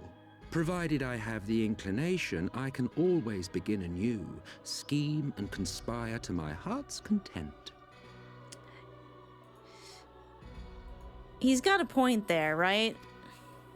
But this time I thought that I might instead try to see eye to eye, to understand what drives the hero of the source, to determine if our goals are truly incompatible. It's interesting the way he puts that. Like, wanting to know what drives Mizono. Because I feel like he's looking for something very specific. So come, shed your preconceptions. See beyond the unscrupulous villains you take us for. I don't know if I've ever noticed this, but this almost looks like the Ascian symbol.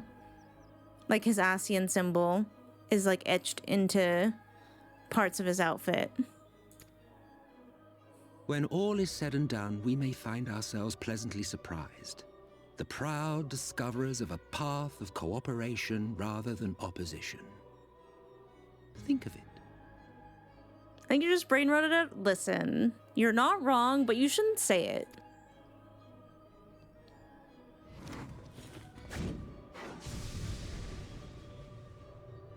Thou hast delivered thy proposal, and we would not dismiss it outright.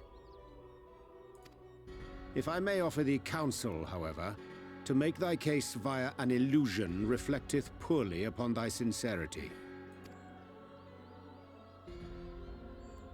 My apologies. You will forgive me if I'm not entirely at ease in the presence of a famed Ascian slayer. I felt it only prudent to take precautions. He do have a point there. I would kill him if I could. Nonetheless, your at least at counsel this is point. duly noted.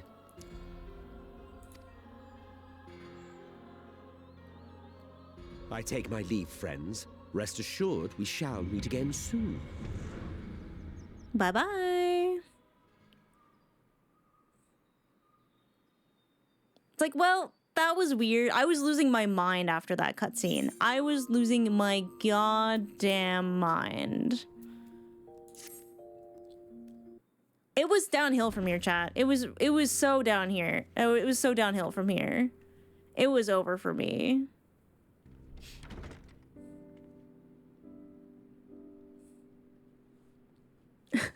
Finally, alone. I think I've got a cat hair on my nose.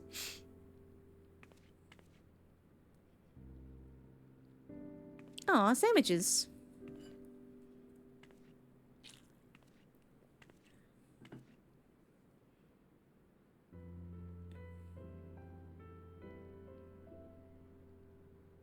I hope the past few days have not been overly taxing. Pray take your rest and recover. From the Exarch, is it? With that mirror of his, he can watch your every move, you know. He'll probably think you're talking to yourself. Oh no, I forgot about that. I forgot he made us sandwiches. That's actually pretty sweet. I think I was probably still pissed at him at the time. But that is pretty sweet and probably extra nice because he probably does say that, or see that I talk to myself. Still, he's keeping you well fed.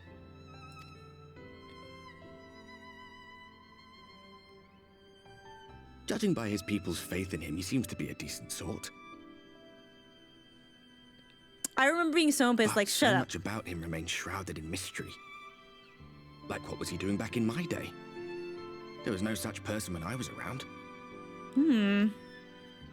That's a detail I missed. A lot's happened since the flood, though. Since I was set adrift. I know little more than you do of this city's history in the Exarch's past. Not that it matters. It's Emmett Selk we should be concerned about. Yeah. He's got my attention. When our world was about to be consumed by light, the Ascian in white appeared before us. He said that the only way for us to live on was to bring about the rejoining. So that would be Elidibus, right?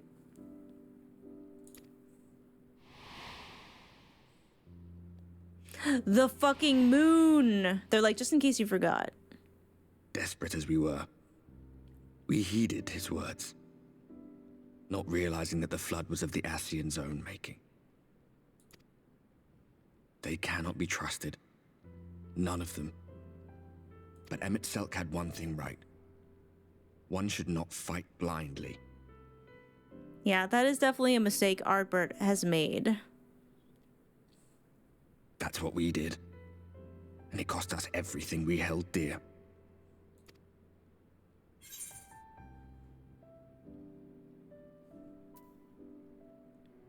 Is this where I should take the sass?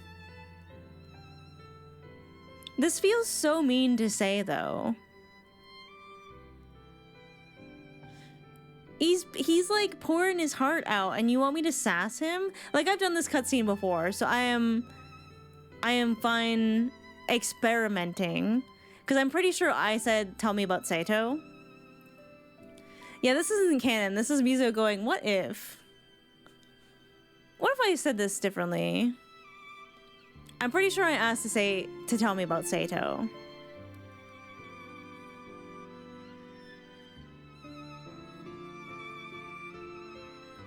The what if machine. I just don't know if this is what Meerkat means. Is this where I should take the sass?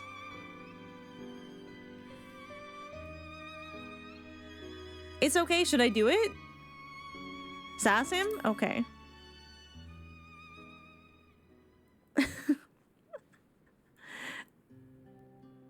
Poor you. But I take your point. It's like some of us can still eat, okay? Let's see then. What's a good topic for mealtime? Oh, food, I suppose. I could tell you about Verbatite cuisine, if you like. Aww. Oh, and there's this time we were forced to collect rare ingredients for some god's-forsaken feast. If it sounds ridiculous, it's because it was. Yeah, been there before. Wait, you too? What? You too? Parallel worlds, eh? So, what sort of things did you have to Wait, fetch, then? that's actually so funny. Oh, that actually would have been such a big hint towards, like, you know, parallel worlds, but also parallel souls.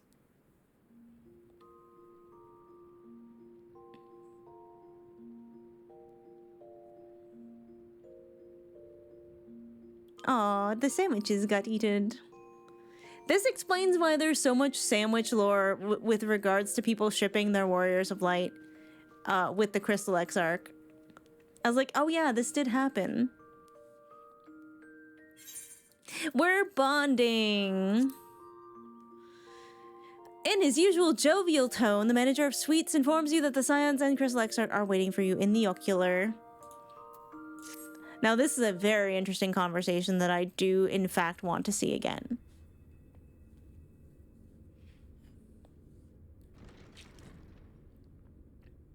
Big fan of picking the wrong answers.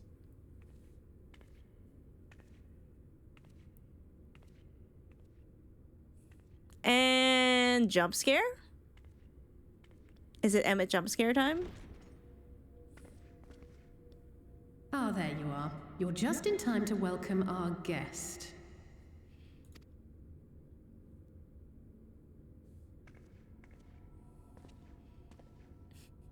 I'm sure the Exarch is just pleased as punch. The fucking smile. And I continue to lose my mind. Please. Did I not explicitly tell you that we would be meeting again soon? I just didn't think it would be that soon. Lest you forget, I made you a promise. I have no intention of meddling with your mission. I come only to observe. Meanwhile, the Exarch's like, observing is my thing. Back off. Your Exarch friend in particular has piqued my curiosity. Summoning you all like that.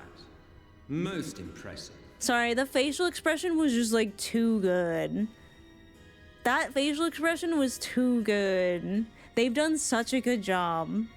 Because I'm experiencing these for the second time after Emmett got the graphics update. His ear looks a lot better, by the way. His ears used to look so fucked.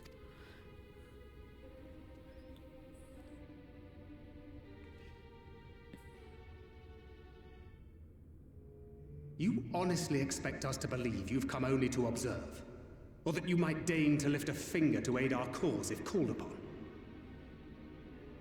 He immediately gets jealous over the Exarch. I think he's like more trying to make the Exarch jealous. Even if there were a sliver of truth in your words, I would never accept your help. Not in my darkest hour. Not after all the suffering your kind has wrought. Well, we definitely eat those words later. So petty. I meant what I said and I said what I meant. That's true. That's definitely true. Wage your war against the Sin Eaters. Put each and every Light Warden to the sword. Prove yourselves heroes, brave and true, and I will be glad to embrace you as allies. Allies worthy of bearing the burden of truth. Surely such a partnership would be preferable to yet another round of fisticuffs.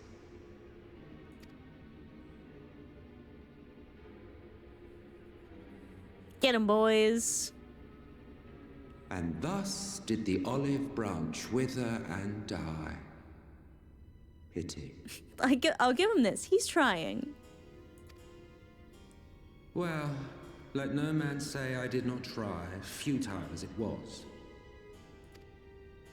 Though I suspect you will seek me out when you grow tired of making the same mistakes. The way he hits on so many of like Mizo's doubts, though. Difficult decisions lie ahead of you. Decisions best made with the benefit of knowledge to which only the eternal are privy. Like the way it punches in on both of them here. Don't look at me like that. Don't look at Mizo like that. For now, I shall resume my shadowy vigil. Whatever you choose to do, make sure it's worth watching, would you? Yeah, we wouldn't want you to be bored now, would we?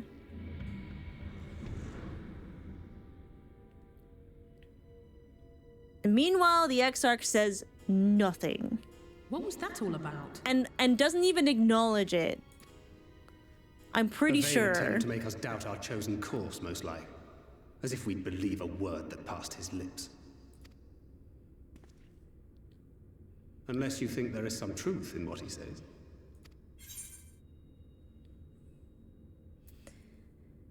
So, For me, Mizo does think that there's a kernel of truth, so I'm pretty sure that's what we picked the first time. Mizo, what say you? If he crosses us, I'll make him wish he hadn't.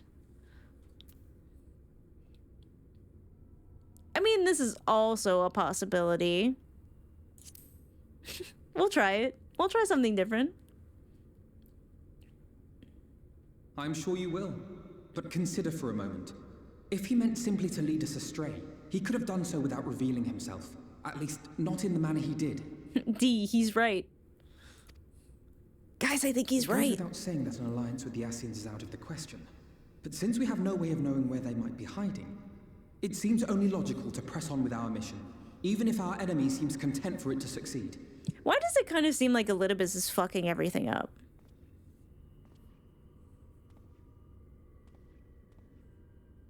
Then let us discuss the Sin Eaters. The Crystal XR really said, I don't want to talk about Emmett anymore. I would begin by thanking you all for your efforts thus far. Well, like that one kid's world that we spoke to in the Heaven's Ward trials. Like, his world got fucked, and Elidibus kind of took him under his wing. And then, you know, what he tried to pull with Ardbert and his friends seemed kind of counterproductive to what Emmett was planning. I don't know. It just seems a little off. Something's a little off about that guy. Also, he hurt Minfilia once, and I don't care for him for doing that. In striking down the Light Wardens of Lakeland and Ilmeg, you have accomplished more in your short time here than all of our forces managed in the last century. So I think watching the cutscenes again is kind of useful, because I'm like, I'm making a connection I didn't the first time, because I was focusing on other things. Indeed. Oh, there were 5 wardens. Why did I think there were 4? Which is why I propose we divide our forces and conduct a systematic survey of each region. Once we have found our quarry, we may then determine how best to proceed. I'll take Armorang in that case. I know the lie of the land well enough.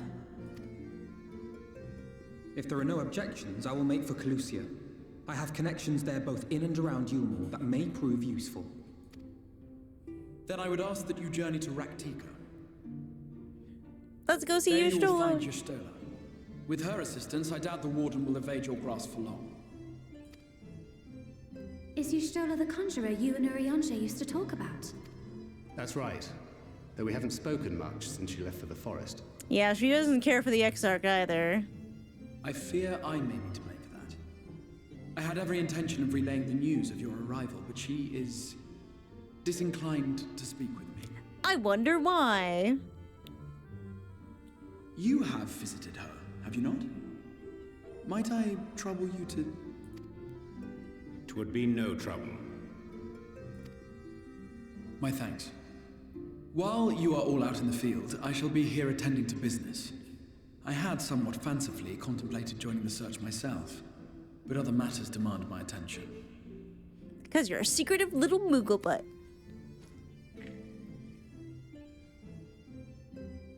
What's that? A missive from Lord Vorthry.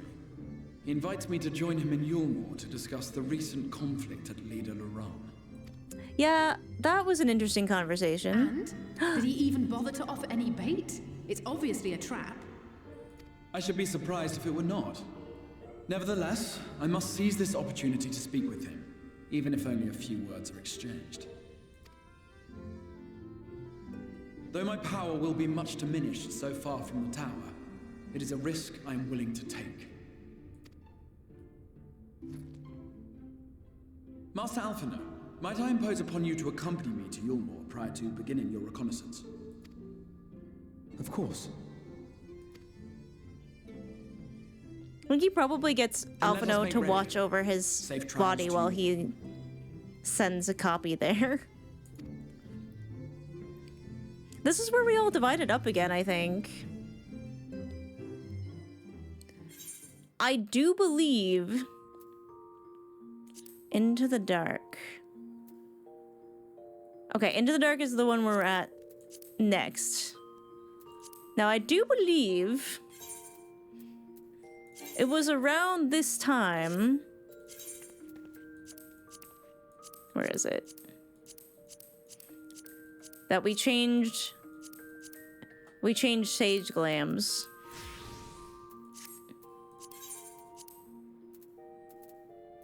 I believe it was around this time. Okay, where are we now? Oh yeah, gotta go to Shadowbringers. Into the Dark. Wow, we're not even halfway through. Uh-oh. Uh-oh. Are we gonna have to do this in 2 streams, perhaps? Maybe we do another one on Wednesday. Maybe we have to do a Wednesday stream.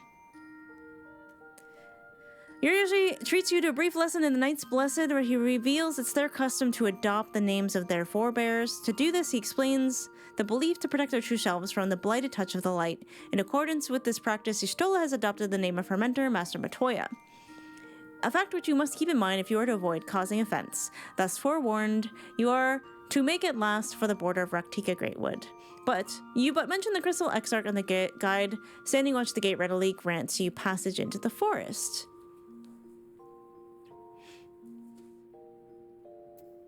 So I think cutscene number 2 is the one with Emmett. Oh, right. Oh, no. We gotta go with the one before this, I think.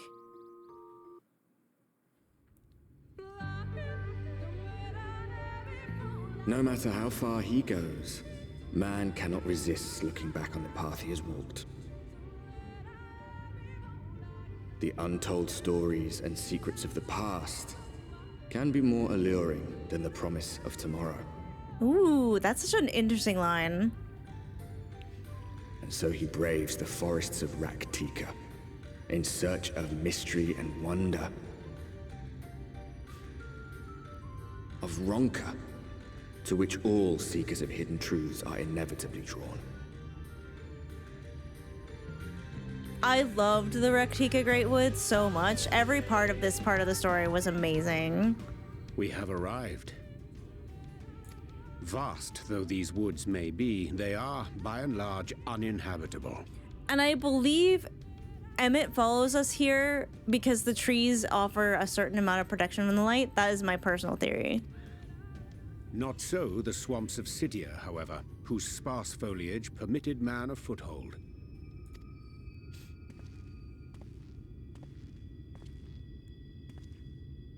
You again. No lands must remain beyond our grasp. Go forth, conquer, rule. Forgive me. A sudden pang of nostalgia for those halcyon days. So dramatic. Exploring virgin territories, subjugating primitive peoples, all for the glory of Garlemald. If you've brought your ivory standard, I'll be happy to tell you where to stick it. The shift in Emmett's facial expression here is one of my favorites ever. Watch, watch, watch. Happy? Pissed. Can we not simply take a moment to enjoy the view together? Love that. Or would you rather I spied on you from the shadows? So good. Much more of this, and I may very well begin to regret my show of good faith.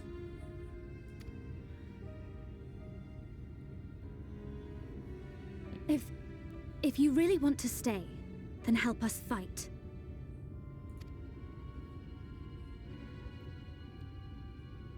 No, I think not. No. I am an observer, nothing more. Even shielded by the shadows of these boughs, I feel the light's presence most keenly. And I hate it.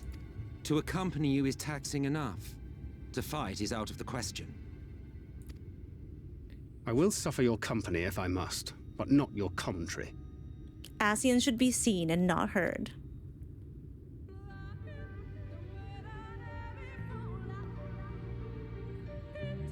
How often have you already watched these? This is like probably my second time. Some of them I watched more than once, but mostly the ones that had like the more extensive lore bits.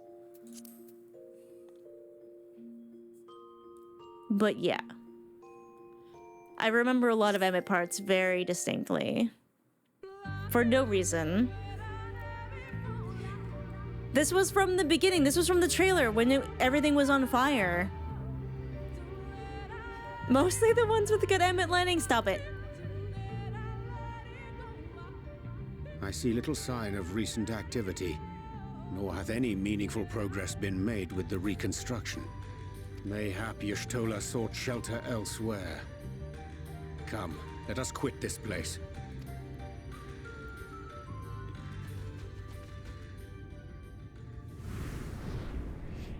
Now, surround them!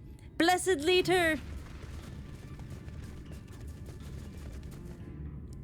I love you, Runar. Such a sweet, gentle lad.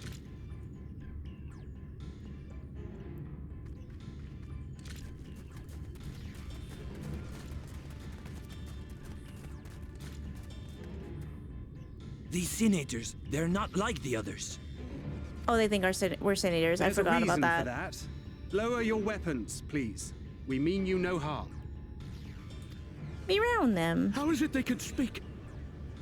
It's a Sin Eater trick. They mean to kill us all.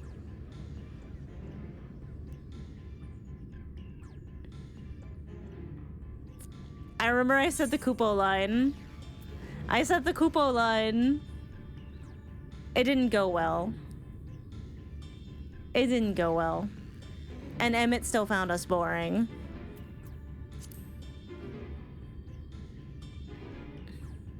Perhaps they speak the truth.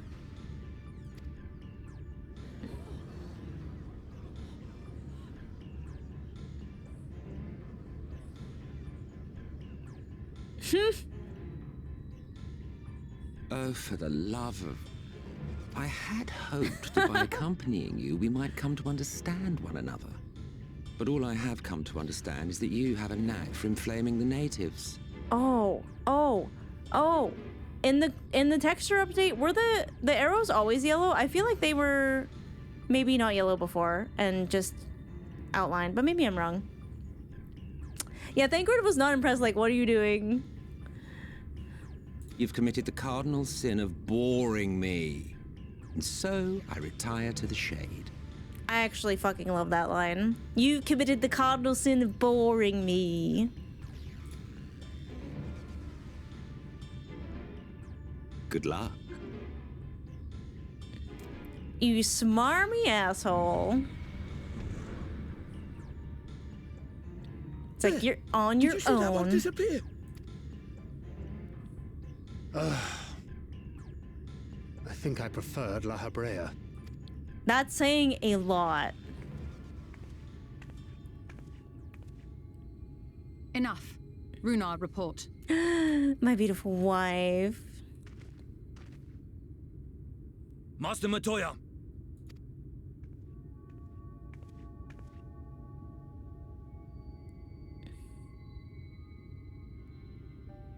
She looks so good. We apprehended them as you ordered, but are you certain these are Sin Eaters? The intense light of the ether I saw was unmistakable. If not Sin Eaters, then what? Oh, Y'shtola already saw something was wrong. She didn't even recognize Mizo's ether, which is saying a lot. 'Tis passing queer that Y'shtola should mistake us for the enemy, is it not? Yeah, Uriange, it is kind of queer Mayhap and it hath gay. been too long since last she beheld the radiance of thine ether. Uriange is trying to comfort us here, and I think he's just covering his own ass. Master Matoya, hath time truly made strangers of us? It's me, I'm a passing queer. Nay, I recognize you, Uriange, Thancred. And this is Minfilia of the First, of whom you spoke before. Yeah, Mizo ate a few Sin Eaters at this point, so... This is where I started to worry. This is definitely where I started to worry. And knowing as thou must that we come in peace, might I prevail upon thee to have thy comrades lower their arms?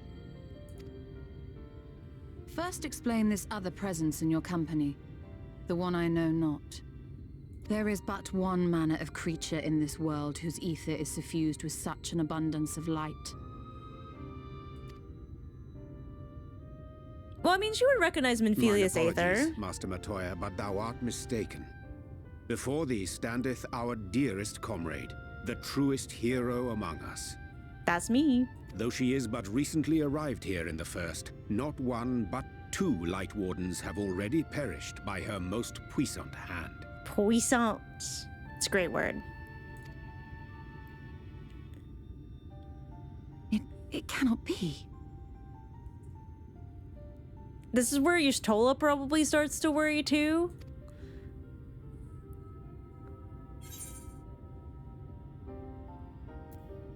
Oh, you truly thought me a Sin Eater? I'm pretty sure I picked this one. But the concern at this point, I want to see what this says.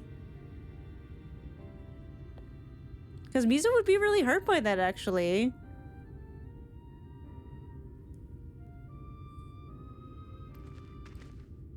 Master Matoya? Lower your weapons.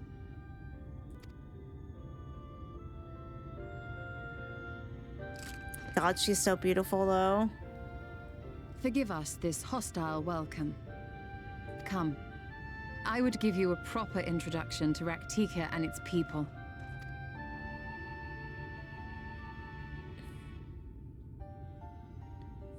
Yeah, we're learning a lot of nice words today.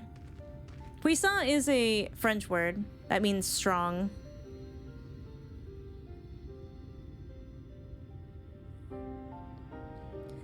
Because there's also a cutscene coming up where Y'shtola's like, Urianger, what the fuck?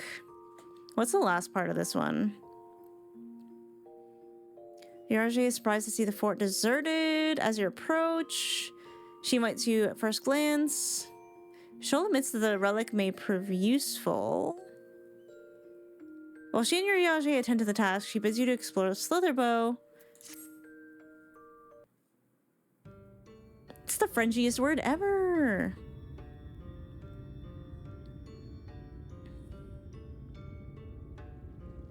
Slitherbow is the largest of the Blessed Settlements. They worship no gods, instead revering darkness itself. I'm sure Zodiark loves this. It is a curious kind of faith, but one which has granted them the strength to persevere in the wake of the flood.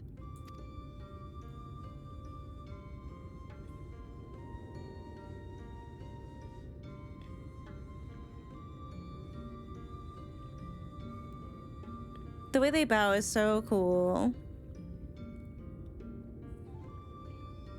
I hope you weren't expecting a grand feast by way of welcome. They are a simple people. She's looking at Miso with such affection, now that she knows. Now, I would hear of your travels away from prying ears. Come.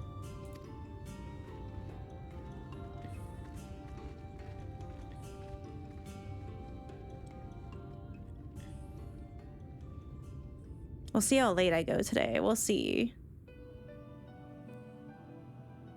This cave is very Master Matoya coded, though. Like the OG Master Matoya. I see. And now you seek the Light Warden of Raktika. In the days after I arrived in the First, I too relied upon the Crystal Exarch for guidance. But his penchant for secrecy and the telling of half-truths soon lost him my trust. And thus did I strike out on my own. Oh, Y'shtola, we are of one mind at this point in the story. My work eventually led me here to the forest, which I've come to know like the back of my hand. You know what's funny? Thinking back, the Exarch's fucking personal private room or whatever looks so much like this. What is with Miso liking fucking nerds? His penchant was puissant. I cannot say with certainty where your quarry is hiding. but I am confident I can narrow the search. Whoops. Well, go on then. Some few thousand years ago, this forest stood at the heart of the Empire of Ronka.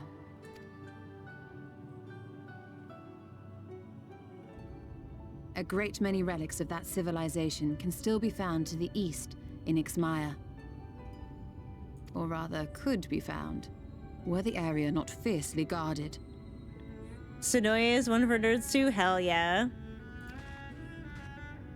Ixmaya, you see, is home to a tribe of warriors whose lineage is said to date back to the time of the Empire. Any attempt to enter their territory is met with lethal force. I remember. They offer no warnings and suffer no trespasser to escape. Thank you for the follow. I remember being so stun-locked by the double stiletto heels the first time. I was like, oh my god, they're hot. Needless to say, my every attempt to survey the area has been thwarted. Mayhap the Warden hideth there, full knowing none may approach it for fear of these protectors.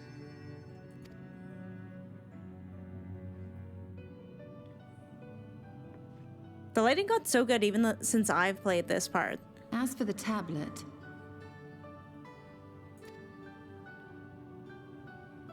Oh yeah, we brought her a gift. I find the timing of its discovery suspiciously convenient.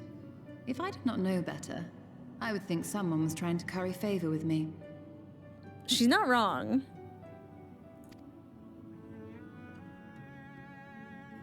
Regardless, it will take time to decipher these writings. Yet I would not be at all surprised if they somehow held the key to entering Ixmaya unmolested. The Exarch has a nose for serendipity. He does indeed. What is up with that?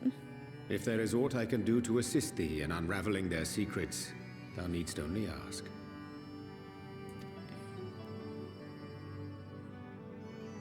Thank you, Urianger. I may well take you up on that offer. Because she's going to yell at him in private. While we set to work, might I suggest you take a tour of the city? Should you be in any doubt as to the importance of your role as the Warrior of Darkness, the people here will surely cure you of it. I must say, Stola, while most of us have struggled to come to terms with our altered circumstances, you seem to have adapted rather well. Lest you forget, Master Matoya and I dedicated our lives to uncovering the truth which hides at the heart of our world. Though separate, the fate of this reflection is nevertheless bound to that of our home. That I would be daunted by such an invaluable opportunity is absurd. She's so pissed. But what of you, Thancred? Could it be that you are still struggling to come to terms with the nature of your young companion? Ooh, I forgot she came for him so hard.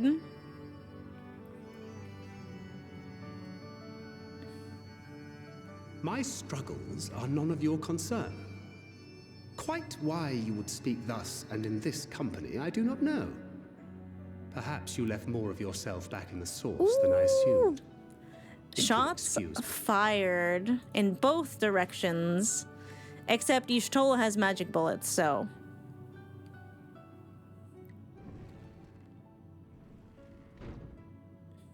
He understands that I'm not the same. That I'm not her. Understands, perhaps, but does not accept. The question being whether he ever will. And whether you will, more importantly. As difficult as your circumstances may be, they are yours, not his. 'Tis you and you alone who bears ultimate responsibility for your life. Aww.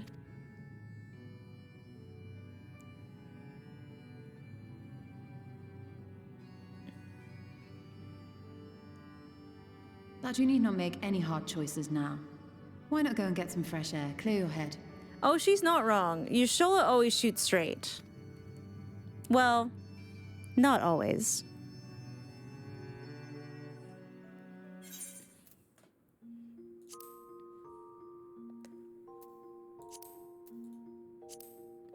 Wait, is there a third one?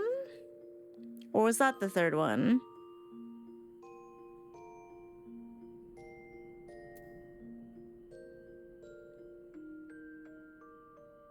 But is this the one we just watched? Oh, yeah.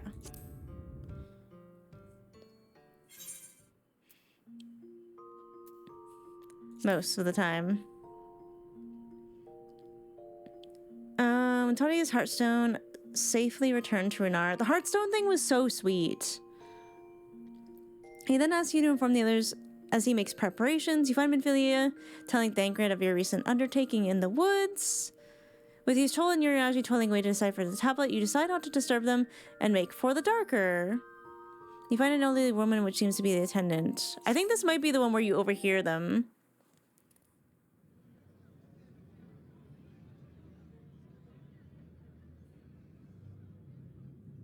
Oh yeah, I definitely think Y'shtola has learned a lot from Master Matoya, and I don't mind it.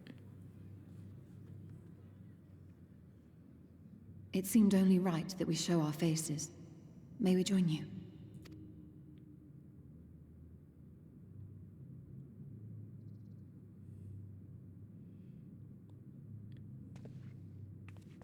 I thought that was Emmett for a second. I was like, I don't remember that bitch being here.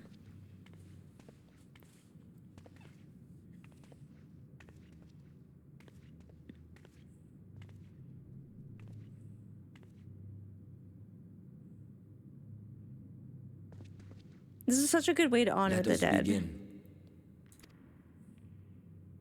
I wonder if there's anything here that would be valuable. I just remember really liking this scene.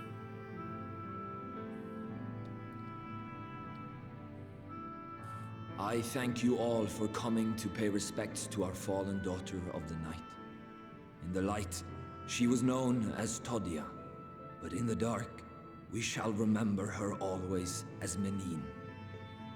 Let us each take a moment to offer her our prayers. I find this interesting because the people of Slitherbow, the Knights Blessed, worship the darkness, which puts me in mind of Zodiark, but it also puts me in mind of the Asians and Emmett saying, like, we don't use our actual names. And I wonder if it has anything to do with that. Because it's clear this area has ties to that distant past. Because of what we find in Qitana Ravel.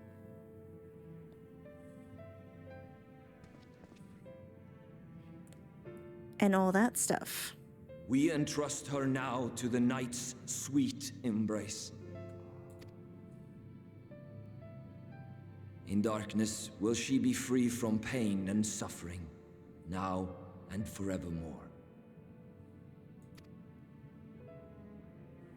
May her soul find peace in the sunless sea of heaven, and in the love we bear for her in our hearts.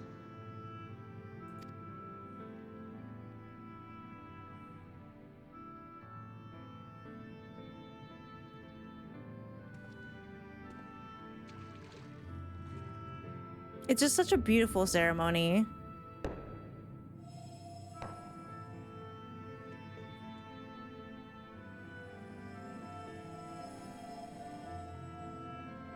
Like, I have chills. That vessel represents the night sky, the sunless sea of heaven.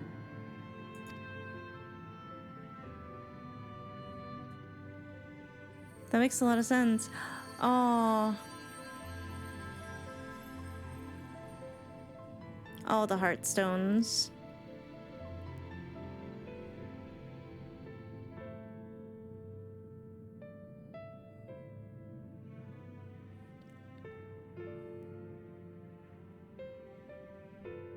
Mayhaps they were siblings? Call upon you now, O bringer of shadow, to lead this gentle soul onto the sea. We call upon you, O warrior of darkness, to deliver her onto paradise everlasting.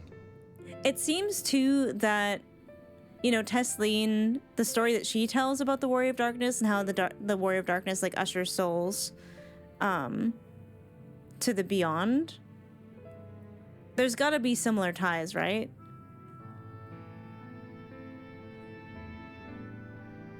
And I wonder if Mizo's thinking about that right now.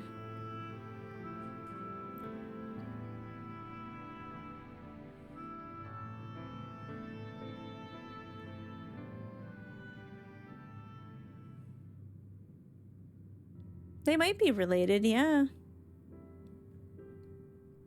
I don't know if we ever get to see I that am told person. you assisted in the preparations for the service. On behalf of the Blessed, you have my sincerest thanks. The enduring legend of the Warrior of Darkness owes much to the traditions of these people. Okay, she does say it. It's a good reminder. And none were more ardent in their faith than Todia. She would have been greatly moved by your presence.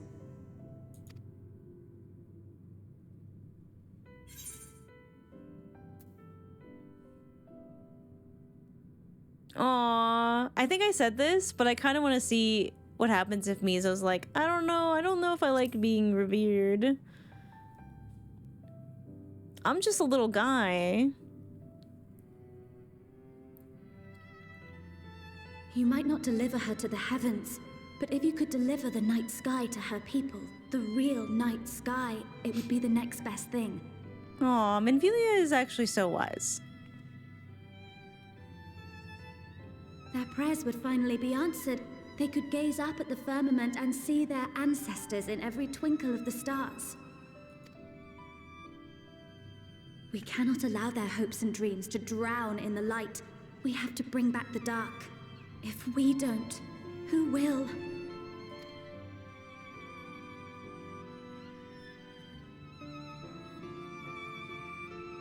Thancred feeling so sad every time Miniphilia shows Forgive me, growth. Thinking of all those we have lost, I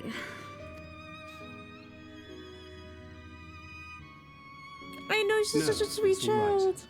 We will bring back the dark. She's such a sweet little child. Mayhaps sooner than later, in fact. Ooh. Orionje and I finished deciphering the tablet, and its contents were most illuminating. Let us reconvene in my chambers. We have much to discuss. I do want to know what they've learned.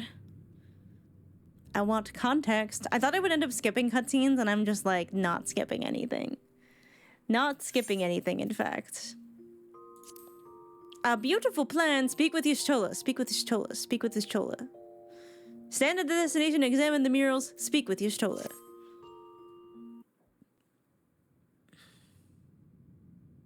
Oh, we're already here.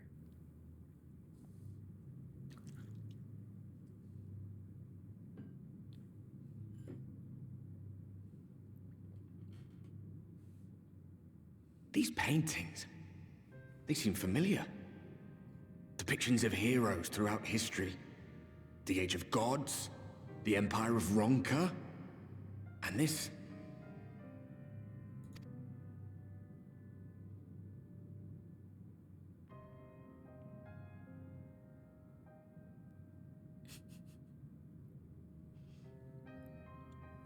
There was a man, a researcher who pored over these pieces.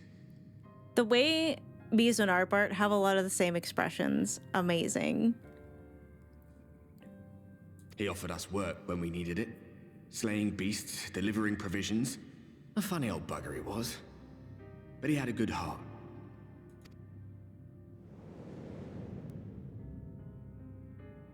He believed this first painting dated back to a time of myth and legends. A tribute to the heroes of a long-forgotten era. The story went that it was rediscovered by an explorer from Ronka, who was so struck by its majesty that a second painting was commissioned, commemorating the heroes of their day.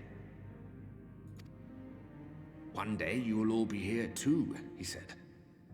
Heroes immortalized forever. Maybe I'll paint you myself? I had a good laugh at that. We were only trying to make our way after all.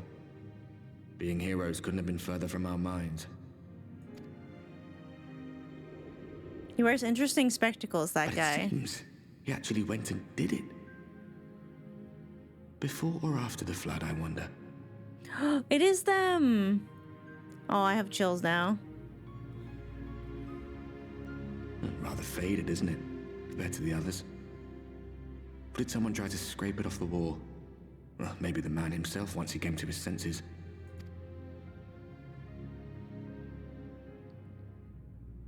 Do you suppose your deeds will warrant an addition to this collection? Or some other kind of monument? I hope not.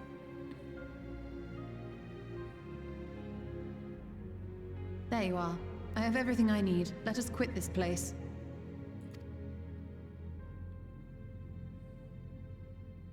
Were you talking to yourself? Is something the matter? We should go. The others are waiting. I feel strange that Y'shtola wouldn't necessarily be able to see Ardbert, but...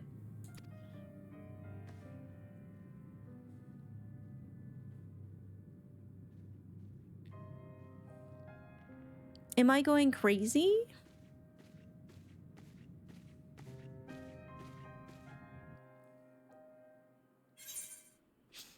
It's only the one.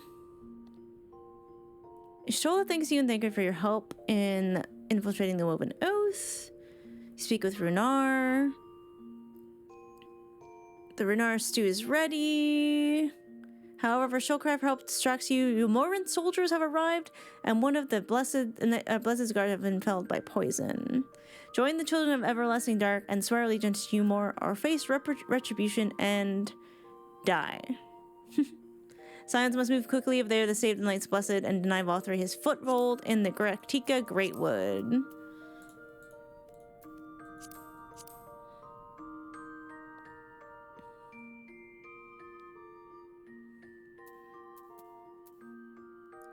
Where was it that you overhear Y'shtola yelling at Urianger?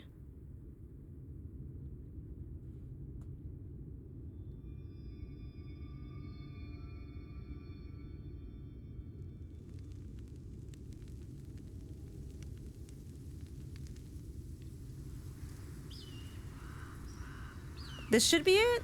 Okay. Because I remember being like, what's going on? Urianger is lying again? Strange. The others on patrol should have returned by now. Our food will be overcooked if we wait any longer. We will just have to start without them. Would you call Master Matoya and the others? Oh, okay, good.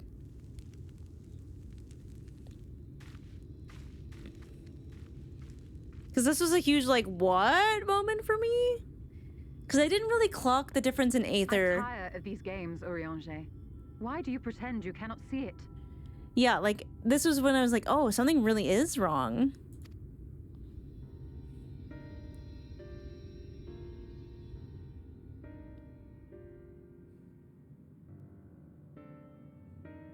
The blessing may spare her the fate of becoming a Light Warden. But you cannot be blind to the nascent corruption. She is not as she was in the Source. That was so terrifying to hear.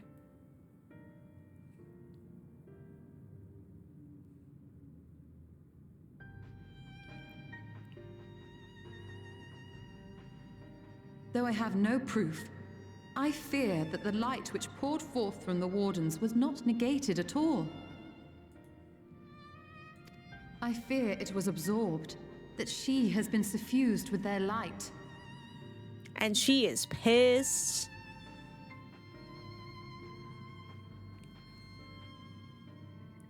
Though I have given thought to this possibility, I dare not speak until more is known.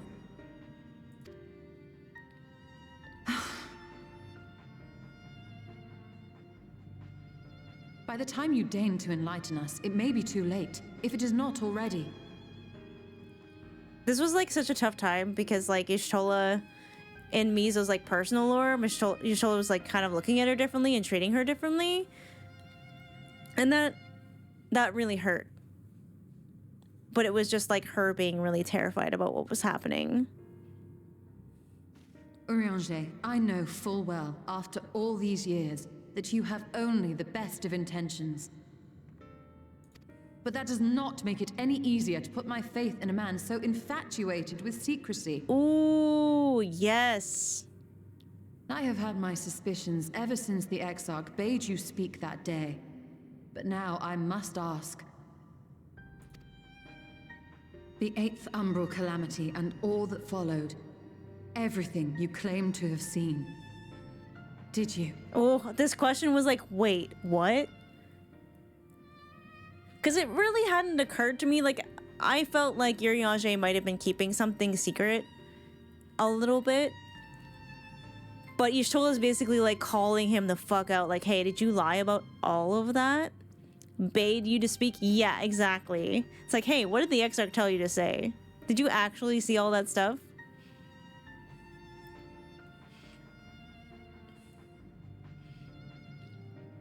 Help!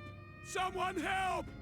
I feel like that's a big reason why Urianger didn't go see Y'shtola. We're under attack! Because he's like, that bitch is gonna know immediately that I'm lying.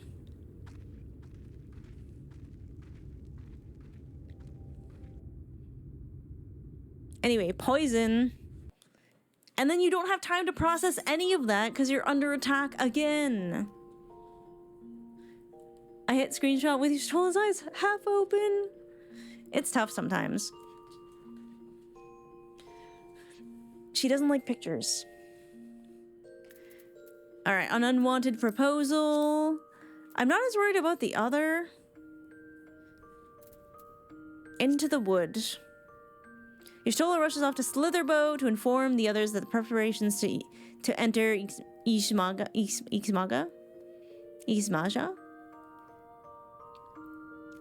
I remember having to... They say it anyways. You went away to Ixmaja and you are suddenly assaulted by arrows. Let's go. I love this place so much. And the blue flowers.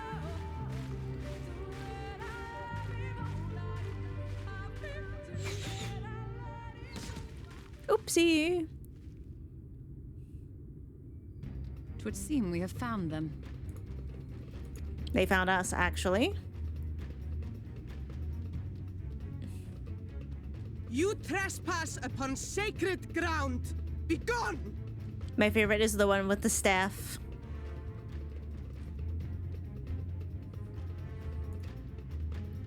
I think it's Ixmaya, actually.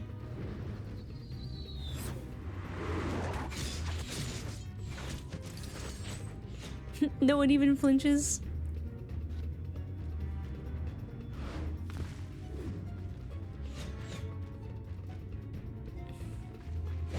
Wait! We did not come to! She's like, you have no idea how hard it is to dodge stuff when I can't see. You can see the effort it costs her.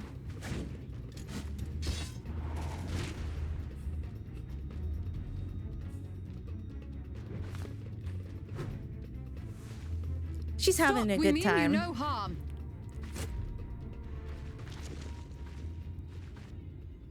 Oh. Sister, is that...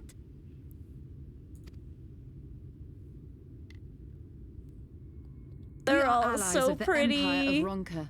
As is customary, we come bearing the seal of the Emperor.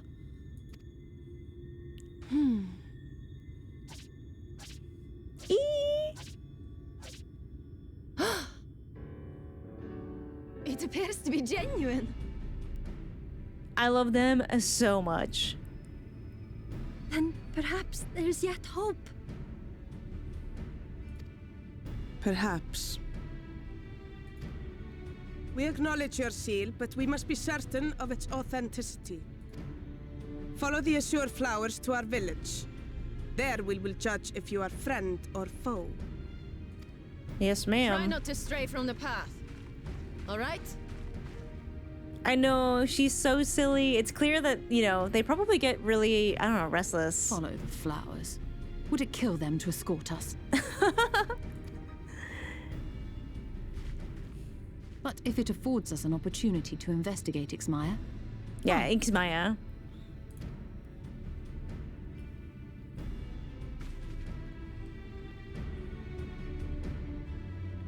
This is actually where the fanfiction has been taking place. That I'm working on with Y'shtola right now. Alnet explains to you and Y'shtola the possible dangers that await you within the final chamber of the pyramid, offering you whisper weed to use in the event that you find yourself separated. With her words in mind, you enter the chamber prepared for the worst. As soon as you realize the chamber is a labyrinth filled with magical sentinels and perilous traps at every turn, the end is nearly in sight when you encounter a most unexpected obstacle, Ranjit. Yumet and Saimet follow him into the temple, and together with their sister hold him off long enough for you to activate the final switch, restoring the flow of aether through the whole pyramid, thus opening the path through Qitana Ravel. Despite your success, Ranjit has no intention of allowing you to leave. Making quick work of the V sisters, he comes barreling down the corridor towards you. His onslaught is cut short, however, when Y'shtola steps in the way to protect you with a barrier. The Amoran adjutant finally notices his general's struggles, rushes to help him when he steps on a curious panel on the floor. The room begins to tremble, and soon they find the floor falling out from under them, forcing them into a corner opposite the exit, a gaping chasm to prevent their escape. This is a pretty intense cutscene. Runs into the flowers but poofs away. Usually that's how it goes. I loved the Ronkin ruins though. They were so much fun. It seems to be working.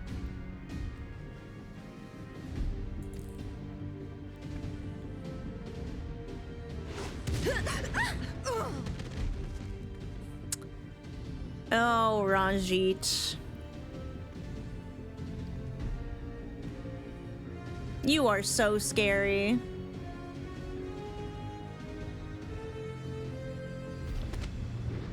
I think not. That's my wife.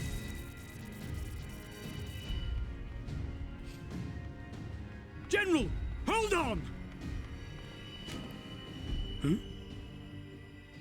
Ah, yes. This fucker.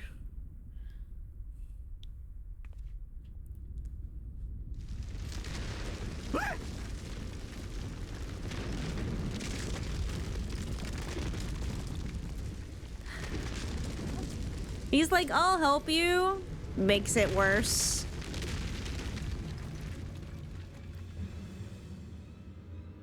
Makes it considerably worse. Expertly done. How was I to know that that would happen? It looked like any other part of the floor.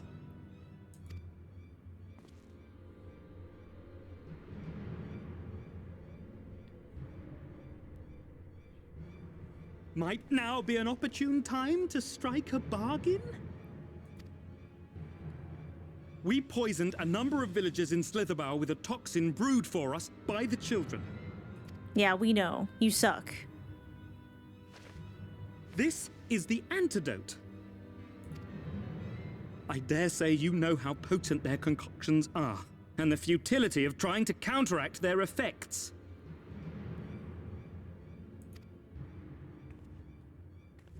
Now. Try anything here, and we're all likely to fall. Y'shtola's like, give me that. Eventually someone will come to our rescue. Or yours. Promise us safe passage, and we'll give you the antidote. Do we have a deal? This guy's about to get Spartan, if I remember correctly. We do not negotiate with the enemy. The villagers' lives are forfeit, as is yours. This is Sparta! General?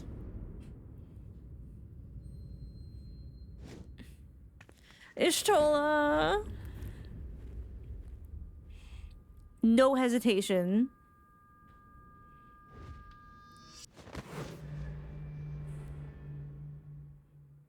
God, I love her so much. Do not fail.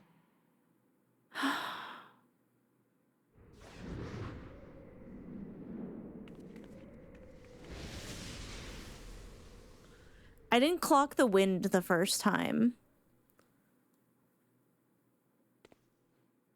How noble and pointless. Shut up, Ranjit.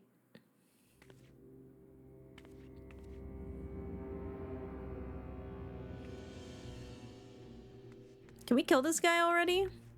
Is everyone all right? Nope. What in the... Orioge! At once. Down with you! Ooh.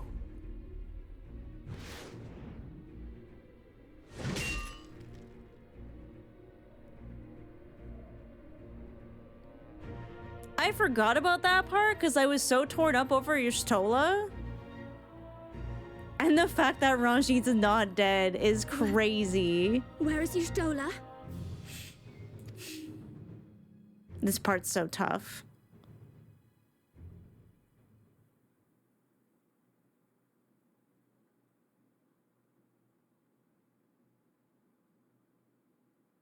Even though I know it's fine, it's not easier. Ooh, the ad jumps here. Apologies. And then we have to, okay, the hardest part, because like I was like, okay. Death off screen, I'm gonna doubt it, right? Like when it happened to Moonbrita, my brain just didn't comprehend that she was gone because it didn't feel like an on-screen death. It's short, but the loud noise really spooked me. It should be illegal for ads to be louder than the thing that you're watching. But yeah, because Y'shtola fell and you don't really see her die, I was like, I don't know, maybe it didn't happen. But then the whole scene with Runar and Runar being so broken up about it fucking broke me.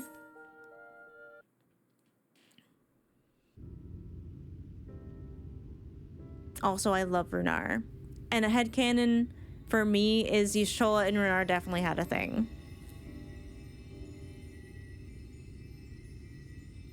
Mizo's not the jealous type.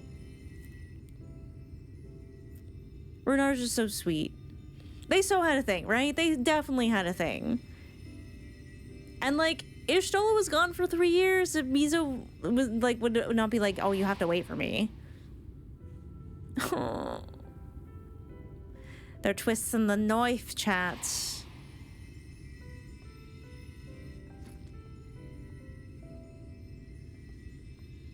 Like, Mizo wouldn't want that. Mizo would want Y'shtola to be happy. Runar, thank goodness.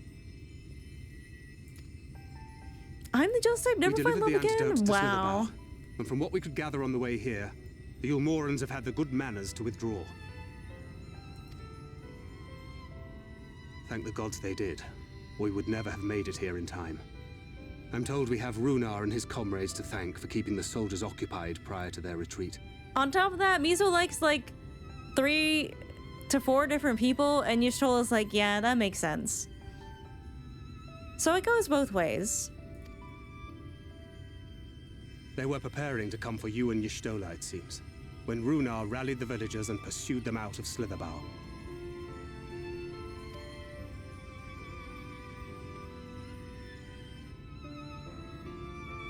Runar is just the best. He's so handsome too. I must.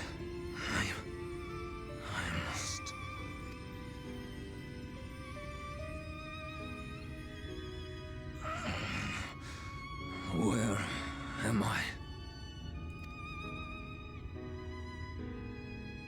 Ixmaya, in the care of the Vis. Thou art safe now, friend. Pray, rest thee a while longer. No. No, I am all right. Somewhat heavy of limb, perhaps, but otherwise well, I assure you. This part. I am glad to see you are all safe. When we realized where the soldiers were headed, we knew something had to be done.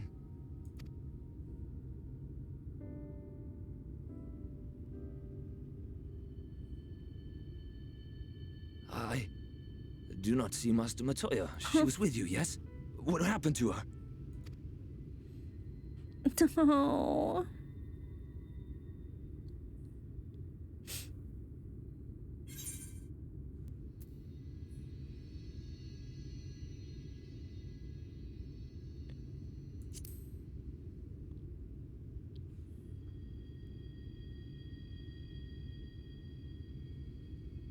Spare me your riddles and speak plain. Where is Master Matoya? He's like, no, like, she's not gone.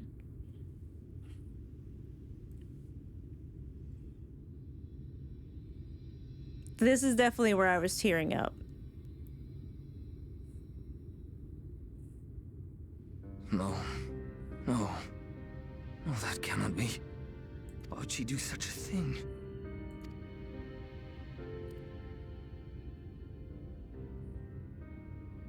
Was there no other way? I cannot believe that she... We must begin the search immediately. I will come with you.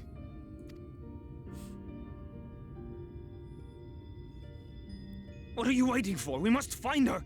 She could be trapped, or hurt, or... He just can't accept it. She is alive. She is alive, damn you.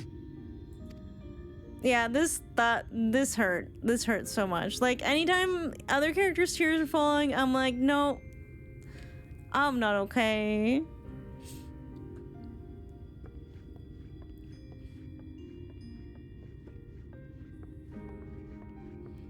Forgive me for interrupting, but our scouts have apprehended an intruder. I remember what, like, I was like on the verge of tears here. We thought perhaps he might be an associate of yours.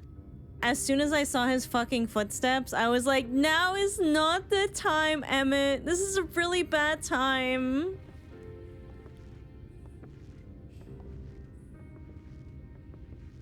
He's like, it's dark here. I like it. Oh, look who it is. Well, this is embarrassing. In my defense, they are surprisingly tenacious.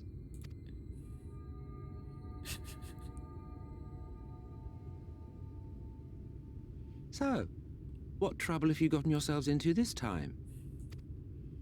He's like, what's up?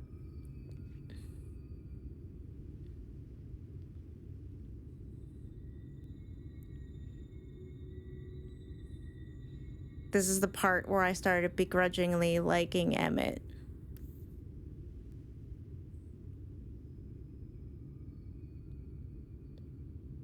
Well, well. What an intriguing turn of events. There is nothing like a villain who is, like, nice to you. My condolences, by the way. It is never easy to lose the ones we love. He says that as if he knows, huh? Well, she is dead, isn't she? Wishing it were otherwise will not make it so. Damn. That you should be indifferent to her loss is no surprise. But to us, she was a friend. The best of friends. Get his ass, Thancred. Emmett, you are not helping.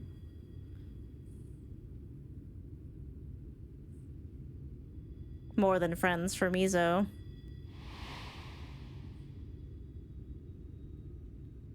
Come on, man. Stop twisting the knife.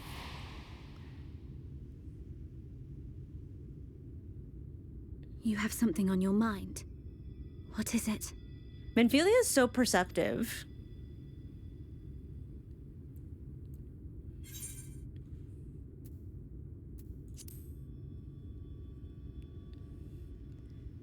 It's like, in case you missed the wind, dumbass. Pray recount to us again that which thou witnessed in the ruins, omitting not the slightest detail. Oh, Thancred and Y'shtola are for sure besties. That's why they snipe at each other so much.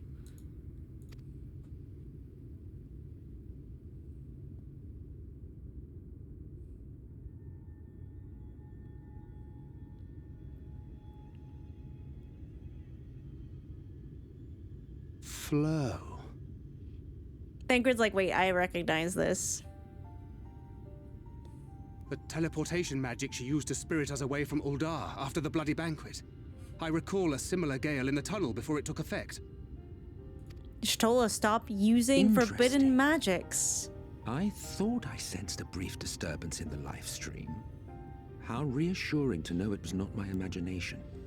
He's like, usually I just think I'm going crazy after being alive for so long. Thank God it's not that.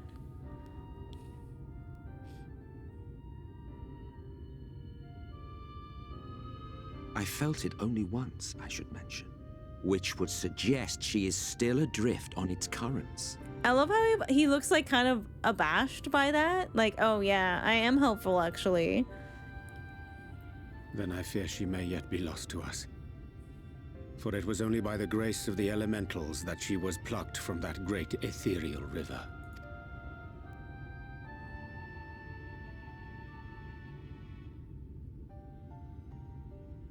Ah, very well. I'll go and fetch her. I guess. Perhaps a clear and unambiguous act of kindness will serve to win the trust you seem so determined to deny me. He's like, that's what people do, right? They do nice things for each other and then you just like are friends.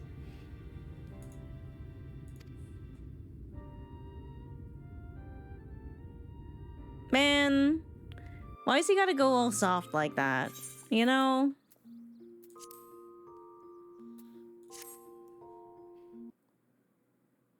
And then some people fight and then they're friends after the fact. The whole whistle dialogue, by the way, happens in between that, and that made me lose my goddamn mind. I thought about that for fucking weeks afterwards. You know how to whistle, don't you, hero? I'm still thinking about it right now.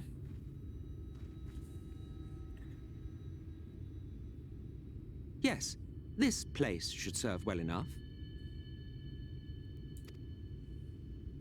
Might I have a little space? I need to concentrate. Wow, okay. Rude.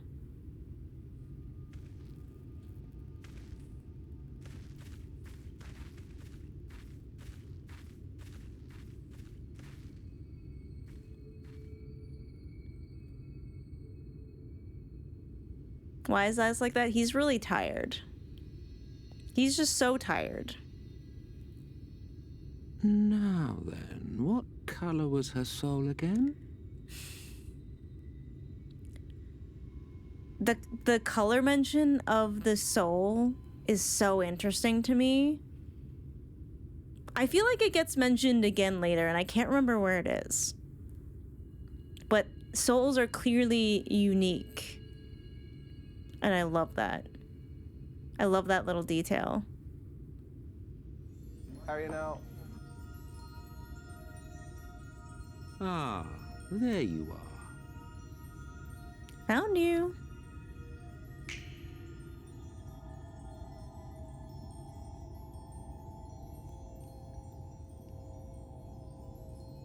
He's just like, please, please, please bring my wife back to me, please.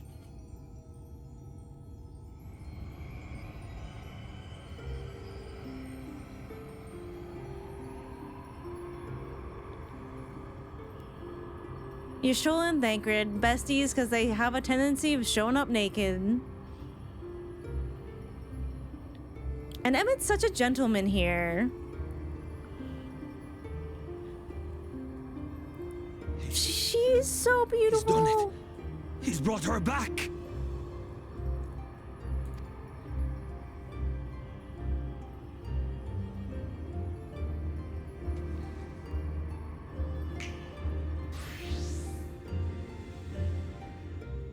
Can hardly be mad at that.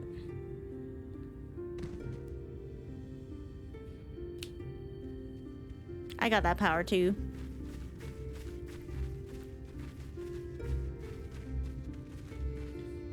She's blind. Not again. Are you all right? Not again.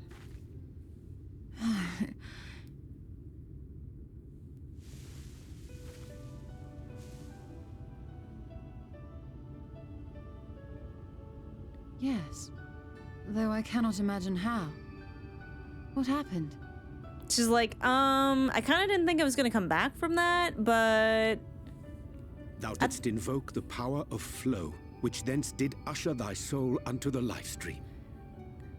She's like, I thought if I was in the live stream, I would at least not die immediately.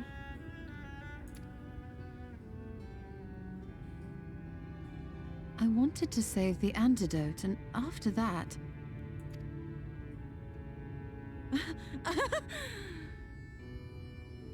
I I did something exceedingly reckless, for which you will just have to forgive me. Forgiven. Forgotten. I like how she looks to Mizo specifically to ask for forgiveness. Master Matoya! Oh, thank the heavens you're all right. I had nearly given up hope. See, like, there's no way they're not at least a little bit in love. Please, Renard, dry your tears. What would the others think if they saw you like this? Like, if she didn't love him, she would be very pissed off. She would never allow that. Come now.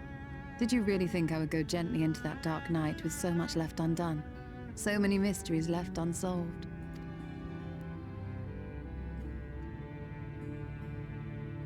He's just so happy.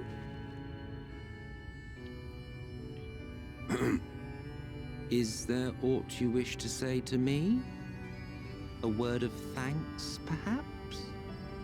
He's like, did I do good, Warrior of Light? Is that enough for you to, like, just trust me now? I did a nice thing. That should be enough, right? Have I earned my trust token?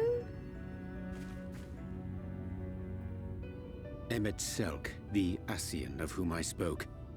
'Twas he who plucked thee from the life stream.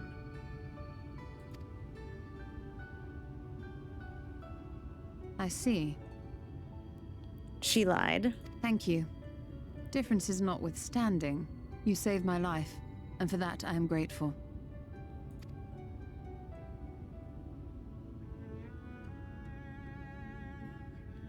But let us turn our attention to more important matters, such as the Qitana Ravel. She's like, anyways. You had better not have explored its depths without me. Thankfully, she wasn't, like, lost on the live stream as long as last time, so I doubt she suffered the negative effects as the first time.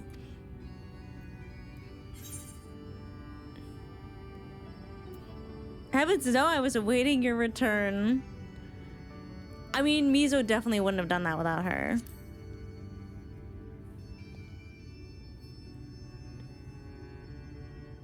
He didn't want a thanks from Ishtola. He wanted a thanks from the Warrior of Light. Well, Almet and the others should be pleased to see I you in see such she lied well. uncharacteristically high spirits. Let us return to Fanof then, and discuss the coming expedition. Oh, it's not Fano, it's Fanof. Interesting. Did Matoya get out the first time? No, you actually go to Gridania, and the Elder Seer and the Pagels help get, like, beseech the elementals to get her out. You go to the big tree, and you get her sister so that there's, like, a connection.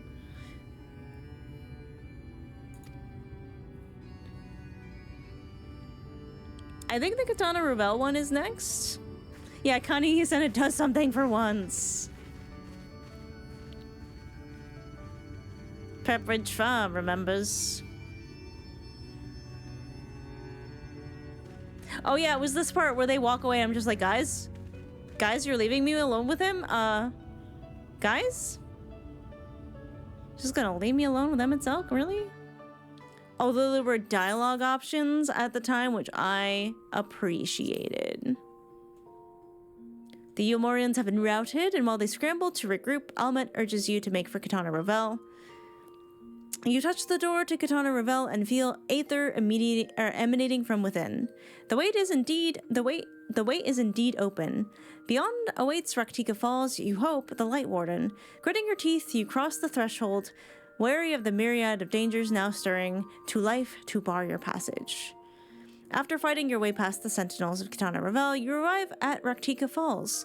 Where expected, you find the Light Warden. Frantic battle ensues, but in the end, you emerge victorious, and the primordial light of the firmament at last gives you a breathtaking night sky. This cutscene is incredible.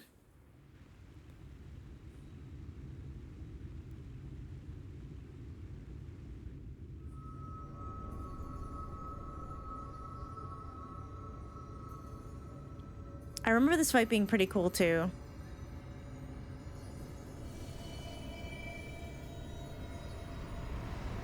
I feel like this is the first time where absorbing the light goes pretty bad. Or maybe it doesn't yet.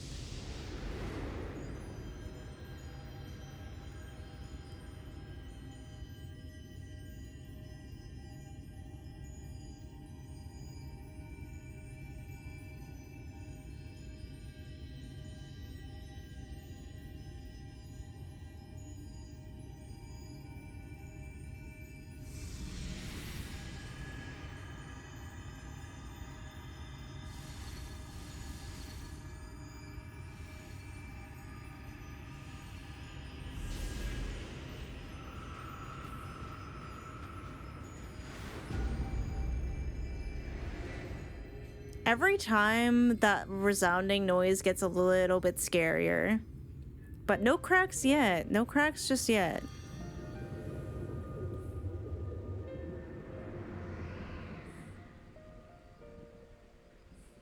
The Light Warden is dead. The Blessed's prayers have been answered. This one felt particularly special though because of how much the Knights Blessed worship the darkness. Aye, that they have. It felt really cool. It felt really, really cool. How are you now? Thank you for the follow, by the way. I appreciate it. Her condition yet troubleth thee? Yes, Urianger. It does. Though she shows no immediate signs of corruption, the danger remains. She must be told. I'm not gonna lie to her, Urianger. Would you describe it to me, Urianger? Paint for me a picture with your words. At least he's good for one thing. A sea of shimmering stars. Diamonds strewn across a raven gown. Boundless and beautiful. 'Tis an exquisite sight, not unlike that of the source. Calm and gentle and forgiving. I know, it's very sweet. Y'shtola has her soft moments, and I really love them. I can see it. For however deep the void, or wide the expanse, there is no shore so distant as to be beyond the reach of light. Ominous though that may sound, given our present travails. It is a very interesting thing to say, given their current situation. She just slapped his butt! I forgot she slapped his butt! Well fought. Let us return home. She thinks of Slitherbow as home. Ah, yes, the murals. This cutscene ruined me. This cutscene had me thinking like non-stop on end for days, weeks, months.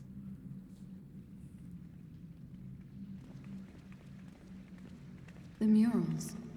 If I am not mistaken, they predate the Empire. Oh, yup.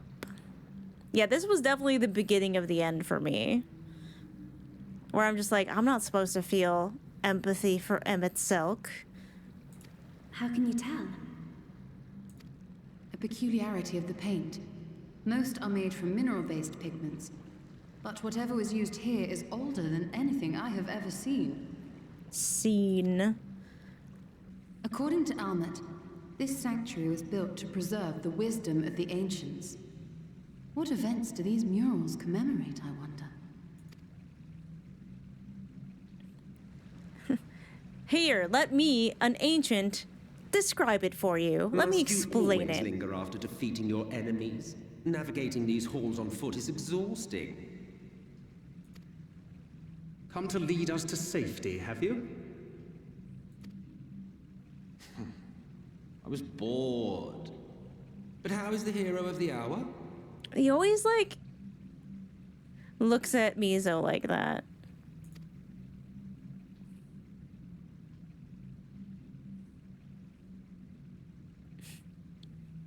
Did someone ask for a monologue? Fighting fit, I see.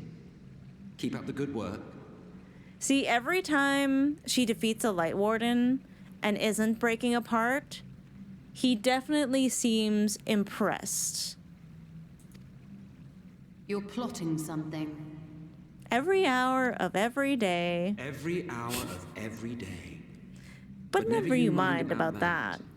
As I have told you 1,000 times before, I like to watch. Nothing more. I wrote a fanfic about that. Well, I would quit this place and I suggest you do the same. There is yet work to be done. He's like, chop chop heroes, we got more Light Wardens to kill.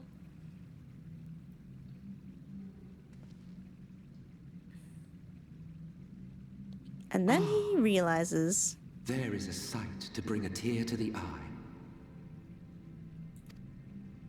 You recognize these scenes?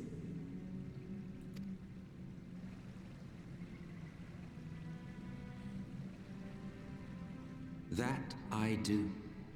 Indeed, there was a time when anyone and everyone would. Until one calamitous day when the world was divided across 10 and 3 reflections, sundering the land and all who dwelled upon it. And the worst part? No one could remember it. Not really. Just fragments and fleeting memories of an achingly familiar world. And the reason why this fucking killed me was because of Mizo's backstory, which I wrote in A Realm Reborn, like super early in A Realm Reborn, because Mizo has amnesia. She doesn't remember anything before the 7th Umbral Calamity. She woke up with no hair in the wreckage of Dalamud years after it happened. And she often gets like glimmers of things that seem familiar, but they always seem to like, she can't really grasp them. Or sometimes people think she is familiar, but again, the like light of recognition seems to fade. And they're like, no, actually, you know, now that I look at you, I don't find you familiar. And she always thinks like of running over and like shaking them, be like, do you know me? Like, does anybody know me? So she feels like a forgotten person, you know? And she feels like for some reason she can't remember and no one can remember her and she doesn't know why. So when Emmett says this fucking part, the worst part, no one could remember it. Not really, just fragments and fleeting memories of an achingly familiar world. And this is where she starts to be like, not just feel empathy for Emmett, but be like, we have this in common. A vision shared of a paradise lost, preserved only in song and scripture and paint. A paradise lost. Once upon a time. Yet here we find ourselves again, to look, learn, and remember. Oh my god, that hurts so much. All considering now what I know. That ouch, ouch, ouchie. Then share with us the stories you know so well. Ouchie. We are listening.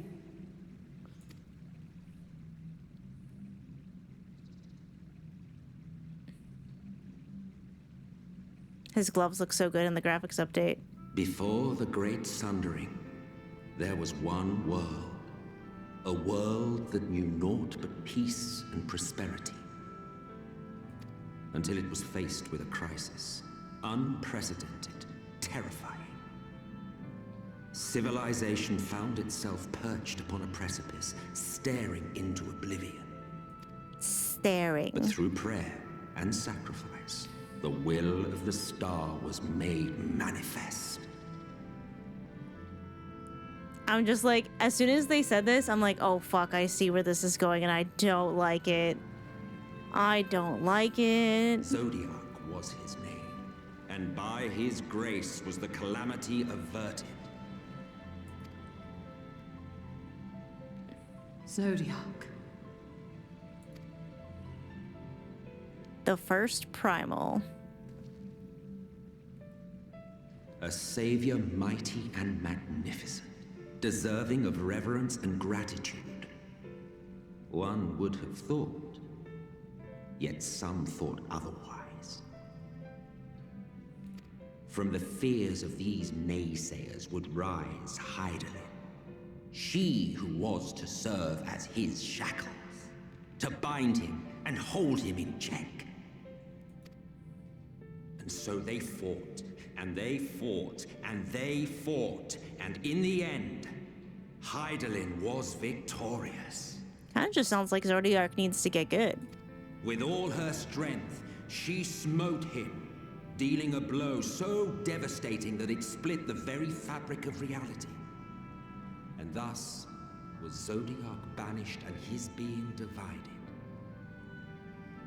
Because that is something that we hear from Hydaelyn early on, that Zodiac seeks to rejoin with her because he's like power hungry or whatever. After this, you're kind of like, what do I believe? That concludes today's lesson on long-forgotten history. Though I imagine your mother would offer a rather contradictory account, as is her wont. Your mother's a liar. See, and she did. It was very different. She made it sound like the fragments were to protect everything. I can only assume I misheard. But it sounded an awful lot like you were implying both Zodiac and Hydaelyn are not gods. But... What? Not gods of the first? Is that what you thought these paintings depicted? Oh. Or... Oh. Oh. He's like, oh, you silly, silly beings. Oh. They are gods after a fashion, yes. But no different from the kind with which you are so intimately acquainted. Formed of faith and prayer, of conviction and devotion. The eldest and most powerful of primals. And this is where I was like, what the fuck? It's like, guess what? You also worship a primal and you're a thrall.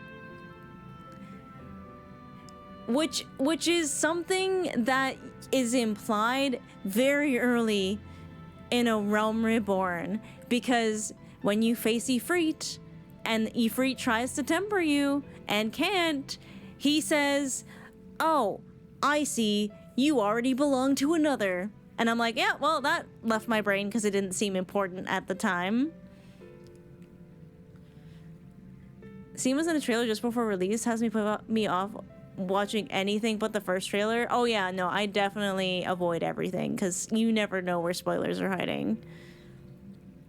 Yeah, no, it just doesn't seem important at the time because you're just like, oh, it's because I have the Blessing of Light from Hydaelyn, so I'm protected. That's what everyone assumes. Because you have the Echo, you're protected. And you don't think anything of it. You're not like, that's not weird. Anyways.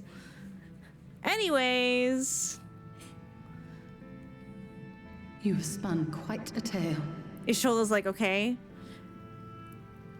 I don't want to accept this, but I see merit in what you're saying. Yet you have not explained the role of the Ascians in all of this. How is it you are privy to ancient secrets lost to time? 'Cause I was there. I was there. Finally you asked the right question. Citation needed. Questions warrant honest answers.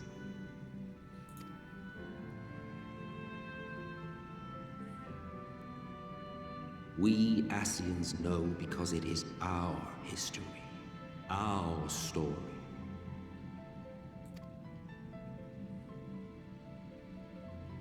It was we who summoned Zodiac, we natives of that sundered paradise.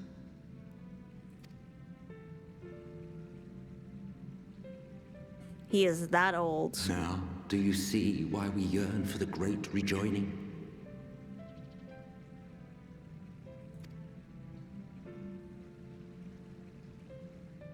For our world, for our people, for all creation to be made whole again. This next line fucking hurts. Wouldn't you wish for the same? Like, you can hear his voice tremble a little bit, and I don't think it's feigned. Wouldn't you wish for the same? Because, like, you think about Artbert and what Artbert's went through, and how he would love to see his world restored, you know? Like, everything they've lost. And we're talking thousands and thousands of years. It fucking hurts. You can't help but start to feel bad for him. And I'm like, I'm not supposed to feel bad for him. And yet, here we fucking are. I know, Emmett's voice actor is so fucking good.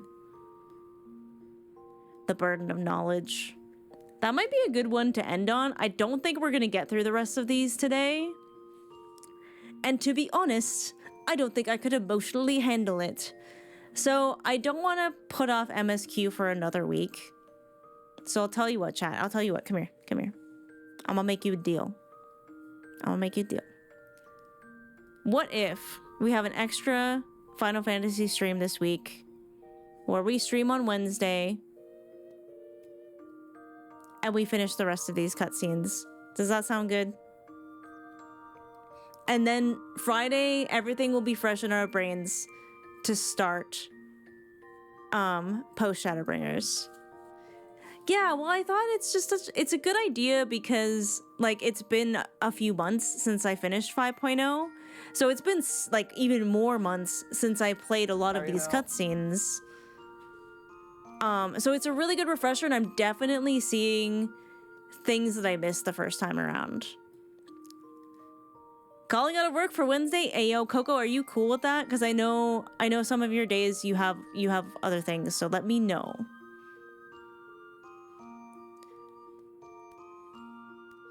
We're holding off on some of the Shadowbringers stuff, I think, till we finish post. I'm sorry I raid Wednesday. That's okay. That's okay. I know you got other stuff. Maybe I'll find a temp, like, Final Fantasy mod for that day to just nuke any spoilers.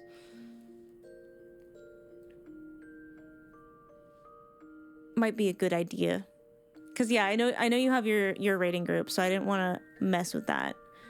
Unless there's another day that's better, just Wednesday is usually our other Final Fantasy day. Basically getting my teeth kicked in on the ad phase of the current second raid. Sounds like fun.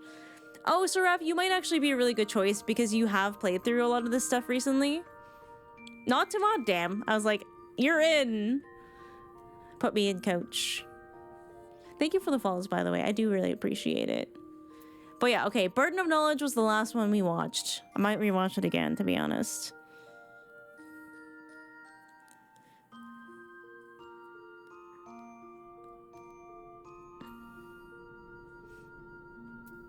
I don't know what that one is, but yeah, Coco is curating my experience for me, so just trust them.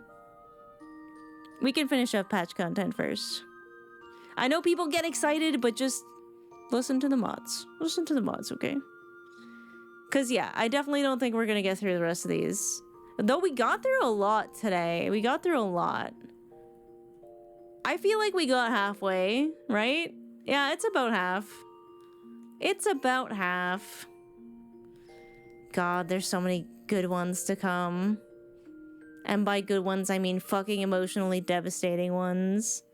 Yeah, no, it's a huge cutscene list. And I feel like we didn't skip a lot. Like, we skipped a few, like, just kind of learning about the Crystarium ones.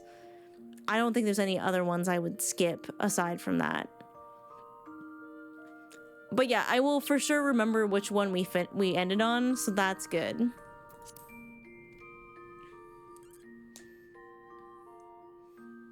Also, just as a reminder, we have this emote that I drew myself because it's extremely relevant during many parts of Shadowbringers. So feel free to use that in my chat anytime that motherfucker's on screen.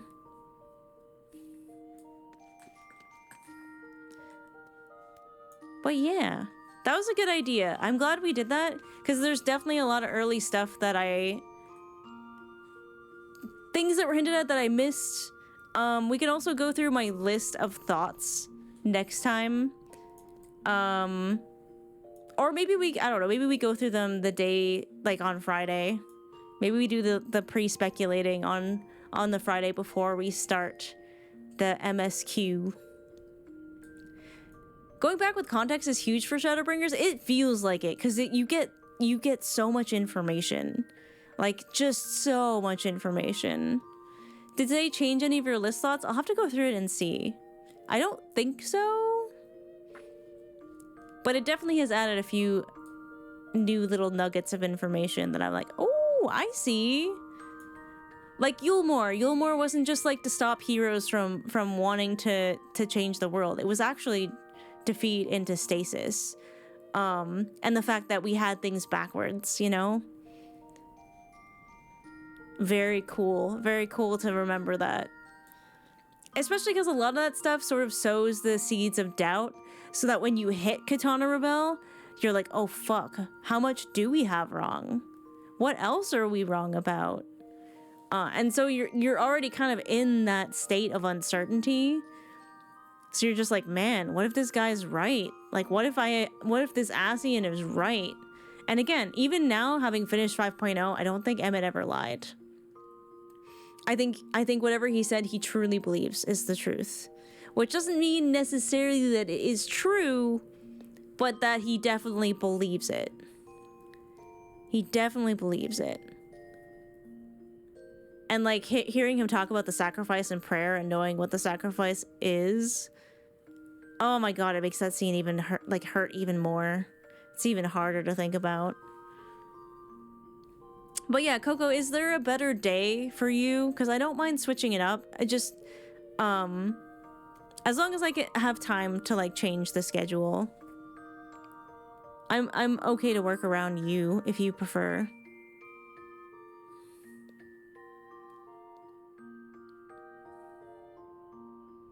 Hi Moonbeam, hello.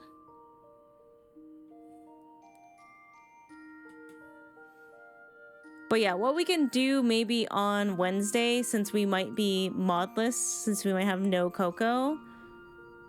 Don't o'clock your stream? Okay, we can talk about it later. Don't worry about it today. It's already almost 12:30, so. Alrighty then, I think that's a good plan. We'll figure it out, and then I'll let Chatterinos know. I'll try to have a schedule out on Sunday or Monday like I normally do. But for now, let's have a little good night from Mizo.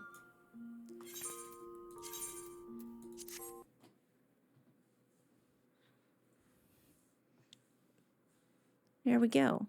Why is it not logging out of this game? There we go. Well, that was very enlightening. And I can't wait to see what else I might have missed for the upcoming cutscenes. Because, like, okay, definitely after Emmett, like, plucks Y'shtola from the live stream and then gives us that huge fucking lore drop in Qitana Ravel, that was the beginning of the end for me for liking Emmett. And someone mentioned my hair change, which does happen not exactly around that particular time, but like pretty close after. And that was not my decision. Chat fulfilled a sub goal, and that's why that happened. I didn't want this. I didn't ask for this. It was chat. It was all chat. It does look good though, so I'm keeping it. Okay?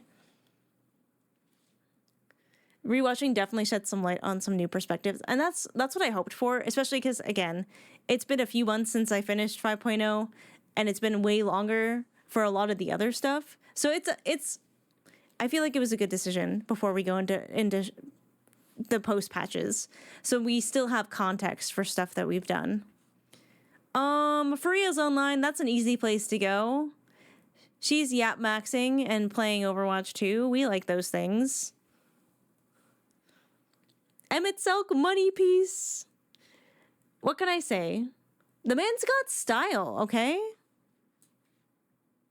Bro's got flair, bro's got style. You just have to respect it.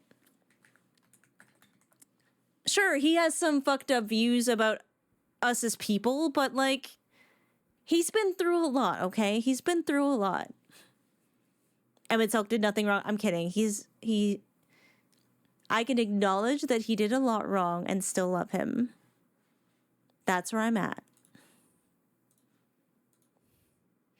I just realized this is the same in music. But anyways, I had a good time. I'll keep you guys posted on when the next recap stream will be. Because, yeah, we're definitely going to have to finish the rest of those up before Friday. So we'll figure out a good day that works out for everyone involved so that it's good. I know he lost his Yushtola, his Grahan, everybody. And I know what loss is like a little bit. And like I said, with Mizo's amnesia, she relates on that level. Maybe not to the extent that he does, but she's like, yo, I experienced this. What can you tell me? And Emmett's like so emotional, he actually can't answer her. I wrote a fanfiction about that. I am so normal. I am so normal. And he goes through a lot of stuff about, like, things that he's tried, you know? Like, anyways.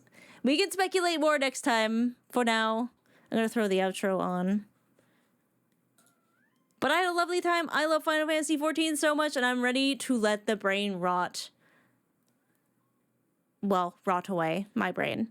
Alright, chat, let's go visit Fariha. Fariha's lovely. She has a beautiful voice. She is very strong and powerful. We love her so much. If you would like to join in the raid, feel free to use one of the following raid commands. If you would like to hang out outside the stream, be sure to hit up my socials. One of those links is actually a whole website dedicated to my Warrior of Light Mizo, so if you want to check that out, feel free. Here is the website for Mizo, if you want to just click that link. Or if you'd like to join the Discord, we got a lot of cuties who play Overwatch, Final Fantasy XIV. We chat about fun things and memes and topics and food and all kinds of things. It's a pretty happening Discord, I have to say. I'm very proud of the community that we have built. But yeah, grandkids, I hope you have a fantastic weekend. Know that I love and appreciate everything that you do, every time you show up and chat or lurk or whatever. I appreciate you. And yeah, I am really proud of the community that we have built together. But yeah, I'm going to have a little snacky and then probably go to bed. But I'll be sure to keep you posted on the next recap stream. But yeah, have a fantastic evening and I'll see you next time. Bye-bye.